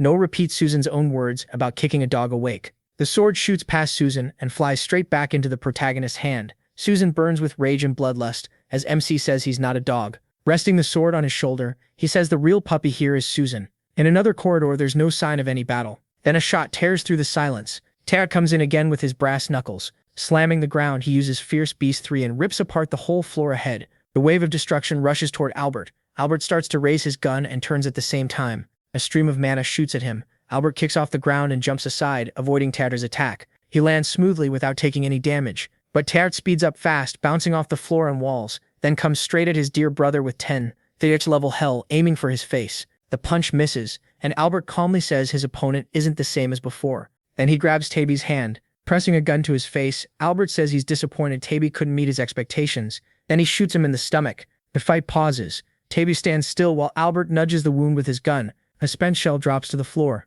Without moving, Albert asks if Taby's plan is to stand there like a statue. Blood runs from Taby's mouth, but he activates a second-level gladiator shield around his body. Then he grins like a madman. With fresh force, he swings at Albert again. Albert watches the punch come in and says Taby will lose for 2 reasons. He dodges fast and gives the first. His attacks are too predictable. Then Albert points 2 pistols at him and names the second. Taby's mana is almost gone, and the potion is wearing off. 3 shots hammer Taby's shield, which is barely holding now. Albert explains that while the potion works, Taby can't move right and has to rely on defense magic. Cracks spread through the shield as Albert says Taby trapped himself and inwardly complains about his own mana too. The shield starts breaking apart. Albert lines up the finishing shot, but Melly runs out of her room, screaming for him to stop. She shouts that this was never the deal. They promised not to touch the people close to her. Albert turns one gun on his sister and asks how she dares talk about promises. Aiming at her head, he says they're almost done and orders her to stay still. Instead, Melly walks right up and presses her forehead against the barrel. She takes the gun in her hand and tells him to shoot. Albert's face twists with rage. Then Melly turns to her lover and tells him it isn't worth it. With the gun still on her, she reminds him that besides her brother, there's also Susan and Tom Moran. Does he really think showing up like this will help anyone? She tries to talk about his wants and what he needs to do. Then his promise hits her. He told her he would protect her. Bent over from pain and exhaustion, she says one word from her would be enough, but Albert cuts in and orders him not to move. Taby ignores him and takes a couple steps. Albert coldly fires. Melly screams, terrified of what's about to happen. Taby raises his hand toward the bullet. Albert notices something and freezes. Wrapped in fire, Taby catches the bullet midair. He opens his hand, letting the crushed slug fall, and says one word from his beloved is enough, even if the whole world turns against him. He looks ahead with madness in his eyes. Taby tells the shaken girl that he needs her, and she softly says his name. As he swings, Taby demands an answer. The punch releases a huge blast of fiery power. Albert sees it too late. In horror, he barely dodges and throws up a shield like his sister's. Now surrounded by flames, Albert starts to panic. Taby, clutching his bloody hand, turns to his beloved. Covering her eyes, she begs him to protect her. She reaches out, golden energy wraps around her, and she uses enhancement as she repeats that plea. Back with no, he stands in front of the wounded Susan. Circling around, he tells Susan to stop acting like the pain is worse than it is. The severed hand lies in a pool of blood. Matthew walks up to the severed hand, lifts his foot over it, and asks if Susan can just heal it back. Susan turns in panic and begs him not to. But under Susan's desperate stare, Matthew coldly starts crushing the hand with his foot. Watching it happen, Susan starts shaking. Then he snaps, cursing Matthew and bursting out in scarlet energy as he screams in rage. A magic circle appears under Susan as he uses explosive magic. Matthew realizes right away. It's an explosive spell with a wide blast range. He backs away from the red energy, thinking distance will save him, but the attack still catches him. Then he figures it out. The energy is following the mana trail from his heavenly steps. The spell explodes, and scarlet and blue energy tear through the room. The blast throws Matthew back, and he tumbles across the floor. He forces himself to stop and glances aside, only to see Susan already using rapid fire. Several scarlet arrows are flying at him. Matthew wraps himself in energy again, then pushes through the arrows towards Susan, eyes wild because he's almost there. Susan grins with the same madness and swings his sword, so Matthew knows he has to move even faster. He kicks off the ground and sends another wide slash at Susan. Susan realizes in horror that the next hit is coming, but a stream of red energy cuts through Matthew and stuns him for a moment.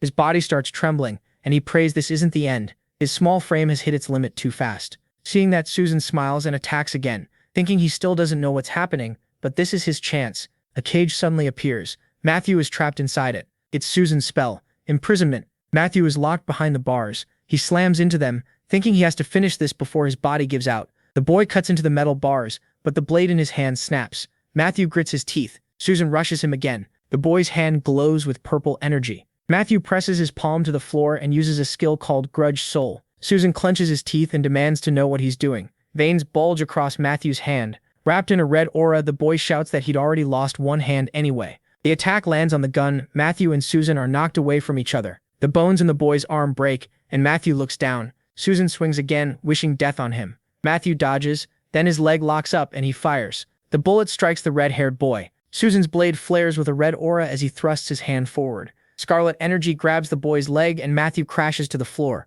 The gun slips from his hand. Susan follows with a hit to his stomach. Then he swings his fist and smashes the boy in the face. The red-haired boy opens his mouth wide and spits out another death wish at Matthew. The child's hand shakes, then drops to the ground. Susan stands over him. He steps right up to him. Red arrows form above the boy as Susan says it's over. The arrows slam into the ground in front of him. Susan stares into the smoke. Then he smiles and laughs, thinking he finally won. But the boy watches the smoke and suspects Matthew might still be alive. He reaches forward, deciding to choke him himself. Then Susan gets grabbed by the wrist. Matthew bares his teeth and bites into the boy's hand. Susan curses loudly and punches him, yelling for him to let go. Matthew flies into the wall. The red-haired boy stands over him, calling him an insect and saying everything he's done only proved how worthless he is. Then Susan says he's out of options. The boy spits up blood at his feet and wonders how bad the wound is if he's coughing up this much. As Susan's red aura rises again, Matthew notices his mana is going out of control. With red energy building in his hand, Susan drops to his knees, his whole body covered in energy, and realizes it's mana counterflow.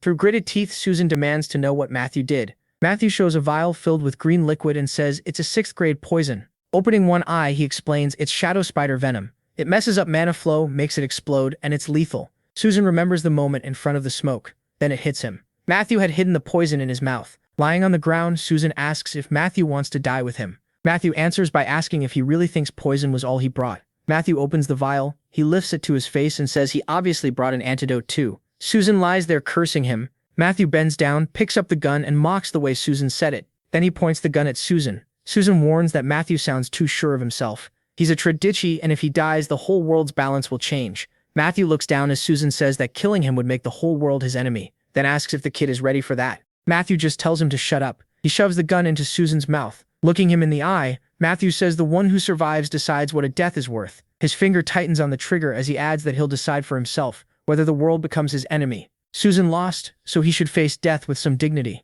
The boy's eyes go wide and he screams. A shot rings out as the two sit on the floor. The room is left wrecked. The gun drops to the floor and Matthew sinks down too. Beside some overturned furniture, he says there's one potion left and decides to drink it before going to Tade. From around a corner, someone is watching him. The man holding a bag trembles, stunned by what just happened. The boy looks over in fear and realizes some kid just killed Tretisai. He runs, thinking Matthew could kill him too. Even if he's dying, it would still take too much effort. Then he remembers the suited men and decides Molly matters most until the Korean players arrive. Tom grits his teeth. Nearby, the blonde girl watches the fight. Tazy's fist burns with fire while the man with glasses stares at the flames. An explosion goes off beside him, blowing a hole in the wall. He wonders if Tady got this much stronger because of the enhancement as the fire-handed man closes in. Albert's pupils shrink. Both men turn when someone suddenly yells for them to stop. A knife is pressed to the girl's throat, and just like that, the fight is over. Tom stands behind Maylee and warns that if Tady doesn't want her dead, he needs to drop the mana. Tady looks away and calls out to Maylee.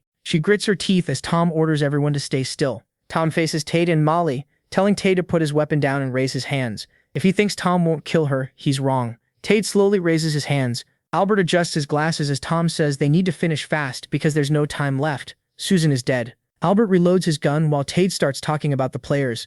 Then Tom's head jerks back. Blood runs down his forehead. Maylee and Albert stare at him, and the blonde girl looks away. Sweat forms on her face. Smoke curls from the gun. The man with glasses smiles and says Tom is finally dead. Albert closes his eyes and says he'd waited all this time to kill him, though he didn't expect it to happen so soon. Sweat runs down Tade's face. Looking at the wrecked hallway floor, Albert says no one from their family is left in this country now. Shadows spread around his feet as he says he has one more offer for Tade. Standing before Maylee, Albert says they should return to Valentine. With Susan dead, they'll destroy Mayron, rebuild Valentine, and no one will stop them. Maylee raises her hands and asks if her brother has gone insane, because Susan's death barely helps them. But as she listens, she realizes this isn't the man she knew anymore. The pressure of leading Valentine has twisted him. Albert says they can use Susan's death in Korea. Let Mayron fight here and lose. Still aiming at Tady, Albert tells them to come back with him. Valentine gave them everything, and they should live for their family together. Albert turns when someone asks why they should. A boy with a knife walks up and asks who Albert thinks he is, taking his people without permission. Then he slashes the man's leg. Albert towers over Matthew. He kicks Matthew away. Albert grits his teeth. Matthew stabs him in the leg with the knife, and Albert points his gun at him. Matthew clenches his teeth from the pain. Blood pours from his thigh. Albert stretches his hand out to the side, thinking this is all pointless and that Tade has to die first. His pupils narrow. Maylee throws her arms around Tade. Behind Albert, Matthew says he's making the choice too. Looking ahead, the boy tells her not to leave, thinking he bought them a little time. She smiles and promises she won't leave like that again. No opens her eyes and uses enhancement. A blue dome appears in front of Albert. The man with glasses grits his teeth and curses. The girl smiled and told Tade he had to survive. He leaped up at once, agreeing as his fist burst into flames in front of Albert. Blood streamed down his leg. Albert clenched his teeth, remembering how the boy had wrecked his legs. He had already taken a lot of hits. Albert was knocked over Matthew, and Matthew could only hope Tady hadn't forgotten him. Then Albert slammed into the wall. Blood burst from his mouth. The flame-covered man walked toward him. Blue energy wrapped around Albert's hands. He pulled out 2 pistols. Then the blonde man used a skill called continuous shooting. Tady stopped it with his burning fist. His leg held firm as the dark-haired man swung at Albert. The punch smashed into Albert's face, and Tady sent him straight to hell. Cracks spread across the wall as Albert blasted through it. Glass flew everywhere. As he fell, Albert thought he couldn't die here. He remembered Maylee, the way he believed he'd saved her, how he put up with all that humiliation, and the promise he made to Valentine to destroy Mayron. Then came an older memory, holding his father's hand and swearing to bring Valentine back. Blood poured from his mouth, but Albert told himself this was only the start. He refused to die here. He crashed onto the cobblestones, one hand caught on a piece of rubble. Albert dragged himself out of the hole, thinking that if he was still breathing, he still had a chance. Smoke blurred his vision and he realized he had to run from Tade. Then the smoke shifted away, and Albert noticed something. A girl stepped in front of him and called him by name, the Italian ambassador. The red-haired girl smiled and said he was under arrest for planning the terrorist attack on the Alice Hotel. With her arms crossed, she said things had changed, and they couldn't let them become a threat in the region. Albert sat on the floor with his hands tied as someone asked why they were treating them so harshly, then stated that he was behind the hotel attack. Albert argued that it wasn't his doing, and said they were illegally questioning the Italian ambassador and limiting his freedom. Amanda raised a hand and asked what he planned to do about the videos, one showing him kill Tom, another showing Susan kidnapping an Italian woman. Albert gritted his teeth. Amanda smiled and asked if anyone would really believe a grade school kid killed Susan and planned the attack. Her eyes gleamed as she asked who would buy that story, and Albert stared ahead. Amanda brought up 3 snakes and said she'd studied both Italy's politics and the group's condition. According to her, they killed Susan to stop Mayron. Then she crushed one snake underfoot and said Albert had reached a dead end.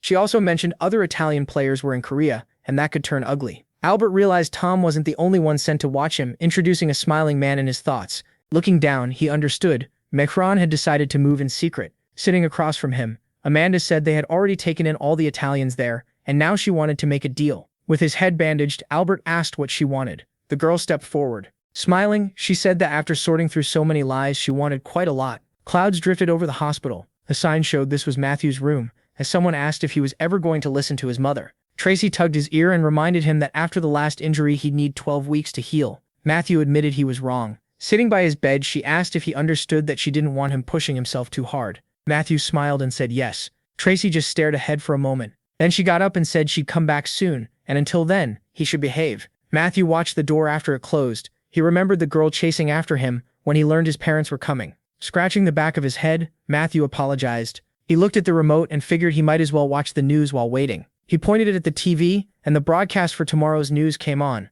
A reporter said that loud noises were heard at the Alice Hotel the night before, keeping the town scared for hours. Then she moved on to the Italian players. The report claimed a red dungeon formed in the hotel because of bad mana distribution. Since no civilians were inside, the Italians staying there entered the dungeon themselves, and everyone died except the Italian ambassador, Albert. Watching the screen, Matthew thought anyone who didn't know the truth would believe it. So in the end, Korea and Italy had reached an agreement. Then the door opened and Tade and Mali came in, calling him captain, and asking how he felt. As Mali came to the bedside, Matthew asked them not to call him that, but she shot back that a captain is still a captain, and he should be proud of it. He remembered both of them blushing, then asked if they felt bad for forgetting about him at the hotel. Matthew looked at them confused. They bowed their heads. Mali thanked him for coming back for her, saying that without him she would have lived the rest of her life in despair. Tavy added that he owed Matthew his life. Embarrassed, Matthew told them to get up, but they stayed bowed. Then Mali launched into a dramatic vow about forging a holy bond in the dark of night, under the moon and stars. Tavy followed by declaring he'd give everything to the one who accepted him and protect his brother's honor. Both put their hands on their chests, and said that if anyone asked where they came from, they'd answer that the sun was their father, and the moon their mother. Mali and Tavy smiled. Matthew looked down and let out a breath, then nearly lost it when Mali excitedly said she'd keep calling him captain, and suggested their baby could be his assistant. Tavy loved the idea, while Matthew thought he had very different feelings about all this. Honestly, he didn't want to be a player or part of the mafia. Then he froze on one word and asked what child they were talking about. Tavy hugged Mali, and she happily announced that they were expecting a baby. Matthew congratulated them and said he was just glad they were safe. Mali reached into a red bag and asked him to look at something. Matthew took the cards and asked what they were. As he checked the IDs, she told him to look closely at the names. 2 of the cards showed that Mali and Tage had taken Matthew's last name. Matthew stared and asked what this was supposed to mean. Mali explained that they wanted a new start, so they changed their last names. With a wink, she added that using the captain's last name felt right, so from now on that's who they were. Matthew silently stared at the IDs in his hands. Then a loud scream echoed through the hospital. Books were piled up in the hallway. A man sat in a chair, as Tavy said he heard this man had stopped the news from spreading and kept them from being exposed. Tavy bowed to the gray-haired man and said they owed him a lot. Looking down, Tavy thought about everything the man had done for them, from giving them a house when they first came to Korea to helping in this mess. The older man smiled, said he only pulled a few strings, and told Tady to lift his head. He brought up the dark-haired girl, saying the goddess had taken interest in who they were, and Taiji had no idea how hard it was to explain things to her. Taiji admitted he had no excuse, and thanked him anyway. Standing before the man with glasses, Taiji listened as he explained it was the same with potions. Since Alice had fallen behind Dawn and Ung Group, he quit the hotel business and put his money into medicine instead. The gray-haired man smiled and warned Teiji to stay careful. The goddess said she'd stop digging, but that didn't mean her word could be trusted. Teiji nodded. Then he closed his eyes when the man asked if he wanted to become his personal player, since he had no job right now. Turning away, the older man added that Teiji didn't have to accept, and if he did, he wouldn't need to follow him around all the time. Pointing to a photo of an old man with children, he said that even if Teiji stayed away, he would keep protecting those kids like he always had. The man with glasses smiled and joked that Teiji should stop staring so hard or he'd burn a hole through him. After that, Teiji agreed as a photo of the smiling children remained in view. The man said he only wanted to keep seeing those bright smiles in the old man's life. Teiji accepted the offer. The door shut hard as the old man thanked him. Looking at the photos, the man with glasses said he seemed to have grown old. His reflection showed in the window as he admitted he had become too emotional. Holding a red book, he asked his wife what she thought. Sunlight lit up the photos on the windowsill. Waves slammed against the ship. A boy with a spear shouted that it was coming. A blue orb appeared, then a beam struck the ship. A monster rose from the water, and someone yelled that it was starting now. A shadow covered the crew, and someone yelled for everyone to strike the moment it showed itself. The Leviathan slammed into the ship. Broken pieces of the ship drifted across the water. One crewman clenched his jaw. A second-class Leviathan towered over the wrecked ship as someone stepped forward. The beast opened its jaws just as ice spikes rose up in front of it. A man holding a divine spear faced the monster and ordered everyone to move in. The ice spikes shot at the Leviathan. Then the man leaped over the side, saying he'd open the way. He came down on the ice. A dark shape with red eyes waited in front of him. Grinding his teeth, he swore he'd do it even if it cost him an arm. A massive iceberg rose ahead of the ship, and the Leviathan threw its mouth open with a roar. The white-haired man lunged straight at it. Power wrapped around his spear as he used Plumbud, Frost Current, and Mountain Peak, then unleashed Northern Storm. He hurled the spear at the Leviathan. Elsewhere, someone checked the news on his phone and thought the future he knew hadn't changed much. No pictured the white-haired man and remembered that in a few years he would leave the 12 thrones. On the second day of the academy exam, a girl called out to her brother in the street. Yoon, sitting in Matthew's arms, asked him to play with her because she was bored. He looked toward the exam hall and wondered why his sister still wasn't out, figuring the huge number of applicants had made the test run long. Still, he started to sweat, worried something might have happened. A few hours earlier, the applicants were in training. The second day of the academy test wasn't about measuring raw gifts. It was meant to see who was fit to become a player. Experts watched the test from their seats. While lifting his mug, the head supervisor told them to focus the cameras on Hall 2, numbers 39 and 40. A bearded examiner asked if that meant Eva, the girl with the highest internal mana among the applicants. Another reminded him her talent was already proven. She'd been known as a seed even before applying. Eva cleared a hurdle and kept moving with confidence. As the girls continued, the head supervisor asked for number 39's name. It was Anna, and she ran with a bright smile. Red energy flared behind Eva while magic circles spread across the ground. But Anna slipped past every attack. The examiners stared, confused. When the supervisor asked if she was a seed too, the answer was no. One man with glasses said Anna was just an ordinary rookie. Still, the supervisor said they should keep watching both the seed and the rookie. The bearded man guessed this round might produce a reserve 3, and another expert pointed out that these students weren't using mana at all. That left the head supervisor stunned. As the girls pushed forward breathing hard, he realized they were taking the test with only physical strength. When it ended, the results were announced. Eva, number 40, finished first in 6 minutes 36 seconds with a grade of 5, and Anna, number 39, came in second at 6 minutes 39 seconds. Anna remembered the red-haired girl telling her not to use mana during the test. She also recalled getting trapped between tree trunks and asking why that mattered, since players didn't need perfect mana control. But as the tree dragged her, the girl had explained that players always end up in bad situations, so they need to know how to handle them first. Anna now admitted she'd been right. They had relied too much on mana. Anna's eyes lit up. While Eva drank water, Anna said she hadn't expected anyone else to avoid using mana, and added that Eva was even faster than her. Eva looked over, and Anna cheerfully praised her running. Grinning, she said she never thought she'd make it through by running without mana. The two just looked at each other. Eva lowered her head, then suddenly looked away from Anna. Nearby, exhausted applicants dropped to the floor, and Anna wondered if Eva was really just bad with people. Later, a man stood before the students and began explaining the rules for the final exam. He pointed behind him and said that beyond those doors was a labyrinth. Its layout changed at set times, and each person would enter through a random starting point. He added that assistant supervisors with drinks and snacks would be waiting in some areas, so students could rest there. Weapons, mana, and even teaming up were all allowed if they wanted. A red-haired girl walked up to Anna and Eva, asking if they had taken first place in the last test. She held out her hand and introduced herself as Layla. Smiling, Anna introduced herself too and said she was happy to meet her. As they shook hands, Layla said she was from Youngek Elementary near the Cocoon, and bragged that she was good at both mana and school. Anna could tell she was really confident. Then the pink-haired girl grabbed Anna's hands and asked if she wanted to team up. Anna pointed out that they would all start in different places. Layla just smiled and suggested they join forces if they met inside. She also wanted a promise that they wouldn't attack each other, and Anna happily agreed. Anna turned to Eva and asked if she wanted to join them, but Eva said she'd be fine on her own. Anna waved and said they'd meet again later. As Layla fixed her hair, she asked if Anna was okay, and said Eva had been too rude. Another girl guessed Eva probably had no friends at school, but Anna brushed it off, saying she was fine and didn't need comforting. Nearby, other students complained that Eva was acting like she was better than everyone. With sweat on her face, Anna thought making friends with them might be hard. She remembered Eva wiping sweat from her face. Thinking back to the way they looked at each other, Anna decided she still could become friends with her. Then she remembered Eva dropping her gaze. A moment later, Eva looked away just as the man announced the start of the final exam. He stood before the crowd and pointed them toward the doors.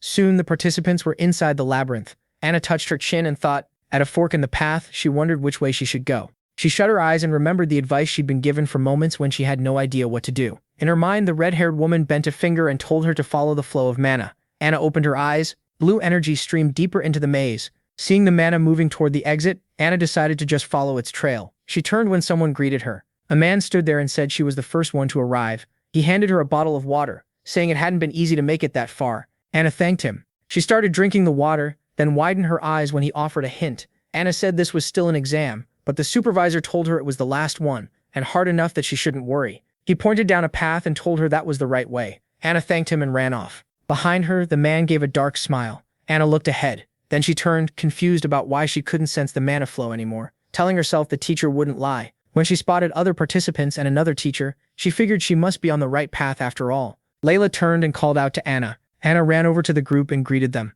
Layla said she'd arrived just in time. They were about to get the right path from the teacher, and another girl asked for a hint. The man curled a finger and asked which direction the sun rises from. The students answered at once. It was the east. Smiling, they turned away, and Layla told Anna that meant they should go east and come with them. Anna turned back, thinking something felt off. Blue energy was flowing behind her, heading the exact opposite way. As the man urged the girls to hurry that way, a blue aura flickered behind Anna. Sweat formed on her face as she realized it. The teachers were leading them the wrong way. Another boy raised his hands and cheered them on, saying they'd come this far and only had one last fork left. At the next stop, a teacher told the students that only one of the three paths led to the exit. Since time was almost up, they begged him to just tell them. He scratched the back of his head and said he really couldn't. Then he cracked one eye open. 4 students rushed off down one path, bragging that they'd be first and had done great. Then someone called for them to stop, and they turned around. Anna pointed the other way and said she didn't think the exit was there. Blue energy flared beside Anna as she said the mana was leading this way. The others stared at her and pushed back. The teacher had already shown them the path, so why was she making things harder right at the end?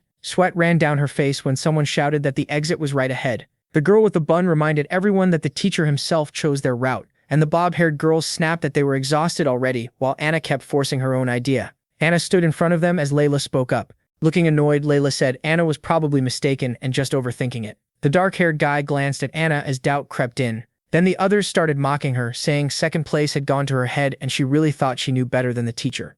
Anna trembled and bit her lip. She had only said what she saw, and now she wondered what Matthew would do here. Then she remembered him warning her not to trust anyone. Back then, she asked if that meant she couldn't trust anyone at all, and her brother told her that if she was a player, she couldn't. He added that as a player, she should trust her own judgment first. Grabbing her belt, she said she understood, and he told her not to forget it. Anna crossed her arms and wondered why those words were coming back to her now. Then she pointed ahead and said the exit was that way. The others told her to go alone. They were taking the other path. Layla folded her arms when Anna said fine. Blue energy wrapped around Anna's legs. She rose off the ground. The others stared, and Leela asked if she was crazy. Anna only smiled and ran ahead. The red-haired girl shrugged it off and told the others to move. She clearly thought Anna made no sense. Leela fixed her eyes on the light at the end of the hall, thinking the answer was right there. Yet Anna still picked another way. Anna kept running. Leela smirked, sure this would finally push her ahead of second place. She took a step, thinking she had it. Then her shoe started to vanish and Layla was suddenly moved elsewhere. She reappeared in the middle of the maze. Anna stopped by the drink machine, glad the exit had been close, and wondered if she had passed. Her hand shook as she pressed the button. The test had gone longer than she expected, and she figured everyone was waiting by now. Thinking Matthew and Yoon had to be starving, she reached for a drink, then heard a greeting. Eva was standing beside her, saying only 2 people had made it out. Turning a little, Eva added that she refused Anna's team-up offer before the exam for one reason only. She didn't dislike her. Anna smiled, seeing how awkward Eva was, and thanked her for the drink. She opened the can, said she had no clue how the results would turn out, and introduced herself as Anna. Then she offered Eva a drink too and said they should be friends if they met again at the academy. Eva stared quietly at the can in her hand. They tapped their drinks together and Eva finally gave her name, Clouds drifted overhead as Matthew held Yoon in his arms. Their parents were asleep on a bench nearby while he wondered when Anna would be done. At school, the third years sat at their desks. Jimmy leaned over, covered his mouth, and whispered to the boss. Bill, writing on the board with chalk, glanced back. Jimmy whispered that Bill was their homeroom teacher again this year, and Matthew added that all of them ended up in the same class too. Grinning, Jimmy told him he figured they'd be together, but it was still awesome. Claire, sitting behind them, thought that was really strange. She remembered telling her grandfather who she wanted in her class, and somehow every person she named ended up there. Claire poked Matthew in the back and asked if he knew anything about it. He said it did feel like a weird coincidence. Matthew stayed tense and didn't encourage her. He still remembered hearing her grandfather in the hospital, telling the doctors to take care of him. Bill had quietly walked over, and he smacked Claire on the head with a book, leaving a big bump. He said she had a lot of nerve ignoring new lessons at the start of the year, and she quickly apologized. He sternly told her to stay after school and clean the teacher's room. Claire timidly agreed she'd never been scolded like this before, and she was deeply embarrassed. Then Bill looked at Matthew and said him too. Matthew protested, and Bill asked if he hadn't been chatting as well. Matthew lowered his head and accepted the punishment with Claire, while Jimmy almost burst out laughing. That got him too. He flinched when Bill said he'd be staying after school as well, and he blurted out, "Wait, why?" His friends glared at him. Bill said it was because he was laughing. Matthew asked if now was really the time, and Claire snapped, asking if he seriously found her funny. With both of them staring daggers at him and promising they'd have fun cleaning together, Jimmy realized he was done for. Adjusting her glasses, Catherine sighed that they were already in third grade, so why were they still acting like little kids? Olivia laughed. Then we moved to the high school players academy. Anna threw her hands up, thrilled. Eva rushed over and hugged her, saying she missed her, and that she passed too. Anna patted her back and said they were even in the same class. It was perfect. The other students looked over in surprise, and Anna was about to say they should head into class first. Then excited whispers spread through the hall, and she asked if some celebrity had shown up. Everyone recognized the woman in white boots. She had claimed one of the thrones at only 22. She carried a staff with a stone set in it, and the students stared at Grace in excitement. Grace smiled while the crowd kept asking if it was really her and why she was here. She shut her eyes and forced a sweet smile, but inside she was annoyed at being called Holy Mother. She didn't want to sound old. Grace stopped in front of the girls and thought that, no matter what, this was awkward. It had been 4 years since she last saw Anna, after the Kraken incident. The girls looked nervous. Anna wondered if Grace wanted something from her, while Grace noticed how much Anna had grown and couldn't even tell how much mana she had now. Then Grace glanced at Eva, curious about the student beside her. Anna quietly asked Eva if this woman was some kind of weirdo. Eva was surprised and said she didn't know. Anna just nodded, while Grace recognized Eva as Elder Nagmon's daughter and was stunned by how much mana had changed her body. Covering her mouth with a fist, Grace realized the thing she cared about most was this. Anna clearly didn't know who she was. Grace put a hand on Anna's shoulder and eagerly asked if she wanted to become her student. Anna froze as light gathered around Grace. Grace thought that unless someone was a celebrity, a time witch, or like No Yunha, no one else could teach Anna how to handle that much mana. She leaned in. She had to move fast. Anna scratched her head and shyly started with, Grace waited in shock as the girl said no. Hands trembling, Grace asked what she meant, and Anna explained that she didn't know her and already had a wonderful teacher. Then Anna quickly said goodbye and hurried off. Students crowded around Grace as she repeated, "A wonderful teacher?" She just stood there with tears in her eyes, asking if Anna really didn't know her. Then her phone rang. Stepping aside, she answered and asked the clan lord what happened. The students groaned at the interruption, and one of them had been about to ask for an autograph. Grace's face tightened as she asked, "What?" Then she frowned. She was needed for a horde of monsters, tied to missing people and murders in Guashan. Missing person posters scattered across the street. At first, when the first person vanished, people assumed it was an ordinary disappearance, but soon several bodies turned up, ripped apart like some wild beast had attacked them. Only then did everyone understand. Against a red background, clawed marks pointed to one answer. It was a monster. Crowds gathered with signs outside the palace, terrified by the rumors and protesting the goddess's government. To calm the panic, a council was held, and Guashan City's clans were brought in, the kings Regulus and Blades among them. Out near the Guashan Reservoir, spike-tailed monsters hid in the trees. They were class 6, sharp-tails, and they rushed the warrior. The boy swung his sword, and flames swallowed the monsters. One hit the ground screaming. The hero planted his foot on it. It was Victor. Leaning down, he asked how they managed to stay hidden so well. Greg, behind him, replied that a monster smart enough to control a horde that big would be intelligent too.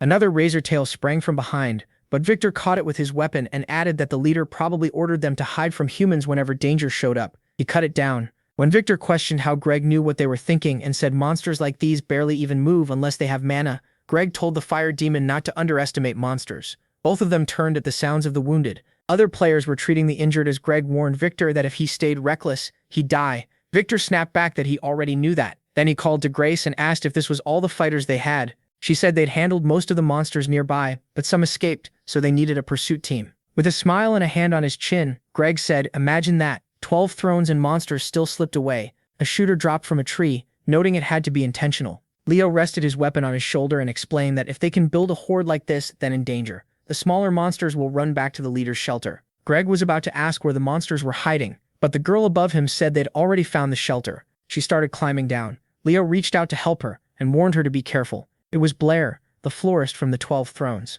Once everyone gathered around, Greg asked where the shelter was, and she pointed ahead. They turned, and Victor pointed at the Sharptill's hiding place. Something moved through the trees. They were at the reservoir, and a Sharptill landed on a rock. Its eyes glowed as it said there were people nearby. At the reservoir, Blair raised her hands and began draining the water. The others were stunned. Grace could only think how amazing it was. She knew no matter how hard she tried, she could never use magic like that. Grace lowered her head, telling herself their talents were just different. She was so lost in thought that she didn't notice someone reaching for her. Then he flicked her forehead. Grace grabbed her head, and Victor asked what she was thinking about. As he raised a finger again, she yelled at him. Victor asked why she looked so jealous. Didn't she know why she was here? She snapped back that she knew exactly why she was here. Support and healing. Victor smirked and said he believed her.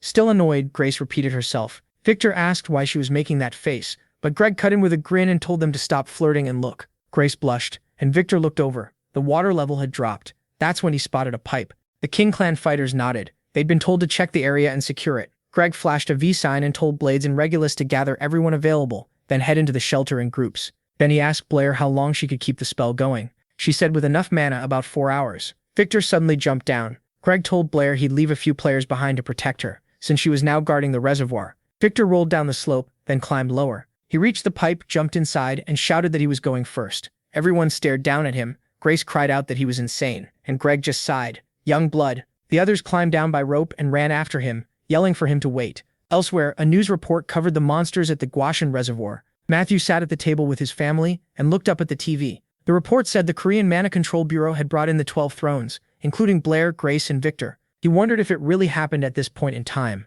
and what exactly happened. He turned away and answered nothing. Deep down, he knew this mission would hurt the future. With a spoon in his mouth, he crossed his arms and thought it over. In the end, the monster subjugation would only be half a success. Inside, the squad froze in horror when they saw people hanging upside down. This was the failure waiting for them. Grace covered her mouth, and Victor clenched his teeth. Cursing, Victor watched the Sharptills grab the bodies and throw them into a cauldron. The players could only stare. Greg looked shocked and asked if all the missing people were here. Victor frowned. Then the monsters noticed them. A stream of fire shot forward and slammed into a monster. Wrapped in flames, Victor told them not to expect a quick death. He was beyond furious. Blue blood splashed everywhere as the players fought the monsters. Walking through the fallen enemies, Greg shouted for everyone to stop attacking and search for the wounded and any survivors. He moved toward the bodies on the ground. Blood had spread across the floor by his boot. Victor stood there with his back turned. A strong flash of light from him lit up the players. Greg put a hand on his shoulder and told him to calm down, reminding him about the missing people. Victor turned like he wanted to argue, but Greg stopped him and said this wasn't a place where he could do whatever he wanted.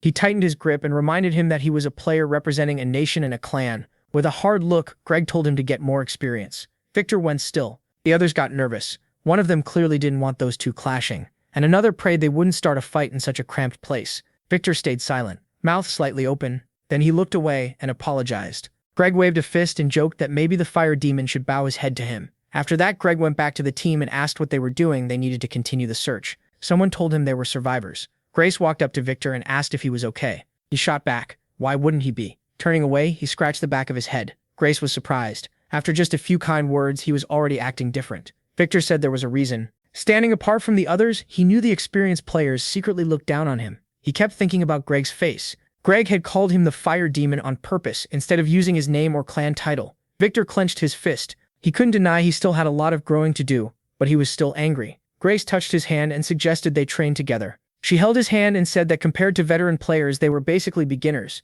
With a smile, Grace told him people learn when others point out their mistakes. Victor looked embarrassed and said her name. Grace was surprised. It had been a while since that happened. Looking up, he admitted he wasn't acting like himself and said it must be because Grace was kind of cool. She got mad, saying she was trying to help, and he was saying weird stuff. Victor glanced at Greg, who was helping the wounded, and thought that one day he'd catch up to them. A man pointed at a door. Greg asked if they'd found the leader, and the player beside him said the mana was strongest in that room. They gathered in front of the door. Greg clasped his hands behind his back and ordered them to form an attack squad. Victor smirked. Greg asked if the fire demon minded him taking command, and Victor said fine, as long as he got to be the damage dealer. He looked fired up, and Greg had no problem with it since he'd back him up. Grace was surprised Victor had recovered so fast. Support icons lit up around Grace as she activated acceleration, protection, and blessing amulets. The group lined up for battle. Greg ordered everyone to hold formation once they went in, and told the guides to stay close to the spellcasters and rangers. The players opened the door. Greg drew his sword and gave the order to move. They rushed into the room. A monster's eyes burned in the dark. It lifted its head. Victor swung his sword and sent flames forward. The sharp till moved to protect the egg. Victor leaped up and slammed it in the head. The monster whipped its tail. It sliced right in front of Victor, but Greg dashed underneath and blocked the strike. Victor dropped low to the ground. As the sharp till turned away, Greg jumped onto it, pushed off and sprang higher. He raised his sword and drove it into the monster's back. The sharp till twisted around, but Greg dodged its attack. Victor snapped his fingers and sent fire in. The sword stuck in the monster suddenly flared up, and the whole thing burst into flames. Greg glanced back and warned Victor it wasn't his sword, so be careful with other people's gear. Victor answered that they had no choice if they wanted to kill it, then laughed and said you can't underestimate the enemy. Grace threw up her hands and shouted that it wasn't over, they had to stay focused. She struck the floor with her staff and cast binding. Ropes wrapped around the sharp till's head and legs, forcing it to the ground. Grace yelled for the archers to give it everything they had. Leo took aim and called for a wild shot. They fired with rain of arrows and catapult. When the smoke cleared, Victor stared at the monster's scars in shock. They were already healing. The sharp till turned toward them and growled, asking how dare they. Victor grabbed his sword hilt, stunned that it could not only think but also talk back. The ranged fighters drew their weapons and warned everyone to get ready. Another sharp till burst from an egg right beside a player. It bit him. Someone else fired back with a gun, and Greg yelled for the rangers to attack the ones hatching from the eggs. Victor looked back just as a huge paw loomed over them. They jumped aside before it smashed down. Greg grinned at the monster that lunged at him. One of the players tossed a sword to Greg. He reached out, caught it, and charged the monster, telling Victor he'd handle the small ones. They split up, and Victor shouted for him to be careful. The monster leader looked down from above and wished death on them all. Victor stopped. The sharp till breathed out green smoke. He covered his nose as pain hit his eyes. It might be poison. From behind a guide, Grace shouted for Victor to move right. He frowned, jumped aside, and slammed into the wall. Reaching behind his back, he tried to grab an antidote, but Grace told him not to worry. Victor got ready to attack, and Grace told him to trust her. He rushed forward. As he drew his sword, Grace shouted that she was passing him a detox amulet. Grinning, Victor said that was just like the Holy Mother. Grace got annoyed and told him to stop calling her that. The monster attacked, but Victor dodged again and again. Then he charged in and sneered, asking if it really thought he'd be scared. Greg attacked too. He shouted for Victor to finish it. Victor raised his sword, said he already knew, and struck with purple flames. A bright flash burst out and the monster screamed. Grace waved her hand and shouted to the rangers. Now, they fired at the sharp till. The monster jumped aside. It had to protect the king. It fell back into the nest. Victor stepped closer, wondering what kind of monster this really was, and Greg said it wasn't that simple. Then Greg swung his sword and stabbed an egg. The eggs were still intact. The sharp till jerked its head and trembled. Greg shouted for everyone to destroy the eggs. The players hacked them apart while the monster thought only of its child. A broken shell lay near its body. Its cub crawled into the pipe and the sharp till wished for its king to survive. Somewhere beyond the water, it hoped the child would grow strong. Sunlight reflected on the water. The young monster crawled onto shore and headed into the park. The girls ran onto the lawn, joking that the losers had to wash the dishes. A week had passed since the Guangchan monster was taken down. Thanks to the 12 thrones, many survivors were saved and were now being treated at a hospital in Gangnam. Olivia tossed the ball up and passed it to Jimmy. Claire smacked the ball away. At the same time, the King's clan finished checking Guaxian and confirmed there were no monsters left near the reservoir. Matthew watched the kids playing at the campsite. Jimmy dropped to the ground and yelped in pain. Claire quickly apologized and Olivia rushed over to check on him. Upset, Jimmy said he was switching teams because he wanted Claire on his side. Catherine argued that would make the game boring, and Olivia said she wanted Claire too. Claire dabbed Jimmy's nose with a handkerchief and suggested a new split. She, Catherine, and Olivia together, while Jimmy teamed up with Matthew. Matthew thought the kids were fun, but he still didn't want to play. Nearby, Tate was chopping carrots in a pink apron, and Matthew figured everyone should thank their uncle. The parents crowded around their son with questions. They were only at this campsite because they had talked Tate into coming without him. The trip never would have happened. While peeling potatoes beside his uncle, Matthew thanked him for agreeing to come. Tate told him it was no big deal. Tate looked surprised when Matthew apologized again for dragging him into this. After bringing over a bowl of peeled potatoes, Matthew asked if he could step away for a bit because he had something to do. Tate said sure and asked if he needed any help. Matthew picked up the bottle and asked him to pour curry into it. Tate took the bottle, puzzled, and Matthew also asked for a knife. When Matthew headed for the suitcase, Tate told him the knife was in the bag and the code hadn't changed. Matthew strapped the weapon to his belt, said he'd be back today, and asked Tate to cover for him if anyone started looking. Tate pushed back. If this was serious, he was coming too. Sliding the sword into its sheath, Matthew refused. Tate's job was to stay behind and protect the others just in case. He said he was ready and could handle this alone. He headed for the park surrounded by glass walls. The door cracked open. Matthew stepped inside. His shoes tapped across the tile. Then he felt eyes on him from above. Looking up at the Lizard King, he said that unlike in his past life, he didn't feel helpless now. He turned and looked up, and Sharptail lunged at him. Matthew grabbed the blade, yanked it back, and a flash burst out. Frowning, he stared at the monster as the lizard opened its mouth and let out a sharp scream. That cry brought back the soul invasion. When the monster leaders attacked while Molly, the first goddess, was gone and drove their hordes forward. Back then, the players shook with fear. Matthew had only just graduated from the academy and was supposed to receive the title Immortal. 4 leaders had entered the city that day. Sarah dropped her staff, tears in her eyes, and asked how they were supposed to beat them. The heroes could only watch as giant monsters tore through the city. Matthew and many others were overwhelmed, especially with all the smaller monsters swarming around them. One of those leaders looked just like the Lizard King, spreading fear through the players with deadly poison. The monster opened its mouth and showed its tongue. Super Class 3, the Lizard King. Matthew dodged the attacks and thought how stupid this was. Back then, no one even knew he existed until he reached Grade 3. He swung his sword and struck the monster. Small cracks spread from the hit, and Matthew paused in confusion. The lizard jumped back to a safe distance. Matthew muttered that it was tougher than expected. It still hadn't even fully grown. Sharptail snarled, calling him a human, then started to vanish. Matthew remembered that disguise skill. Even before fully recovering, this monster had caused huge damage with it. He stepped to the side, leaned back a little, and called it pathetic. Raising his weapon, he said the monster's killing intent was obvious from a mile away. One strike knocked it off balance. The monster hit the ground. Matthew walked up with the bottle on his back and mocked it for not even being able to hide its presence. He sighed and pulled the bottle out. He'd brought it just to stop the lizard from using disguise. Then he splashed curry on it. The monster scrambled up a tree, and Matthew asked if it liked the taste. He brought that curry just for it. As the lizard dug its claws into the trunk, Matthew told it to enjoy its last meal. The monster lifted its head and fired green shards from its mouth. Matthew drew his swords and scoffed. Was that really supposed to be a poison bomb? He kicked off a bench and launched himself at the lizard. Crossing both blades, he activated Heavenly Step and pierced the monster through the neck. Blood burst out. Then came an explosion. Smoke swallowed the space in front of him. A severed paw lay on the ground, then burst into flame. Matthew thought the thing was pathetically weak. Watching the bright fire, he reflected that the Lizard King had been born a king in every way. He tilted his head and gave it a quiet farewell. But then the real lizard charged him, shouting that he had only beaten a clone that cost a lot of mana. It rushed straight at Matthew, saying escape was impossible. As it sped up, the lizard realized Matthew seemed to know all its skills and was ignoring them. It suddenly stopped, understanding it couldn't beat him right now. The lizard decided to retreat and come back stronger later, but Matthew was already closing in and swinging his sword. The monster looked back in horror. It was blasted through the window, glass shattering as blood sprayed out. The lizard slammed back first into a tree and let out a weak, pitiful gasp. As Matthew came down, it asked how he knew about the clone trick. The lizard sharpened the tendrils on its tail and aimed them at Matthew, planning to skewer him alive. Matthew didn't move. He calmly confirmed that yes, he knew about the clones. Using aura on his hand, he grabbed one of the tendrils. Then he swung his sword and aimed true. With one slash, he cut off several of them, making the lizard scream in agony. Mana wrapped around his hands as Matthew called on Mad Dance. His sword carved through the lizard's limbs again and again. The monster shook with rage and pain as Matthew struck once more. He used Offended Soul and drove the blade toward the lizard's stomach.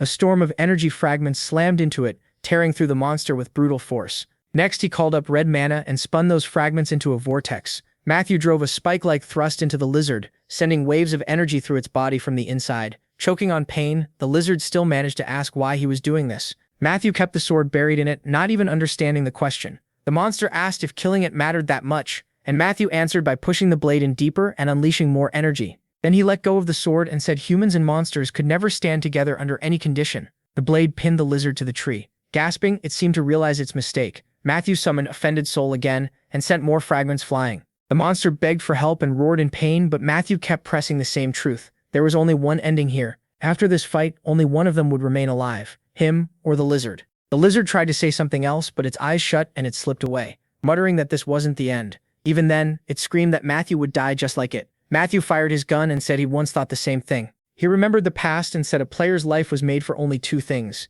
killing or dying. The lizard burst into flames and insisted this life would be different, that Matthew wouldn't die. Matthew picked up the gun, remembering his older self killing this same enemy. The last scraps of the lizard dropped to the ground. Matthew crouched to inspect the stones. Skill stones dropped from monsters, each holding a different power based on the monster's strength. He picked up a golden one and considered absorbing it to use the skill later. But the mana in Matthew's hand rejected the stone, and he immediately noticed, so he reached for another. This one started to glow, showing strong compatibility. Matthew felt the Lizard King's power flow into him. The kids were still playing outside when Matthew came back into the campsite. He opened the suitcase and checked that everything was still there. Katie asked if he had finished what he needed to do. Matthew said yes and thanked him for the gear. The man walked over and showed him a fresh batch of cooked kapagi. Matthew saw the meat and vegetables on the grill, cooked nice and even. He called everyone over for a snack. The boys rushed to Tate, begging for the tastiest piece. Matthew watched the hungry group of kids swarm the half-cooked kapagi. He shut his eyes with a small smile while they kept fighting over the biggest sausage. Then Matthew joined them, just as eager to get his first serving. Later, they were at the city estate of Sirius Company's president. Matthew and his family sat at a fancy table on leather sofas, drinking tea. His dad asked why Mom seemed so nervous, and she said she thought she looked strange. Anna and Dad quickly told her she looked beautiful, which only made her more embarrassed. Then the hall doors opened. Matthew focused on the person coming in. Sirius President Chuck entered with his wife, Louise. Matthew's family stood up to greet them. Chuck said he was happy to see them and thanked them for coming. Louise suggested that Matthew's mother call her by name, since they were the same age. Matthew and Anna watched the adults, waiting for someone to notice them too. Then the president's oldest daughter, Tiffany, walked over and said hello. Anna shook her hand and pointed out that they were the same age. Tiffany asked if studying at the Player Academy was hard. The two girls kept talking about Anna's dream of becoming a player, barely paying Matthew any attention. They exchanged social media contacts and Matthew stared at his sister, surprised by how easily she got along with people. Then he noticed a girl walking behind him. She sat down and Matthew greeted her, saying it had been a long time. The silence after that made him awkward. Then the girl gave him a short greeting, and that caught Matthew off guard. Agnes told him to address her differently. 2 years earlier, at the hotel branch, every year the president of Sirius held a big party for all the branches to thank them for their work. Holding a plate, Matthew watched his sister fit in so easily, even though it was her first time there. His father had really wanted his wife to come, but Matthew said their mother needed to stay with Yoon. People greeted his father as the new department director. John thanked them for the respect and accepted their congratulations. Matthew explained that his father had been promoted in one of Sirius's biggest branches. He knew John was a caring dad, which only made him more worried about the company's future under someone so carefree. While thinking about the company's future, Matthew wandered off to find a quiet place to eat. In an empty hall, he spotted a girl standing alone. She stared out the window, clearly not enjoying the party. Matthew walked up to Agnes and said she was missing out on a lot, which got her attention. She asked what he meant, and he answered with one simple thing: the food. Matthew said he planned to eat as much as he wanted since he was still too young to worry about his looks. He offered her a bite on his fork. At first she tried to refuse, but his logic about food won her over. So she leaned in, took a bite, chewed slowly, and admitted she liked it when Matthew asked. Then John called for him, and Matthew tensed up. His dad asked why he had wandered off without saying anything. Chuck was standing right behind him, and asked if this was his son. Matthew froze in surprise. He recognized Chuck as the future chairman of Sirius while John hurried to explain himself. Straightening up, Matthew introduced himself, and Chuck said he had already heard plenty about him. Next, the chairman introduced his daughter Tiffany, and she reached out to greet him. Seeing Tiffany made Matthew nervous. He really didn't want to mess this up. Then Chuck pointed to Agnes. Matthew could hardly believe that the girl he had just met was also the chairman's daughter. With a sweet smile, she asked to be friends, and that only confused him more since he didn't remember another daughter in his past life. She put her hands on his shoulders and paused, making him even more flustered. Agnes then reminded him she was 2 years older, like she was trying to keep him in line. Matthew asked if he could speak to her more casually, and she said yes. Then he asked if he could just talk to her informally. Agnes didn't let that slide and told him to say it again, leaving him confused. Then she clearly stated her name. She told him to just call her Agnes so there would be no confusion, and he had no choice but to agree. Chuck promised that next time he'd make sure Matthew came to talk with his daughters again. Later, Matthew sat at the big table in shock, still not believing any of this. Louise asked the boys if they liked the snacks, and Yoon answered with total excitement. Chuck then asked Anna if she had gotten into the Players Academy that year, and she said yes. He handed her a box, saying he should have given it to her sooner. Chuck explained it was a communication device so he could stay in touch with Anna at the academy, and she was stunned by the gift. John thanked him, but Chuck brushed it off. He said he needed reliable people in the future and asked them to accept it, then urged Anna to open the box. Confused, Anna said she already had a phone. Chuck showed her his own and proudly said this Sirius model was better than anything else out there. He looked to John for backup, and John agreed. Their mother quietly nudged Anna to thank him, and she did right away. Meanwhile, Matthew sat there with Yoon in his arms, growing suspicious. He kept replaying Chuck's kind words in his head, and couldn't figure out what this was really about. His thoughts were cut off when Yoon held out a cookie for him to try. On another couch, Anna and Tiffany were already whispering about meeting again, and Matthew had no idea how his sister got that close so fast. He seriously couldn't understand how anyone could socialize that well and talk about so much so quickly. Then Tiffany invited Matthew to come next time too. Agnes looked at him and said it would be nice if he came along. Tiffany told Anna that her sister had no friends and hardly ever came to gatherings like this, which made Agnes answer back at once. She tried to defend herself but only sounded hurt and embarrassed, while Tiffany pushed her to say who she actually spent time with. So Tiffany asked Matthew to join them next time, so Agnes would have someone to talk to. At that moment, Matthew finally understood what Agnes was like. He realized she was only brought to these events to form connections and little groups. Now she wanted him in hers, something he would have refused before. Louise clapped her hands and called it a wonderful idea. Chuck and Louise said they had wanted Matthew attending these gatherings from a young age because it would be a great chance for him. That's when Matthew realized he'd been played. Looking at Agnes, he understood she was Chuck's heir, the one meant to take over after him. Tiffany was great at talking and even better at acting clueless. Matthew had no real reason to doubt the company his father worked for, and he didn't want to leave Anna alone at an event like this. So he reluctantly agreed, and Chuck looked thrilled. The chairman's family said it would be good for Agnes too. Later that night, Jeb walked down the street drinking. Then he suddenly felt like he'd had enough. He heard an annoying sound and turned around. Something huge was rushing straight at him. It was a giant grade 7 mosquito. Its red eyes burned with aggression. The monster stabbed through Jeb's shoulder. Pain hit him hard. His bottle slipped from his hand and shattered on the asphalt. In the shine of the mosquito's eye, Jeb was already on the ground as people ran toward the noise. The creature turned toward them. They were players, and their arrival forced the mosquito to retreat. 2 of them offered to help, but their commander didn't want to waste time on a drunk. His subordinates insisted on following orders and taking the victim to the hospital. Something blue was glowing from Jeb's shoulder. Soon after, a brutal heat wave hit the city. Matthew's summer break after 3rd grade began. After school, the kids went to the hospital to visit Melly. They brought flowers with them. Melly told them to keep quiet so they wouldn't wake the sleeping baby. The kids gathered around and instantly melted. They couldn't stop talking about his tiny hands and cute face. Matthew asked if the baby liked being around people, and Melly said he did. Then he asked if it was a boy or a girl. Melly said it was a boy, and the others excitedly talked about the baby and who had already come to see him. When Matthew asked the baby's name, Melly said she had picked it before he was even born. Vinny, a name that meant dreams, hope, and the future. That name stuck in Matthew's mind. Before his rebirth, he had read about the Abyss Dungeon, and he had seen that same name on the raider list. The raider's nickname was Diamond Fist, and his skills had played a huge role in clearing the Abyss Dungeon. Matthew started to think this baby might be that very person. Then he wondered why Melly hadn't chosen death before his rebirth. The answer was simple: the child. The others kept taking turns holding the baby and gushing over him. Matthew asked if since this was Yoon's brother, that made him his brother too. Melly said that either way he should look after the baby because they were family. She joked that caring for the baby would be good practice for Matthew, but he wanted no part of that. When he asked about the baby's full name, Melly told him it was Novini, which only gave him more questions. This hospital visit left Matthew disappointed. Afterward, the kids left the hospital still talking about the baby. Outside, the heat was so bad they couldn't just keep walking around. One of the girls suggested going to the community center pool, and everyone liked the idea. When she asked Matthew, he hesitated. He started talking, but then the kids noticed a group of children wolfing down food. There were a lot of them, and they stood out right away. These were wanderer children, kids who had lost their families to monsters. Most were born in the slums, abandoned and left to live outside the city. While the others talked about them and Amanda's safety barriers, Matthew slipped around the corner. Right then, a tall stack of boxes started to tip over. A wanderer child standing under it was about to get hit in the head. Matthew jumped in to save him. The boxes missed the boy and crashed to the floor, spilling everything. Matthew asked if he was okay, still holding him in his arms. The child happily shouted, "Angel," leaving Matthew confused. He started explaining that his mother had said an angel would come help him. The others saw Matthew and ran over. He told them everything was fine. The kids asked what was going on, drawing the wanderer's attention. A one-armed boy came running over, yelling. The child recognized him as his brother. The older boy grabbed his hand and pulled him back.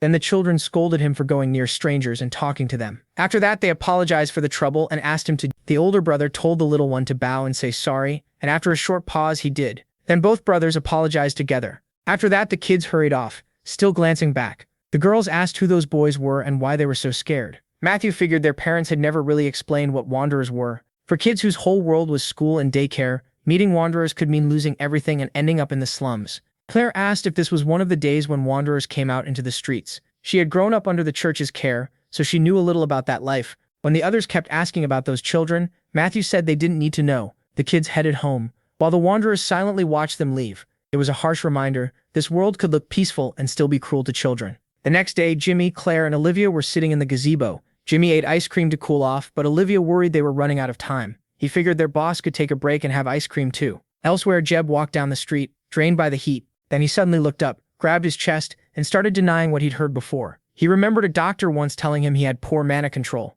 Now Jeb started doubting that diagnosis. He also recalled a dream that felt real, where a giant mosquito bit him, yet there had been no mark when he woke up.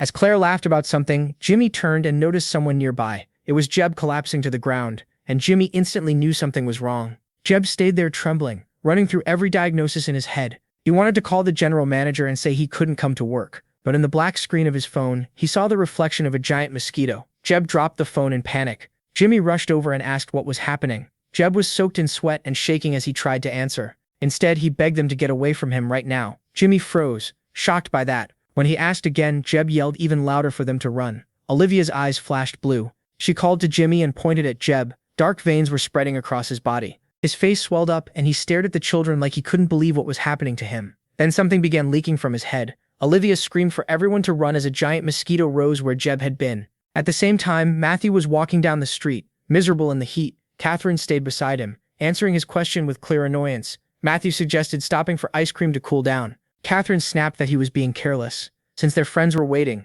but he acted like it wasn't a big deal. He kept trying to talk her into getting ice cream, and Catherine finally jumped on his back and forced him to keep moving. Then Matthew heard a distant voice and tried to point it out, but Catherine ignored him. A cry rang out for a player to come help, and this time he clearly caught it. Catherine dropped down and asked what was going on, but Matthew said they needed to get to the mana control department. While she hesitated, he bent down, tied his laces, and charged mana into his shoes. Then he blasted off toward the scream, leaving Catherine behind. He leaped into the air and raced toward the sound. Catherine didn't even get the chance to ask where the monster was. Every living thing has mana in its body, and a small part of it keeps the heart beating. Each body can only handle a certain amount. When too much builds up, the body becomes a monster like the mosquito that attacked Jimmy. Jimmy ran with the girls towards shelter, trying to make sense of what was happening. Behind them, the flying monster kept closing in. They sprinted as fast as they could to stay alive. The girls were horrified by what they were seeing. Jimmy looked back while Claire and Olivia tried to think of a plan. The mosquito was gaining fast. Jimmy knew he couldn't keep running and fight it too.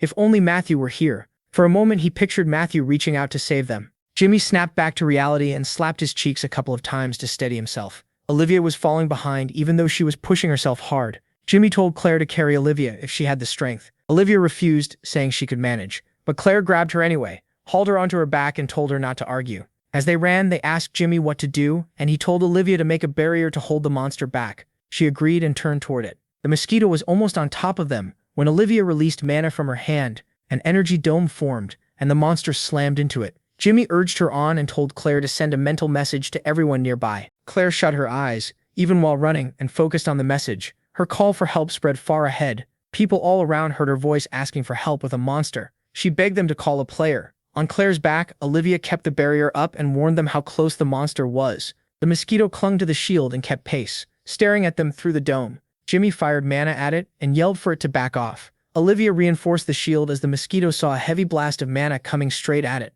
The hit stunned the monster and threw off its sense of direction. Jimmy praised the girls and told them to keep going. The creature crashed down behind them, kicking up a huge cloud of dust. Then the mosquito got back up and started trying to speak. The words came out slowly, and its eyes glowed red. It said it didn't want to die, then rushed at them even faster. Olivia stared at it and noticed something strange. Its mana was mixed with human mana, and she realized it had once been a person turned into a monster. Jimmy told her to raise the barrier again so they could survive. Olivia closed her eyes and released more mana, but Claire stumbled, and Olivia slipped from her back. A shockwave knocked the mosquito sideways. Claire hit the ground and Jimmy tried to calm her. Seeing that, Olivia panicked for her friend. Jimmy crouched beside Claire and helped her back up. Olivia ran over to help too. As Claire stood, Olivia noticed her legs were scraped up and bleeding, but Claire brushed it off. Then all three looked at the mosquito coming back and knew that was the bigger problem. The monster wanted revenge. Jimmy said they couldn't outrun it with Claire injured, so they'd have to defend themselves with mana, and Olivia acted at once.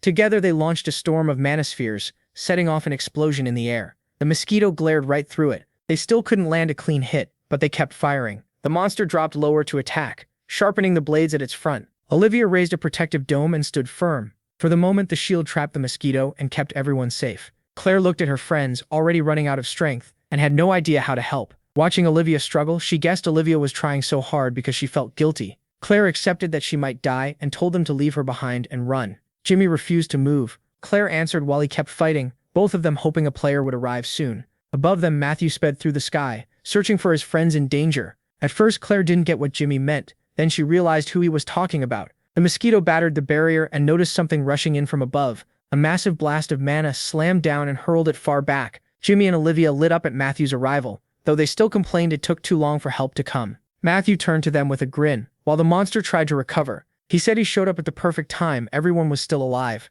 The mosquito noticed the reinforcement closing in fast. Matthew struck it the moment it came near. A powerful wave of mana blasted the mosquito backward. The others were relieved that help had finally come. Matthew glanced back and kept teasing them. He insisted he was right on time, so they had no reason to complain. The mosquito recovered and got ready to attack again. Matthew told his friends to stay back until other players arrived. Olivia started to speak, but Jimmy cut in and explained that the monster used to be human before it transformed. That made Matthew pause. He realized this type of mosquito drains mana instead of killing outright, turning people into more of its kind. Then he explained what happens to people after part of their mana is stolen. They try to force more mana back into themselves, but without control, too much either tears the body apart or turns them into a monster. As the mosquito came in again, Matthew raised his hand and prepared to fight. His next blow smashed into its head and left it reeling. Matthew thought players needed tighter watch over the city. If someone bitten by one of these things could still walk around freely. The mosquito kept attacking, and he guessed the players still had no proper rules for cases like this. Matthew moved fast and slipped past the monster's attack. He gathered mana into his hand and slammed it straight into the creature's head. The mosquito crashed to the ground, but Matthew kept pouring more power into his hand. Then he drove in a final strike that exploded on impact. He pinned the monster under the broken asphalt while it begged for mercy. Matthew was surprised it was still conscious after all that. He stepped on it again as it tried to recover. Then Matthew kicked the monster far down the road. The creature's skin split with swollen veins, peeling away and revealing its true form. As the boys started to leave, Matthew stopped them, clearly confused. He noticed the mosquito's color shift, turning brown. While begging for help, it kept changing into something demonic. That made him remember Kuma, the demonic group that once spread terror across South Korea before his revival. Matthew knew turning into a demon was almost impossible, so he asked if that thing had really been human. The others told him the one who changed was a man. Then Matthew realized Kuma still shouldn't exist for another 10 years, so this couldn't be one of them. Suddenly, the mosquito shot into the air, still crying out for help. Matthew formed a sphere of mana and snapped, asking who said it could run, then fired. A storm of projectiles chased the mosquito as it tried to escape. The creature shrieked in the air, short on mana, and searching for anything it could use as a weapon. Matthew kept flying after it, refusing to let it get away. Once it passed the next building, the demon found new prey, a mother holding her child inside a hangar. It lunged at them, aiming its sharp proboscis right at their bodies. Matthew dropped into the room, furious at what the monster was about to do. He slammed into the mosquito on the way down, scaring the mother and child. The impact blasted the demon to the side as it struggled to recover. Then it suddenly shot upward, trying to hide again. Matthew chased after it, telling the woman to get a mana check at the hospital. He leaped over the wall and struck at the monster as it tried to slip away. Then he used Mana Destroyer and attacked. The demon barely avoided it and glanced back. Matthew gathered more mana into his weapon and shifted the force to his other hand. He swung again, sending hundreds of needle-like shots at the target. Too many were on course to miss. The demon took the hit and dropped from high above. At the last second, it crashed through the hangar wall to hide, and Matthew almost praised it for dodging that long. Then a child's cry came from inside the hangar, and he rushed over at once. He smashed through the window and flew inside. After landing, Matthew rose to his feet and looked ahead in disgust. Several bodies were lying in front of him. He clenched his fists and moved forward, running through every possible outcome in his head. Then he spotted the mosquito in the distance, draining mana from someone else. That was enough. Matthew decided to finish it. As the mosquito reached out with its blade, Matthew rushed straight at it. One hard strike to the head knocked it away from the child. The creature smashed into the wall of the next building. Looking closer, Matthew saw the changes on its body and realized the transformation still wasn't complete. The mosquito stirred again and tried to flee, which only made him angrier. On the floor, a boy was crying out for his brother. He called Matthew an angel, and Matthew instantly understood who he had saved. When he turned, he saw the Wanderer. The building couldn't hold much longer and started to collapse. Stones rained down while Matthew dodged them. Above him, he spotted other players still searching for the mosquito. Their slow response only irritated him more. He decided the demon was no longer the biggest problem and walked toward the Wanderer. The child called him his brother. Part of the boy's head and one eye were horribly swollen, and Matthew could barely stand to look. Then the scene shifts to revived Suwon City. Polly glares ahead, gritting his teeth and clutching his shoulder. He's with the Misty Flower team. Someone says she's furious that trash beneath even the 12 thrones dared to show up here. A girl steps in front of them, holding flies in her arms. She crosses her legs, smiles, and says they really do live up to their name. This is Beelzebub, Lord of the 9 demon flies. Polly charges at her, yelling for her to shut up. Beelzebub smiles, lowers her hand, and says, "So this is the mad dog Polly." He lifts his head in fear. A girl runs up with Matthew and shouts for him to stay where he is. She'll be there in a second. But Beelzebub suddenly appears beside her and mocks Misty Flower, saying their only real support must be the Grim Reaper. Then someone swings a sword and shouts, "Hands off." A moment later,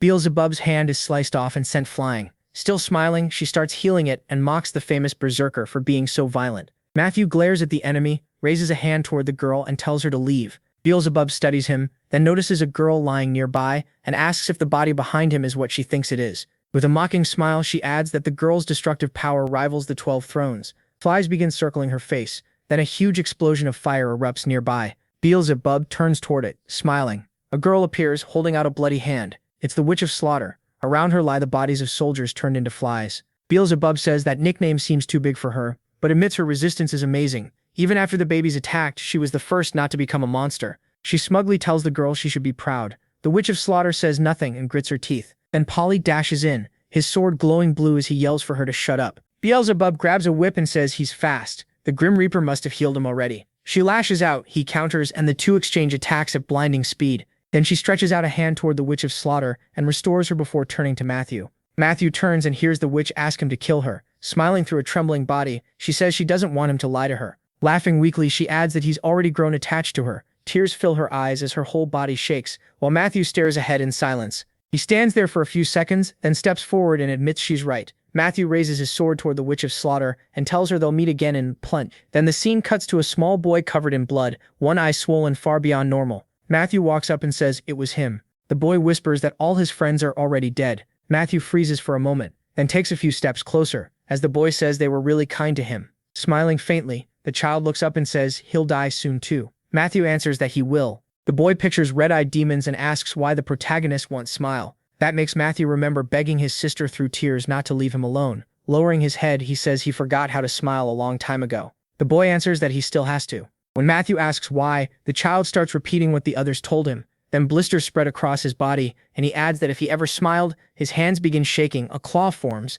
and he keeps talking. Looking at him, Matthew is reminded of the witch's face, and the boy says that person would appear and make him smile. Matthew grips a metal rod and stands there in silence for a few seconds. Mana gathers around the weapon as he quietly says, "It'll hurt a little." The boy gives a weak answer, almost nodding along. As Matthew swings, the child says he wanted to say one last thing. With his condition getting worse by the second, the little boy whispers, "Mom."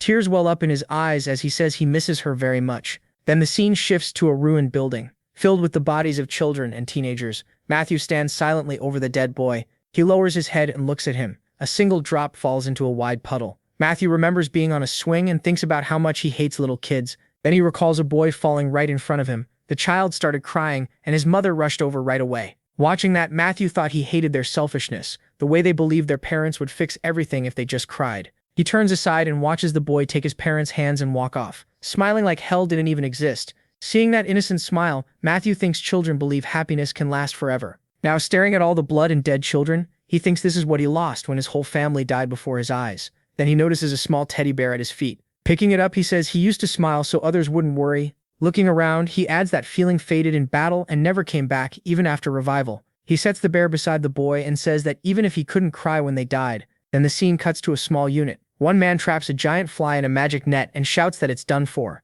Behind him, the commander yells that their ally has already become a monster and must be finished off. Another fighter raises his sword. Then he unleashes a barrage through the net at his former teammate. Standing before the boy, Matthew says that at least he can kill him and every other monster too. Next, a news report says the mosquito was defeated thanks to the werewolf girl's quick and precise response. Matthew watches the TV quietly as the anchor adds that she received the Brave Child Award from the mayor. Just then, his little sister walks into the room. She looks surprised, then thinks her brother hasn't smiled much lately. She hates seeing him so gloomy. Then she remembers what their mother told her: if her brother ever looks sad, she should cheer him up. So the little girl rushes into the room. She jumps onto her startled brother, remembering she was told to hug him tight. Laughing, she clings to him. Matthew pats her head and asks why she's in such a good mood. At last he smiles and she says she just feels happy. Then she leans in, holds out a hand, and whispers for him to come closer so she can tell him something. Instead, she grabs his head and kisses him on the cheek. Waving her hands with a big smile, she says she loves her brother more than anything. Matthew touches his cheek, stunned.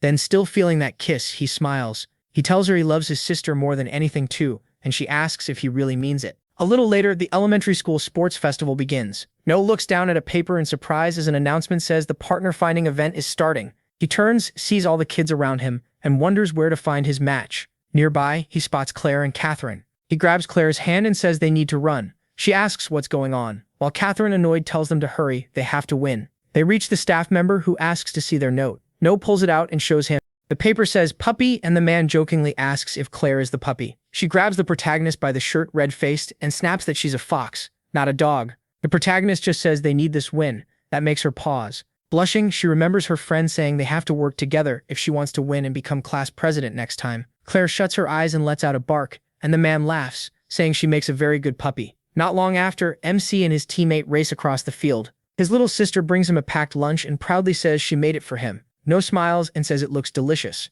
Watching them, Catherine grumbles that he looks way too happy. Still annoyed, she asks if he can be nice to people besides his sister, especially after calling Claire a dog. He frowns and says he didn't like doing that. Catherine forced Claire into the contest. Catherine shoots back that otherwise he'd just slack off. Pointing at herself, she proudly says that as class president, she wants their class to get the top score. Then she goes pale when someone points out that this totally isn't because the teacher promised them sandwiches if they won. She turns back, raises her fist, and yells that it doesn't matter. Nobody is sneaking off at lunch, and she won't let them off easy. A girl walks over to Olivia, wipes her sweat, and says she did a great job. Olivia calls her mom and says she's fine. Blushing, the girl smiles and says, "Sister, mom sounds nice too. Kind of strange but nice." Noah watches them quietly for a moment. As he eats, he thinks about how Olivia's father married that girl a few months ago. He recalls the happy couple at the wedding, along with the old grandfather there. People were shocked when they learned the girl playing with them was the second daughter of a powerful man from the Alice group, where the grandfather is chairman. One boy even walked up to the old man with a grin and casually talked to him like they were equals. The protagonist thinks it's wild that they weren't scared at all. Olivia clenches her fists and says she promised to get used to calling her that. Claire teases that she used the wrong name again. No figures Olivia is still embarrassed to say mom, but the girl just looks up at the flags and says it's fine. Later, they head outside. MC walks along slowly. Yawning, he says he needs a nap after lunch. Then he turns and spots Claire by the wall, noting that this back garden is usually empty. When he gets closer, he asks what the puppy is doing there. Claire points at him, upset, and reminds him she already said she's not a dog. Now everyone calls her that because of him. No says it's still kind of a cute nickname. He peeks around the corner and asks what she's doing here. Did something happen? Then what he sees stops him cold. Catherine is yelling at her mother, asking why it matters who she's friends with. Her mother tries to calm her down, saying she only wants to talk. She puts her hands on Catherine's shoulders and says she never told her not to be friends with them. In fact, getting closer to Olivia would be good. Catherine knocks her hands away, and her mother adds that she'd be happier if she stayed away from Claire. Catherine shouts that this is exactly why she keeps trying to control her friends. Smiling, the woman says Claire is a half-breed. No freezes when he hears that. She goes on, saying, maybe Catherine doesn't understand, but people don't treat someone like Claire well, and others might judge her just for being seen with her. He turns and sees Claire sitting on the ground, staring at her hands. With her head lowered, she says she's fine. Her hand trembles as she adds that she already knew someone like her would never really have friends. No looks down and asks, what about them? Claire gives a small smile, thanks them, and asks them to forgive all the trouble she caused. Then she stands and says she came because of Catherine, but now things feel awkward, so she should leave. The protagonist suddenly grabs her hand. He tells her it's okay. They should trust Catherine. Catherine's mother keeps yelling that the other mothers don't want their kids around Claire. Catherine lowers her head and starts shaking with tears. Claire's eyes fill too, and she says it's fine. They should just go. Then Catherine suddenly shouts, head still down, grabbing her shorts tightly. She looks up and says Claire is her friend. Hope lights up Claire's eyes. Sometime later, Catherine's mother stands there in silence for a moment, then sighs, puts her hands on her hips, and says Catherine has to decide for herself, but later she better not come crying that her mother was right. They hug and Catherine says she won't regret it. Watching from the side, Noah says it looks like everything worked out. He steps back, puts his hands behind his head, and says he and the puppy should leave before anyone notices them. Claire runs up and asks if he's really going to keep calling her that. Then she stops and looks at MC. Her eyes brighten, turning red, and she says they have to take first place today. Moving on, she adds that they need to cheer Catherine up. Noah smiles and agrees. Soon they start throwing balls into the goal. The other kids stare as ball after ball lands right on target. Catherine turns in shock as the announcer calls the blue team the winner. She points at him and says something is wrong with him. He's trying way too hard, and that's not like him. The protagonist turns pale and insists he's always like this. Next comes the relay race, and Claire runs first and wins. Then limbo starts. Noah clears it easily, says it was simple, and the blue team wins again. After that, the triathlon begins. Olivia cheers with her mom, and the blue team wins again. Fireworks go off as someone announces the winners of the autumn sports day. Catherine smiles, holding the winner's flag and the sign for best class, while the announcer declares Class 3-3 the champions. Glowing with pride, she turns to her classmates, puts a hand on her chest, and says they can do anything if they work together. Her classmates crowd around with huge smiles, and she tells them they should pick her as the next president. Noah and Claire reach out to her with a smile, saying they're in. But then someone grabs her hand. Another kid lifts her legs. Catherine looks down in panic and asks what they're doing as the children start counting. At 3, they toss her into the air. The parents watch with smiles and one of them says they should do it again. So the kids lift Catherine once more, and on 3 they throw her up again, this time with a huge happy grin on her face. That's where this video ends. If you made it this far, please subscribe and leave a comment. See you in the next video.